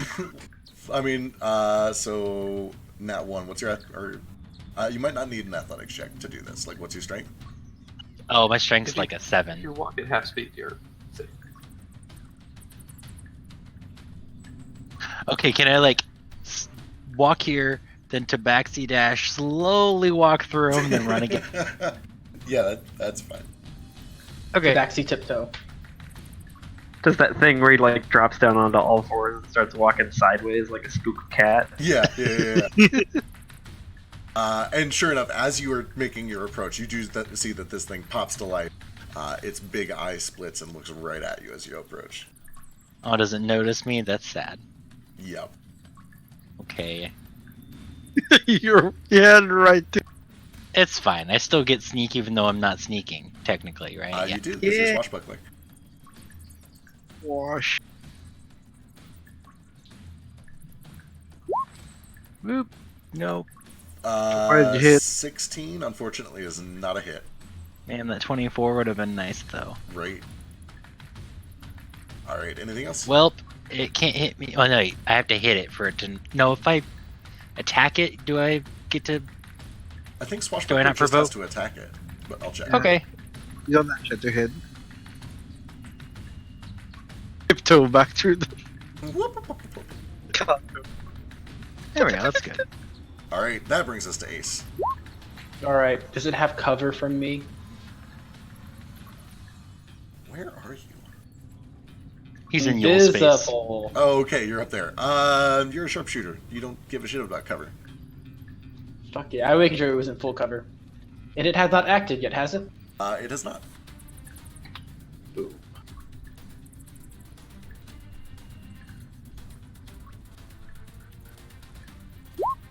Critical hit! Oh, that's a big one. So 8 plus another 18 for 26 total damage.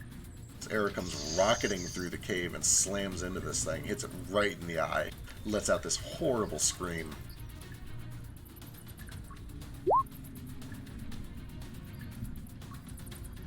Second attack. Yes, for 12. Follows up again with another 27 for 14 more. This is your element. This is what you're good at, man. This cave shit, this is what you're made for. And then I guess I'll move over here so I'm not like in line of. I guess he can't even see me, but I'm gonna still hide over here. Alright, sounds good. Let's see. And then can I bonus? Actually, I'll just stay there and I'll just bonus action dodge because I'm a rogue and I don't have to use my bonus action this turn. Sounds You can't dodge a bonus action. Oh, you that's can't as a rogue? No, you can't. It's monks only. And only with key. I thought. Oh, what? Is it dash? Disengage. Dash, disengage, or hide. Sure. I'm You know what? sure. Trust me, if I Fine, could I'll dodge have as a to. bonus action, that'd be amazing. They'll be like, wow, unlimited, just disadvantage. Alright, well, Elise sees these caltrops. She knows that's part of the plan. I think she's just gonna move up a little and dodge, but not block the way. Here we go. She'll go here and she'll dodge. That brings us to Gale.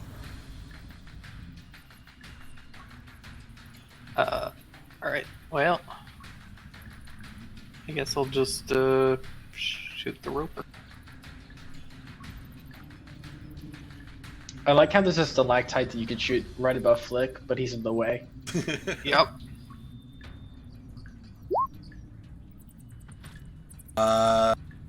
No pack tactics, but the 25 does hit on its own for 15 piercing.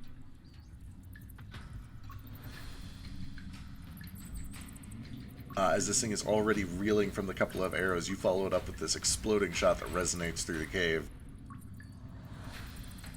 Anything else?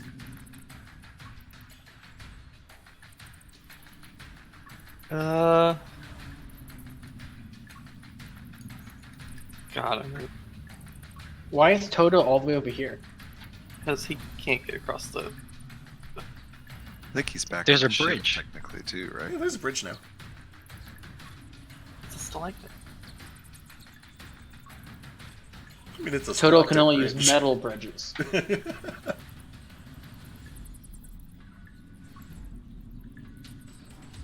All right, I think that brings us to Vasu.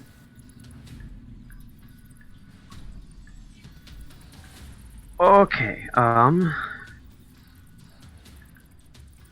gonna...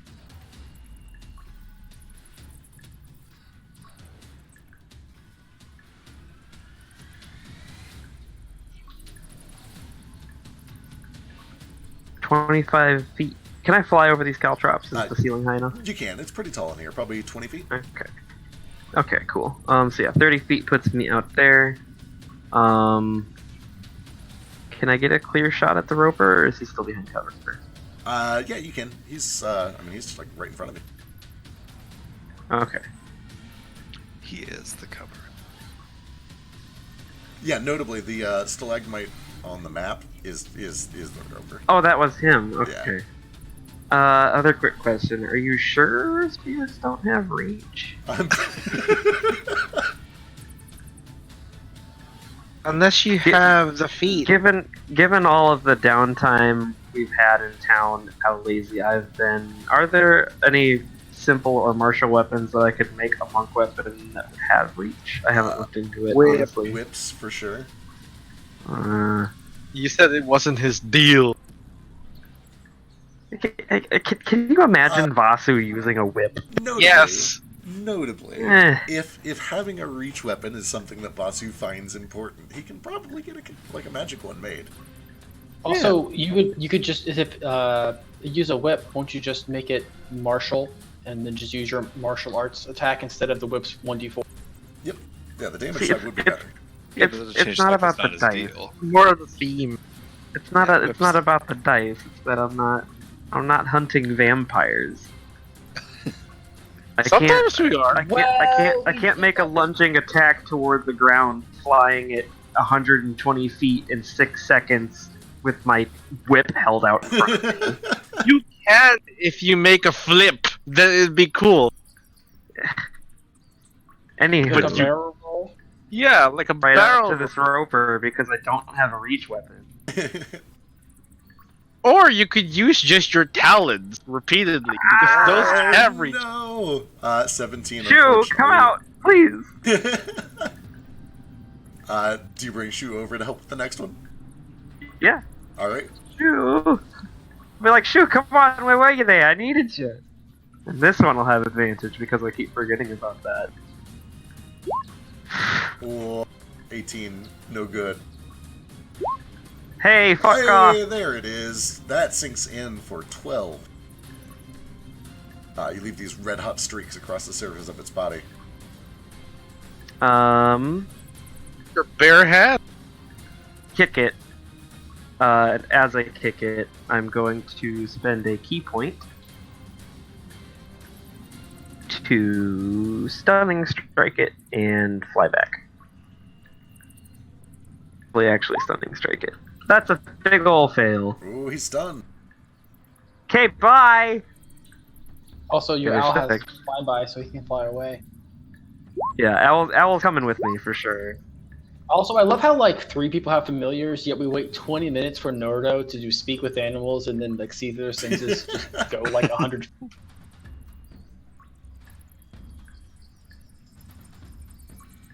Alright, this roper is stunned, which means it gets 2 rebound points.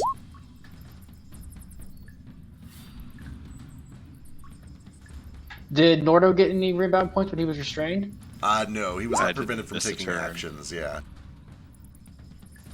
This roper is going to start with a flow, turns into water and flows to 10, 20, 30, right here.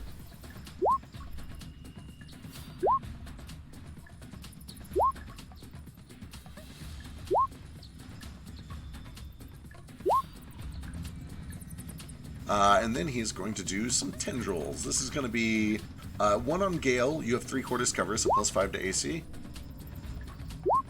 So 15 effectively. And then 1 on Flick. 22 on Flick, I think, does hit. It does. Is it 15 on Gale a miss? I think so. I have no idea though, because my whole system is fucked up. So. Let me check. 15 definitely hits. So.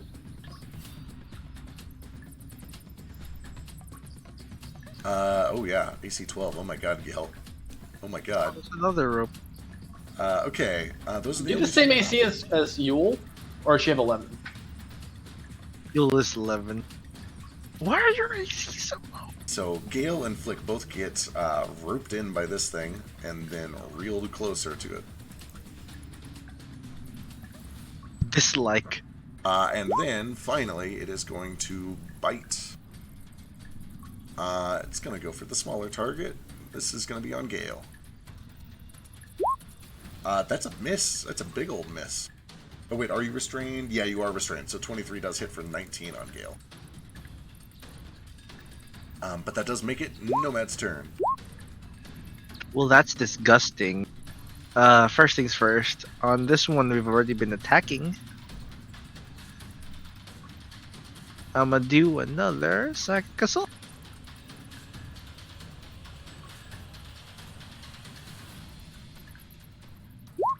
Oh no, the damage so weak. 16. Da-da-da-da.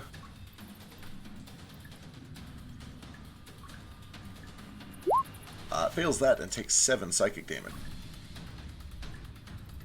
That's it. Actually, I might move. Yeah, I'm gonna move forward, like here, and then half movement through here.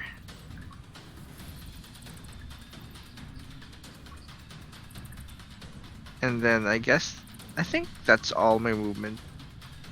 I'm just like, hey, bite something else, you.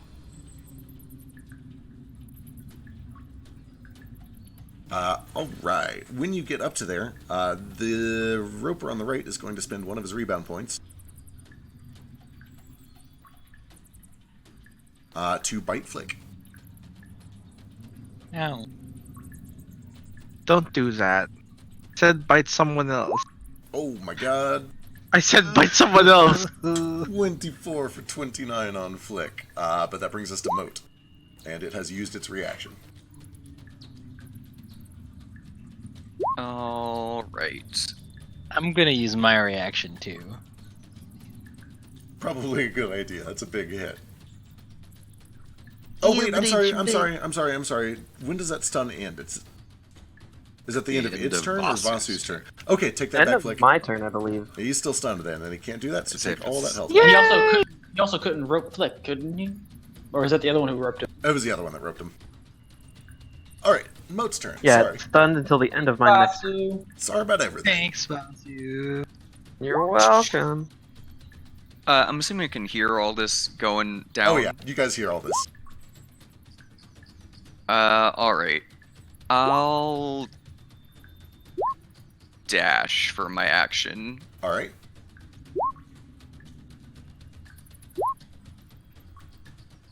Should one... Oh, is this difficult terrain through this? Yeah, through that is difficult. And I'm probably like right there, actually. And that's all I got. It is worth mentioning, because this might influence your decision. You hear the action coming through here as well. I say that is why Nordo had posted up over there, because I was expecting them to flee out this way. Gotcha. Alright, then I will just hold a chakram attack for if anything comes out this way instead. Alright, sounds good. Nordo. I will do the same. I'm going to hold a battle axe attack first thing that enters my range. Alright, sounds good. You'll see. I'm gonna step up the space.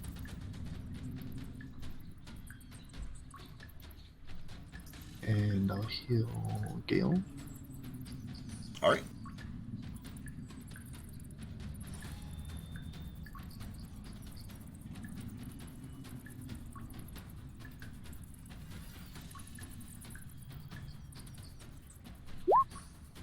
Ooh, that's a big healing word. Holy shit. Thank you. And I'll just dodge. Alright, sounds good.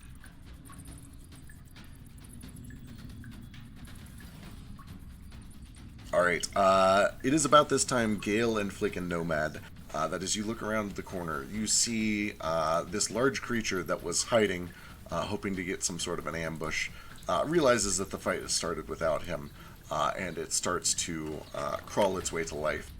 You watch as several boulders all sort of rumble together to form this shape. It looks kind of like, boy, I don't even know, kind of like a shelled roly-poly, but then it's got these big 6 chunky legs that are all kind of diamond shaped, that kind of walks around on like a lobster or a 6-legged dog or something. Some sort of rock elemental creature. But then you can see that on the front 4 of its legs, it has these sharpened points. And it is going to run around the corner. Gale is already taken care of. Nomad's taken care of. Oh yeah, it's a Rock roly-poly. monster. It's a roly-poly. It's not a pill bug. That's ridiculous. And it's going to just kind of get right up in the middle of all this shit. It's going to use its bonus action to tumble past Gale. And by tumble, I mean overrun. That's not good. That is stoppable, if I can get athletics from Gale.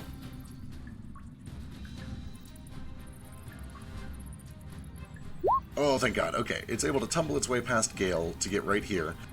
It does hit these caltrops and immediately takes damage. I'll use my flash. Ooh, what does that make that? 12. 12 stops it. So Gale, this thing just kind of starts to shove you out of the way. Fuck, I imagine you, like, latch onto something, or, like, something flips out of you and holds you in place against this thing, and it's not able to push through. I mean, his leg just, like, sinks into the ground. Oh, yes, I love it. It's just the thing that's already grappling me. It's just pure happenstance. Well... It gets clotheslined. Yeah, it gets clotheslined, and fuck. Well... I guess it'll take care of that problem real quick. So this is going to be a bite on Gale. Oh, he thought. Oh, you're restrained. 20 for 10?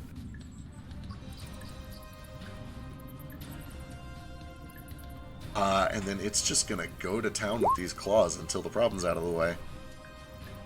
24 for 9. Number 2. 14 for 8? His AC's 12. Okay, I think that one should put him down, unless he shields it. Alright, and then he's going to push his way past to here, and these next 2 are going to be on Nomad. He does take, what is it, 1 point from the caltrops, and his speed is reduced? How many attacks does this thing have? Just a few. Nomad and Nomad, here we go. 17 and a crit. Yeah, they hit. Got no mod. For 29 total slashing damage. As this thing just starts letting out these horrible roaring noises. The cavern kind of trembles all around you. These crabs are getting the fuck out of here. 10, 20, 30, 40. Nordo and Moat, you watch as a horde of crabs starts to shuffle its way out and up this way. You guys can both take attacks. Does the slender thing not use its reaction to attack the crab? It doesn't seem interested in the crab. I immediately start telepathically contacting Nordo and Mo, asking for help. Understood. Help! Assistance! Assistance! Assistance required. 18. It's just an awkward angle, Nordo. You're not able to get a swing right at it. 24, on the other hand, though.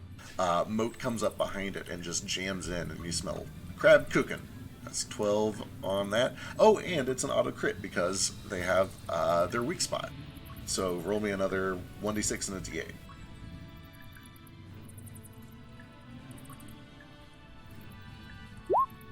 for a total of 18. It's still up, but it's pretty hurt. And that brings us to Flick. You are restrained. That's not fun.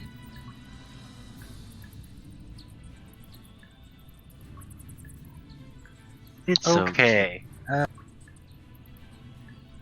So this stalactite over here looks pretty stable, right? I mean, yeah, but you were able to break through one earlier with a few Eldritch Blasts. Okay, for I a just wanted minute. to, like, cast Thunderwave over here and potentially have that stalactite fall on top of the Rock Lobster. I mean, who knows, man? You imagine that it would have a higher chance of success if you were to get like some of this wall over here, like get some of those vibrations straight into the rock would be really useful. But the trade-off is that you're only hitting one instead of both. Okay, how tall is this room? 20 feet. Okay, so if I hit the ceiling, Oh, that'd be- how tall are these things? Are they 5 feet? they're large, so they're about 9 or 10 feet at their very highest points. Okay, so I could hit the ceiling in both of them, theoretically. With a 15-foot cube? Yeah. Yeah, you could do that. You'd have to jump a little bit, but yeah, you can do that. Okay, I'm gonna do that. Sick. Thunderwave. Ho. It's 2 Are concepts, you I think, right? restrained? No, he didn't even get attacked, I don't think, because the thing didn't actually get to use its points. I'll have to Okay, roll wait.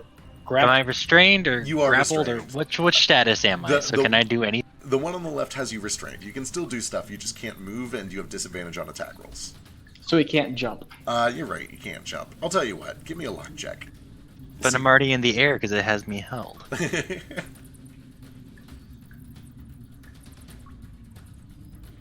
We'll see if the ceiling is maybe 19 feet here instead of... No, it's actually 21 feet right here. You're just out of range.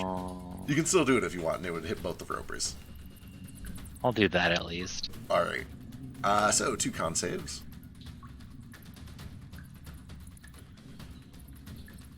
They both fail miserably and take all 6 of that thunder. Ooh, a whole 6. I probably should have spent my time trying to get out instead, but oh well. Oh well. Anything else? Bonus action? Bonus action, slip out of its grasp, because I can do that. Ooh, No, that'd be not real really. nice. Alright, Ace.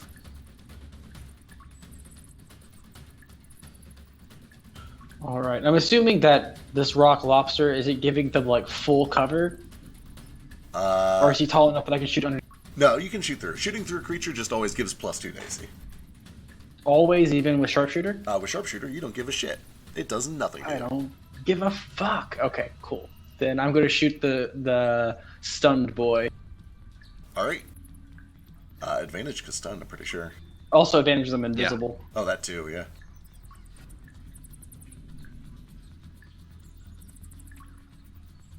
For a crit. Jesus, calm down, Ace. That is plenty more than enough to make this thing burst into pellets, which then What all is turn that? to 30 water. damage. Yeah, 30 damage. Nordo, Moat, we need you. There's a big boy over here. And Big then I go boy. back over. Actually, and then I use my bonus action to move my hunter's mark to the rock lobster. Alright. And then I back up over. You are beyond excellent. We should just fight in caves all the time. Okay. Well, Elise is in a tricky spot. She's going to come over here so that she can get a line of sight to Gale for a healing word. This is just going to do a flat 7 health because you're down, so Gale gets 7 health. And then she is going to dodge, try to get this thing's attention. And that brings us to Gale. You are still restrained. Alright, I'm just gonna attempt to break out of that. Alright. Athletics or acrobatics? Unfortunately, 11 is not enough. Oh wait, advantage to escape from grapple. Do you actually have squat nimbleness? I do. From what? It's my feet. Holy shit. 17 is good. Yeah, you're free. You were able to squeeze your way out of this tentacle. I forgot you took that. That's cool as shit. Who in the world That's takes why- squat nimbleness? +5 movement and advantage on grapples, and it gave me a stat boost. Yeah, that's good shit. You're free now.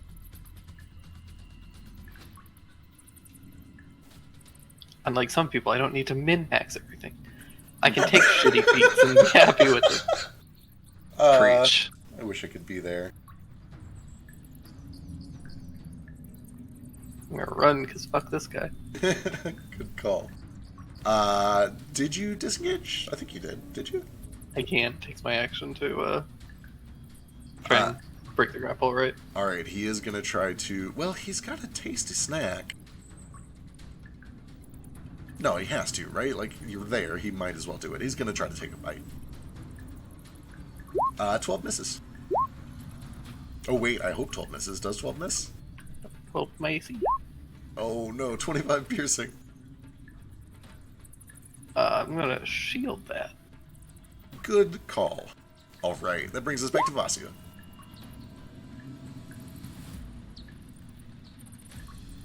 Yeah, for the record, I dipped 1 level of Draconic Sorcerer. I don't want to hear the shit about min-maxing. Green, even. The worst kind. Draconic Sorcerer isn't good. Draconic Sorcerer is terrible. It is the only bad sorcerer. That's not true. Storm is really bad, too.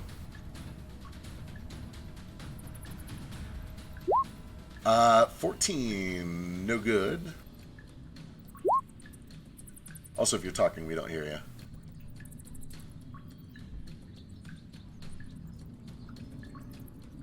Hello? Special Diva? Yeah, we can't hear him.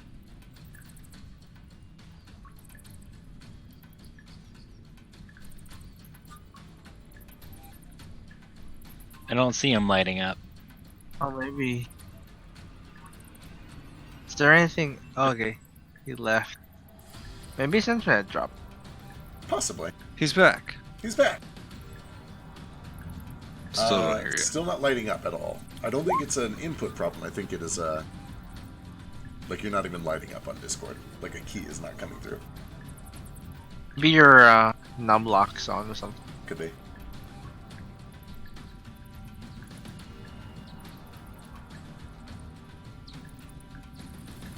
Check your input and output device too. Discord fucks up for me sometime. He's a typing. I'm guessing that he's about to type, I'd like Shu to help me on the next one.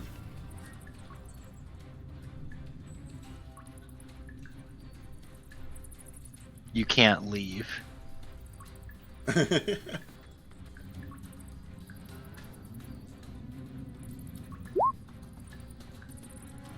I believe you wholeheartedly, and I will let the 23 hit. Hello? Hey, there you are. Hey! Jesus. Fuck the internet. Okay, 23. Cool. 23, Fucking 23. great. 23 for 8 does hit. Shu flies over. And another one. And then 24 for another 8. And then I'm gonna bonus action. I'm gonna spend a key point to do a flurry of kick. 22. 22 for another 8. And I'm going to spend, guess what? Another key point to stun this motherfucker too. Give me a con save. Oh, he's fine. Yeah, he's pretty good. Okay, I'm gonna kick him again anyway. 17 just gets through for 10 more fire. Hey! Let's see. We did have a short rest. Cricket! I'm gonna try stunning it again. Alright. So give me another con save. Fails Yeah! that Oh! Best skill. I'm gonna fly over here to be more in the fray and help out Nomad and Flick. Hello, And it can't do shit as I fly past because it's fucking stuck. one. Sure can. Alright. Let's see. Where did Shu go? Oh, I see him. Okay. Shu is in the hood. I just imagine. I should have probably said it, but I just assume that after every time that I do get that one advantage attack, he ducks back in my hood before I start moving, because he has flyby anyway. He does. Yep. Notably, I just forget to move his token with me a lot. Yeah. Being in your hood does offer him some protection, not total protection. Right. I know it's not like making him completely invulnerable. It's mostly just my way of saying he's traveling with me. Okay, I dig it. I'm into it. Yeah. All right, Roper Boy's turn. Well, Roper Boy has a good target right here, and he's going to start with that. Actually, no, Roper Boy is smart. No, Roper Boy is smart. He bites first. So this is on Flick. No. With advantage. Oh, Flick! Why is... Oh no! It's just 50 damage. You okay, Flick? No. If I were at full health, I'd still be up from the, but you know, I'm not. Yeah, that's about right. All right. Well, that makes this a little easier then. He is then going to slither into water, flow down here, and reform in the middle of this lake. And then there are going to be some Tindra boys. I think he has lost line of sight with Gale. Maybe. Hang on. Trace.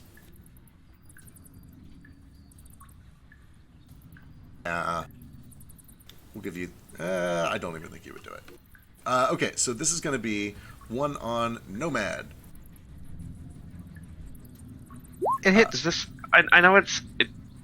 I know it's reach 50. Is it a ranged attack or is it still melee? It is technically a melee attack.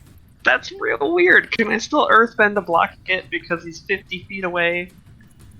That's on you. That's all up to you. I'm fishing for it. I realize. Okay. Just because, you know, it's a reach weapon. It's a very, very reach weapon. But he gets a fucking 50-foot long reach weapon. Hey, man, It's a roper. It's a roper. Okay, I'm fine. All right. It's like it attacks with rope. Does it pull me? I'm going to cut off this rope. I'm going to make this roper into a spear somehow. Yeah. I'm going to make an ivy spear. More like a whip. Come on, just use a whip. No. It's a roper tentacle. No, I'm not going to use a fucking whip. I want a like belt. I want like an What ivy a roper spear. is, though. I want like an ivy spear that's like a solid spear, but when I do attacks, it like extends. But a roper isn't made of It's like a ivy. whip. Powerful extend, but I don't want to have Ivy's giant tits. Can I do that? Well, but Ivy's ass. Do I we mean, have Ivy's ass? With enough Okay, magic I'll stuns, take the you can ass. do anything. And the last one is actually going to slither past the stunned rock lobster and try to get Elise. 16, no good. I think those all miss except for maybe the one on Shoe. That's a 10 after your cover. I don't know what Shoe's AC is. I think it's probably an 11, so I think you're I'll lucky. be right back. It's a 10 after my cover. It is a 10 after your cover. Let me look. Yeah, if it has 12 or more decks, it's okay. It's 11. Yep, there we go. All right, the Roper grabs nobody except for Nomad. I think is 17 hits. He's He just in BRB. BRB. Shit! Hang on, I'll open a sheet. Shu looks pretty very sure- startled. Shu just pooped on Vasu's shoulder. 17. That's does a hit hard that. sentence to say. Ooh, yeah, Shoe you're right. pooped on Shoe Vasu's shoulder. just shit on Vasu's shoulder. There's a lot of Yeah. shoes in that. But then Yes, it chips hits. you- I said earlier. Okay, 10, 20, 25. Nomad gets yoinked 25 feet closer. Thank you for bringing me closer. I wanted it here. Ooh, it's your turn. All according to Keikaku. This is all according to Plan Kaku. Guys.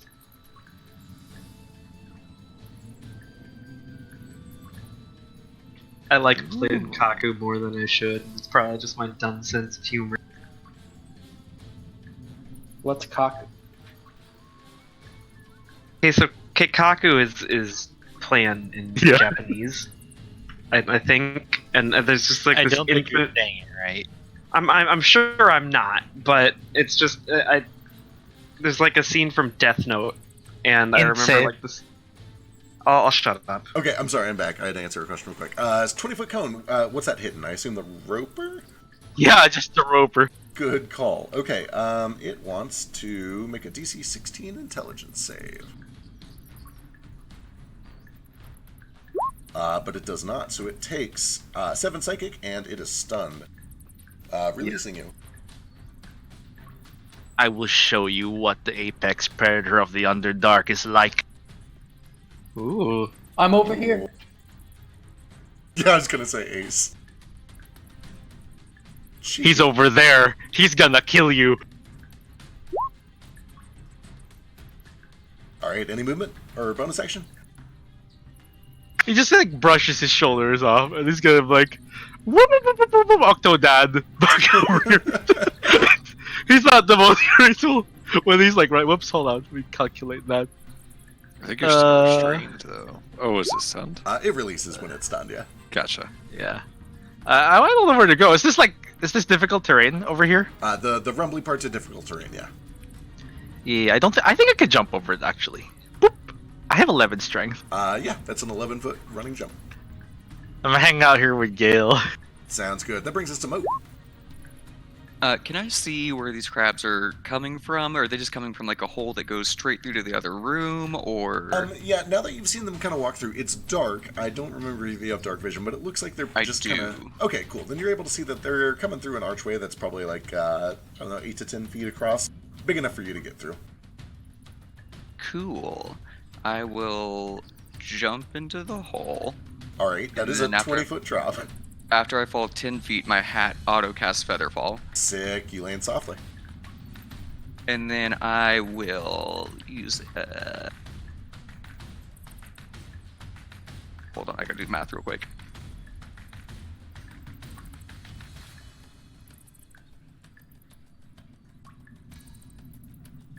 Alright, I will get right here with the rest of my movement. Can you reveal this area, please, now that they can see it? Yeah, I guess. It's all treasure. It's 5 more ropers. I hope not. I'm very spent. Okay, and then I'm gonna have to use my action to dash. I'm just gonna keep moving. Oh, also, the crabs are going to take an opportunity attack. Sorry. Oh yeah, you're good. Here we go. 1. And... Oh my god. Oh my god. They both hit. Holy fuck. And you're grappled back there. You take 7 points of bludgeoning damage and are grappled by the first... Actually, that means the second one... You get to make a save. That means the second one wouldn't get a chance to do it. Okay, so the first one does, what, 3 damage? 3 damage and you're grappled. You haven't used your action Once yet, so you can try to break out. Well, once it grapples me, I will spend some mana here. And I will Misty Step to where I was just standing. Hey, perfect. Alright. And then I will just continue on with my life. Alright. Continue with my life. Okay, so with the dash, it should get me right there. Alright, good shit. That brings us to Nordo. Okay. I'm gonna jump down too, because I'm a monk. I'm immune to problems.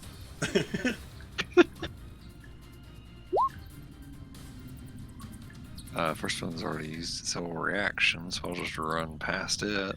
Alright. Second one does take a swing. That one's no good.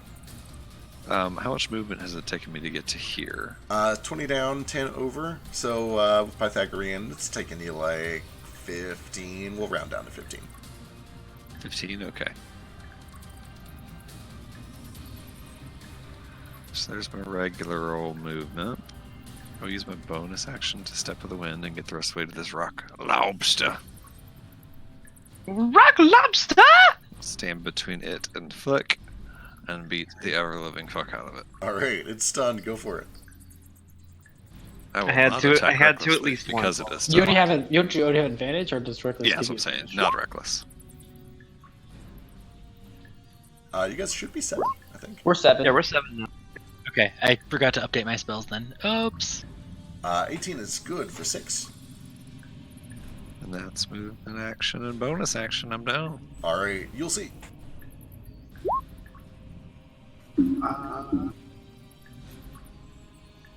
Cast a spell on me. Gonna do the exact opposite. Fuck. Instead, I'm going to. Is Flick still dead? Yes. Yep. What ranged weapons do I have? No. No, I am going to cast.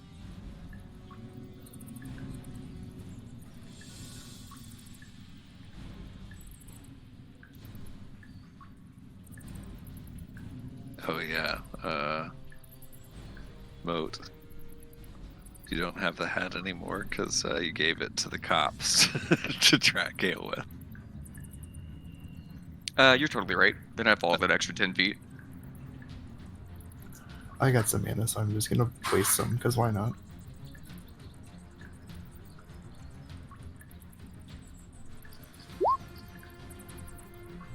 Oh, Gale's shit. sweet revenge just a day later. Kitchen door. Love it. So you will tell me about your kitchen door. Well, I think of it kind of like the swinging door on a kitchen, Yeah. where I kind of like pull a tray out, and I like back into the door. Like, oh, coming through. Excellent. And I- Tray out? Yeah, you have to say tray out or behind or something. I say neither of those because I don't want to. Yeah. A tray out, and I'll walk through, and then the door just like swings open over there, and patches, and you'll just walk through it.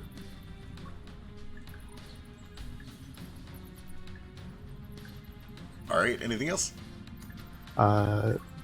Then I want to stabilize Flick, if that's possible. I think stabilizing is a full action, and dimension door is also an action. We could do bonus action. Healing word. Except he already cast. Yeah, I already cast dimension it. door. Oh. Bonus action, That's how killing things hand work. cantrip. Bonus action. Just can't stab be me and get it over with. me. You can have bonus action kick. You can bonus action kick, like the Patches Luigi could taunt. do it. She just drops the tray on him. You can patches stabilize him.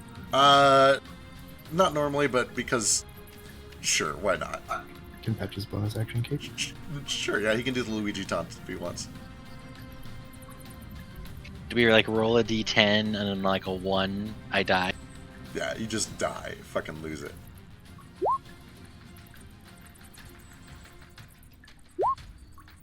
Whew. Okay, I'm good. He's alive. He's not dead.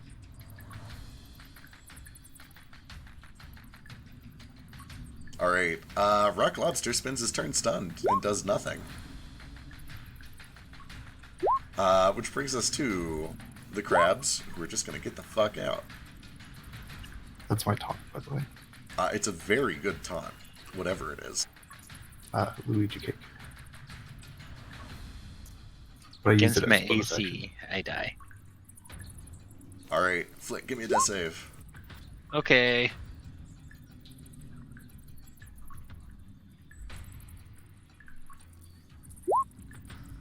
You do succeed, and you also get 2 rebound points.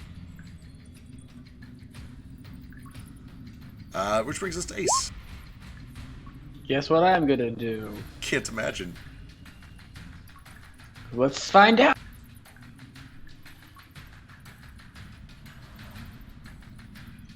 Does he? Is he only seeing me through dark vision, or do I not have advantage? You have advantage because he's He's stunned. stunned.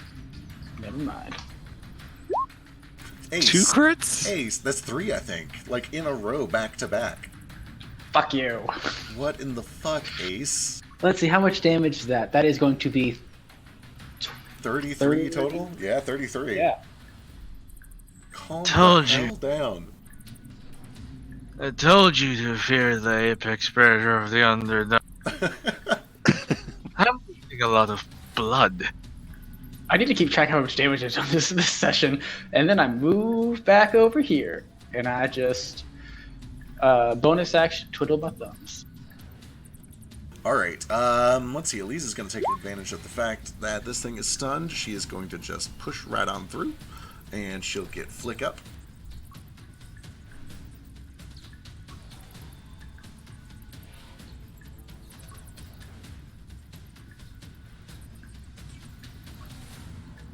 Thanks, I'm making food, so I'll get it in a second. No problem. That does also give, because she's grave, that's another 7, 2, 9. So 19 total health.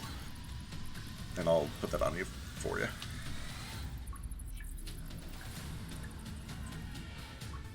And that's it for her. Brings us to Gale.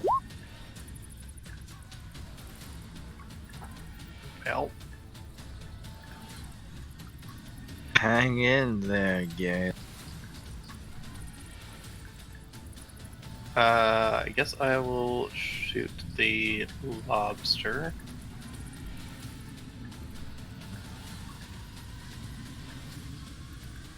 Oh! Yes. That critical hit slams into this thing for 22 damage, and you watch as one of its big rocky chunks, there's a glint and a spark as it is flung from the main body of this thing straight upwards. And everybody kind of holds their breath for a second to see if it does, and it does indeed slam into the stalagmite directly above it. Go ahead and give me another 2d6. Stalagmite damage or piercing? Another 5 from the stalagmite as it falls down, and then another 10 as the 23 lands. Gale just unfucking loads on this thing.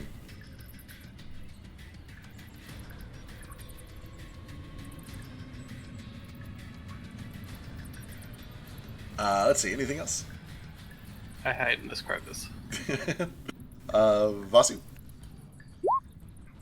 Are we still beating up the rock lobster? It's still up. Sure are. Mm-hmm. Okay. So, do I have advantage because it's Sure do. sick? Okay, shoe stays secure and hidden.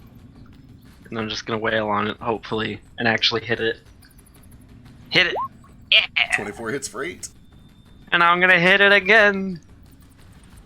16. Maybe not. Unfortunately, that one is, you just hit rock. Dang.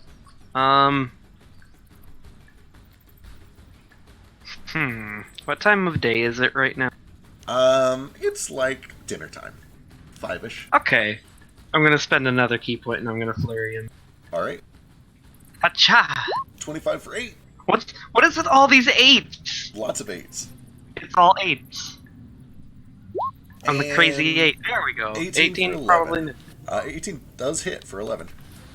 Cool. How bad does it look? It looks real fucked up. You can see cracks are forming all along it. One of its legs just got flung up into the ceiling. Alright, as that last kick lands, I'm gonna like plant my talon on it and like kick myself off and spend another key point to deal a d10 of fire damage. Oh! Spoiler alert, you need a 9. Ah! That's fine. It looked cool, and It it's still looked real stunned cool. until the end of my turn, so I'm safe. And I'm Yep. gonna fly over here. Can Shu attack it? No, Shu cannot attack. Aw, Very explicitly Alright. familiars cannot that's attack. my turn. Alright. Somebody else kill it, please. So, it is it- no longer stunned. End of your turn, the stun goes away. It is going to immediately spend those rebound points to try to get one more turn before it dies. It's going to bump its initiative up by 5. That makes it a 16, which means it does get to take its turn immediately. Since Right. you've been in this cave, I've done 149 damage. Okay, Rock Lobster. Hello. I'm in danger. Nordo's in a little bit of danger here. Are you raging? No. Why? Haven't had time to do that shit yet. Sure. All That right. was a bonus action. Are you sure it doesn't want to charge me? In a furious rage. Oh, it's going to charge all of you guys. It's got a lot of Oh, attacks. It's going to try to get some work done before it goes out. This is on Nordo. 17? Miss. Claw number 1. Oh, no! Achoo. Miss. No! Achoo. Miss. Oh, Miss. oh Miss. no. Oh my god! Turtle Nordo's versus having turtle! none of your shit. No, he's not getting anything done, which means we jump back down, and now it's the Roper's turn. The You're Roper not- is stunned. Are you sure it Done. doesn't come back to me? You're not feel like it's- turtle Yeah, enough. it just makes an endless loop. How long does this Roper stay stunned for? Yeah, let's scroll up. It's the end of its next turn. End of its next turn? Its next turn. Okay, stun goes away. It is not going to spend its rebound points yet, because, you know, there's no way that's going to work. So, Nomad, you're up. What? Does the rock blaster thing looking shitty? Oh, it looks real shitty. It's furious, it's falling apart at the seams, it's in a rampage. Stop. Get some help. That will probably do it. Let's find out. I could roll a 15 or whatever. Oh, No, no, it's it makes it. You connect to this thing, you quell the fury inside of it, and it simply explodes into bits. I try swishing it like calmly, but like the tentacles just go. I don't know how to swish. Alright, anything else? Wet flopping sounds. Gross. Over here. Alright, at the end of your turn, Roper's going to spend one of his rebound points to do an attack. He's going to do a tendril attack on the closest target, which is Moat. Hey, I'm not sure if you saw that. I totally lied. It's the end of the monk's next turn, not its next turn. It's okay, I'm not a monk. Yeah, he's not a This monk. was from Mind Blast. Yeah, this was his Yeah. Mind Blast thing. Oh, gotcha. What does it say? Let me scroll up. 16, I think, misses Moat, though. It does. And that makes it Moat's turn. However, while you're rolling damage, I totally spaced this. I sold out Gale and gave away that hat, so I need to take 2d6 falling damage. Oh, yeah, probably a good idea. Can I roll it? Yeah.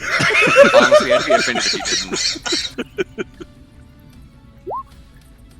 Just say stun. Let me actually read what the skill does.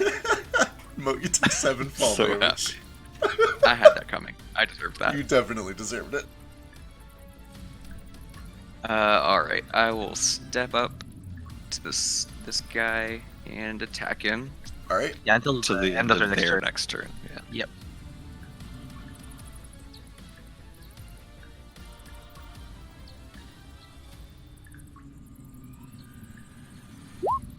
Uh, 28 for 12 is good. And yeah, that's it. I'm just gonna stand my ground. Alright. Norda. I'm see this guy fall in front of me like, man, I was looking forward to that. I'm gonna run over the Roper, and I'm gonna do an attack and a flurry of blows, and I'll do it all reckless. Alright.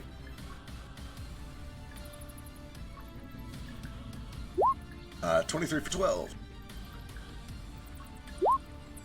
Don't mind me. There we go. 25 for another 9. Good so far. 16 doesn't get through. And that's it. Alright. Into your turn, he's going to spend a rebound point to bump himself up in initiative. He only gets 1, goes 3. And that makes it Yule's turn. Yule is grabbing a drink real quick, I think.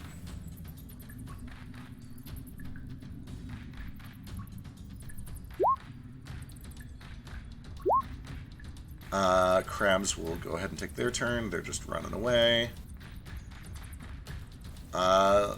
Brings us to Flick.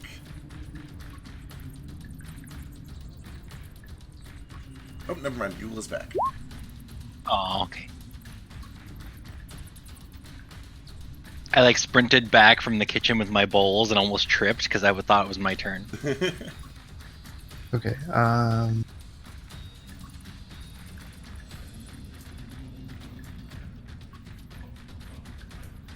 Cast a spell. I'm gonna run over to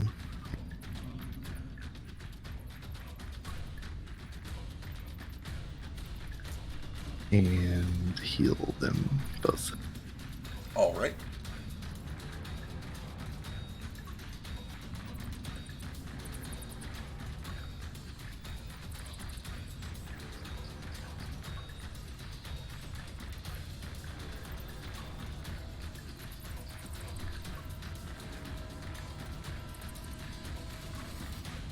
While he is getting the heals out of the way, that brings us to Flick, who's got rebound points to spend. Holy shit, that's a big heal. Oh, it's a 4th level Cure Wounds. That would do it. Yeah, so I never looked into rebound points. I'm probably going to end up wasting these and not using Yeah, which is probably. sad. It's okay. I'll look into it and regret it later. So, There's not really anything you can do on your own turn with them, but like you can use it to make basically a legendary action attack with it. Is a thing that you can do. ooh, that's cool. Yeah, that's one of You the get them things. until you take a short rest, right? Yeah, Or roll initiative again. Right. On So your basically, turn, you can if use you them don't to use gain some speed, but that doesn't really matter. You might need it for the water. True. You get an I mean, I increased haven't 5 feet of moved, movement so I speed can for back each, dash again, though. That's also true. I might use it to get out of here, though. If nothing else, if Ace doesn't kill this thing, you can use it to take another stab. Yeah. So Nomad gets 20 health, and Gale gets 7 health. Holy Or I could shit! do- Look at that damage! Oh, that's real good damage, too. 25 damage. 7 Plus hits, my 8. plus your 8. I thought the 8 was for only for the Eldritch Blast, or is it for It everything? swaps back and forth every other attack, Oh. basically. Yeah. When he stabs, it switches to the Eldritch Blast, and when he Eldritch Blasts, it switches to the stab. Okay, that's 33 points of damage. God, it's This still up. thing howls out, and I assume it's also now sheathed in thunder. Uh-huh. Oh boy. It's not looking very good, but it is still up. Okay, I'm happy with that, though. I finally hit the damn thing. I was gonna say. Yeah, Finally getting you all that did it. damage in there. Alright, that brings it to Ace's turn. It wasn't even a crit. So no one can see this, but I like run and slide out here, and then I like throw I use my bonus action to throw Hunter's Mark on it, and then I attack. And hope that I hit. Just deal like another 40 damage before the night's over. Nope, it's a miss. Oh no. Oh, it's a miss. Anything else? One more attack, I'll right? move back over. Oh, No, I don't wait, get that's that yet. right, yeah. It's okay. I've already done 149 damage since we I got was gonna engaged. say, Hey, you're fine. tearing shit up. So can I use Actually, my I'm point to gonna- attack now? So yeah, now you can I'm do your actually rebound gonna strike. actually. Is this difficult terrain? Is what? Oh, the caltrops. You have Yeah. to move at half speed, or you're gonna take some damage. Yeah. You can So- do a deck save so, and move normal. So I can't do like I'm a ranger. I can just walk past it. It is not technically difficult terrain, so no. You could do a 1, deck 2, save and walk 3, by normal. 4, 5. I'll just stand right there. All right, you kind of tiptoe your If way I can through. see more stuff. I only have like 5 more feet of movement. I can't use that to move. Yeah, you'd have to have 10 to go anywhere. You could And I roll. just make a deck save and go through it normal to avoid Yeah, but also I don't want to take damage. one damage. Like All right. I'll have to make a concentration check, and I don't want to do. true. Also, until that 1 damage is healed, you move at half speed. Oh, that's gross. Flick burns a reaction and a rebound point to do a 21 for 11, and that is exactly enough. Haha. This thing shatters into bits. The stones seem to just disappear like dropping cotton candy into a swimming pool. And with that, everything goes quiet. And I know Flick's got to bounce, but that is where we'll pick up next week. Yeah. Does it go quiet because I see something right there? I think it's just a crap. Yeah, there's a crab hiding over there. And, It's just a crab. Let the crab go. well, but just so that this comes up before we kind of forget next week, when you guys do just a quick cursory glance, you do find that this crab has run away as far as it can go. But the reason it's gone as far as it can go is because there's a big fucking hole that just goes straight down as far as the eye can Oh see. no! How are we ever going to get over that? I wonder how it's so mysterious. Well, Here, Basu. I worked with Basu and hold my hands up like, I hate Yeah. I hate to inform you that I'm going to be working again next week, so you have to wait at least 3 hours into the session before I carry you over this hole. Notably, there is no over the hole, so this is just like a ledge and it goes straight down, but like, there's nothing past this hole, it's wall. Yeah, it's down the Oh. hole. I Remember guess last I could time we do went that down too. a really deep hole and then we all got mutated and almost died? Yeah, I didn't like that at all. I got to fly. I got a lot of good stuff from that actually. Yeah, you did. Also, I do make myself visible so that since we're out of combat, you know, if something happens, people can see me for a moment. Yep, as you guys kind of survey, and I know folks got to leave, you do find that there are 3 young Romethwood trees down here that appear to be in surprisingly good condition, despite being manhandled by crabs. Yeah, they're Crab handled. pretty sturdy. How heavy are they? Light. Can So I pick them up? Light enough for Ace to pick it up and look like a strong boy? So I have to do math here. 1 cubic foot is a pound rough. No, wait, that's not right. It's about 9 pounds. I got to double. My check. strength score is 5. Yeah, probably not. No, you might actually though, even with your 5 strength, be able to like drag them and move them around. They are surprisingly light. Wow. They are as light as balsa wood. Holy! Alright, y'all, I gotta call it a night. Same. Have a good night. All right, I'm heading out too. I got work Toodles. in the morning. With Good night, a everyone. good night. Playing everyone! With a So strength telling of me I'm 12. Secret generosity. I knew it all along. Secret genasi. Roper Whisperer.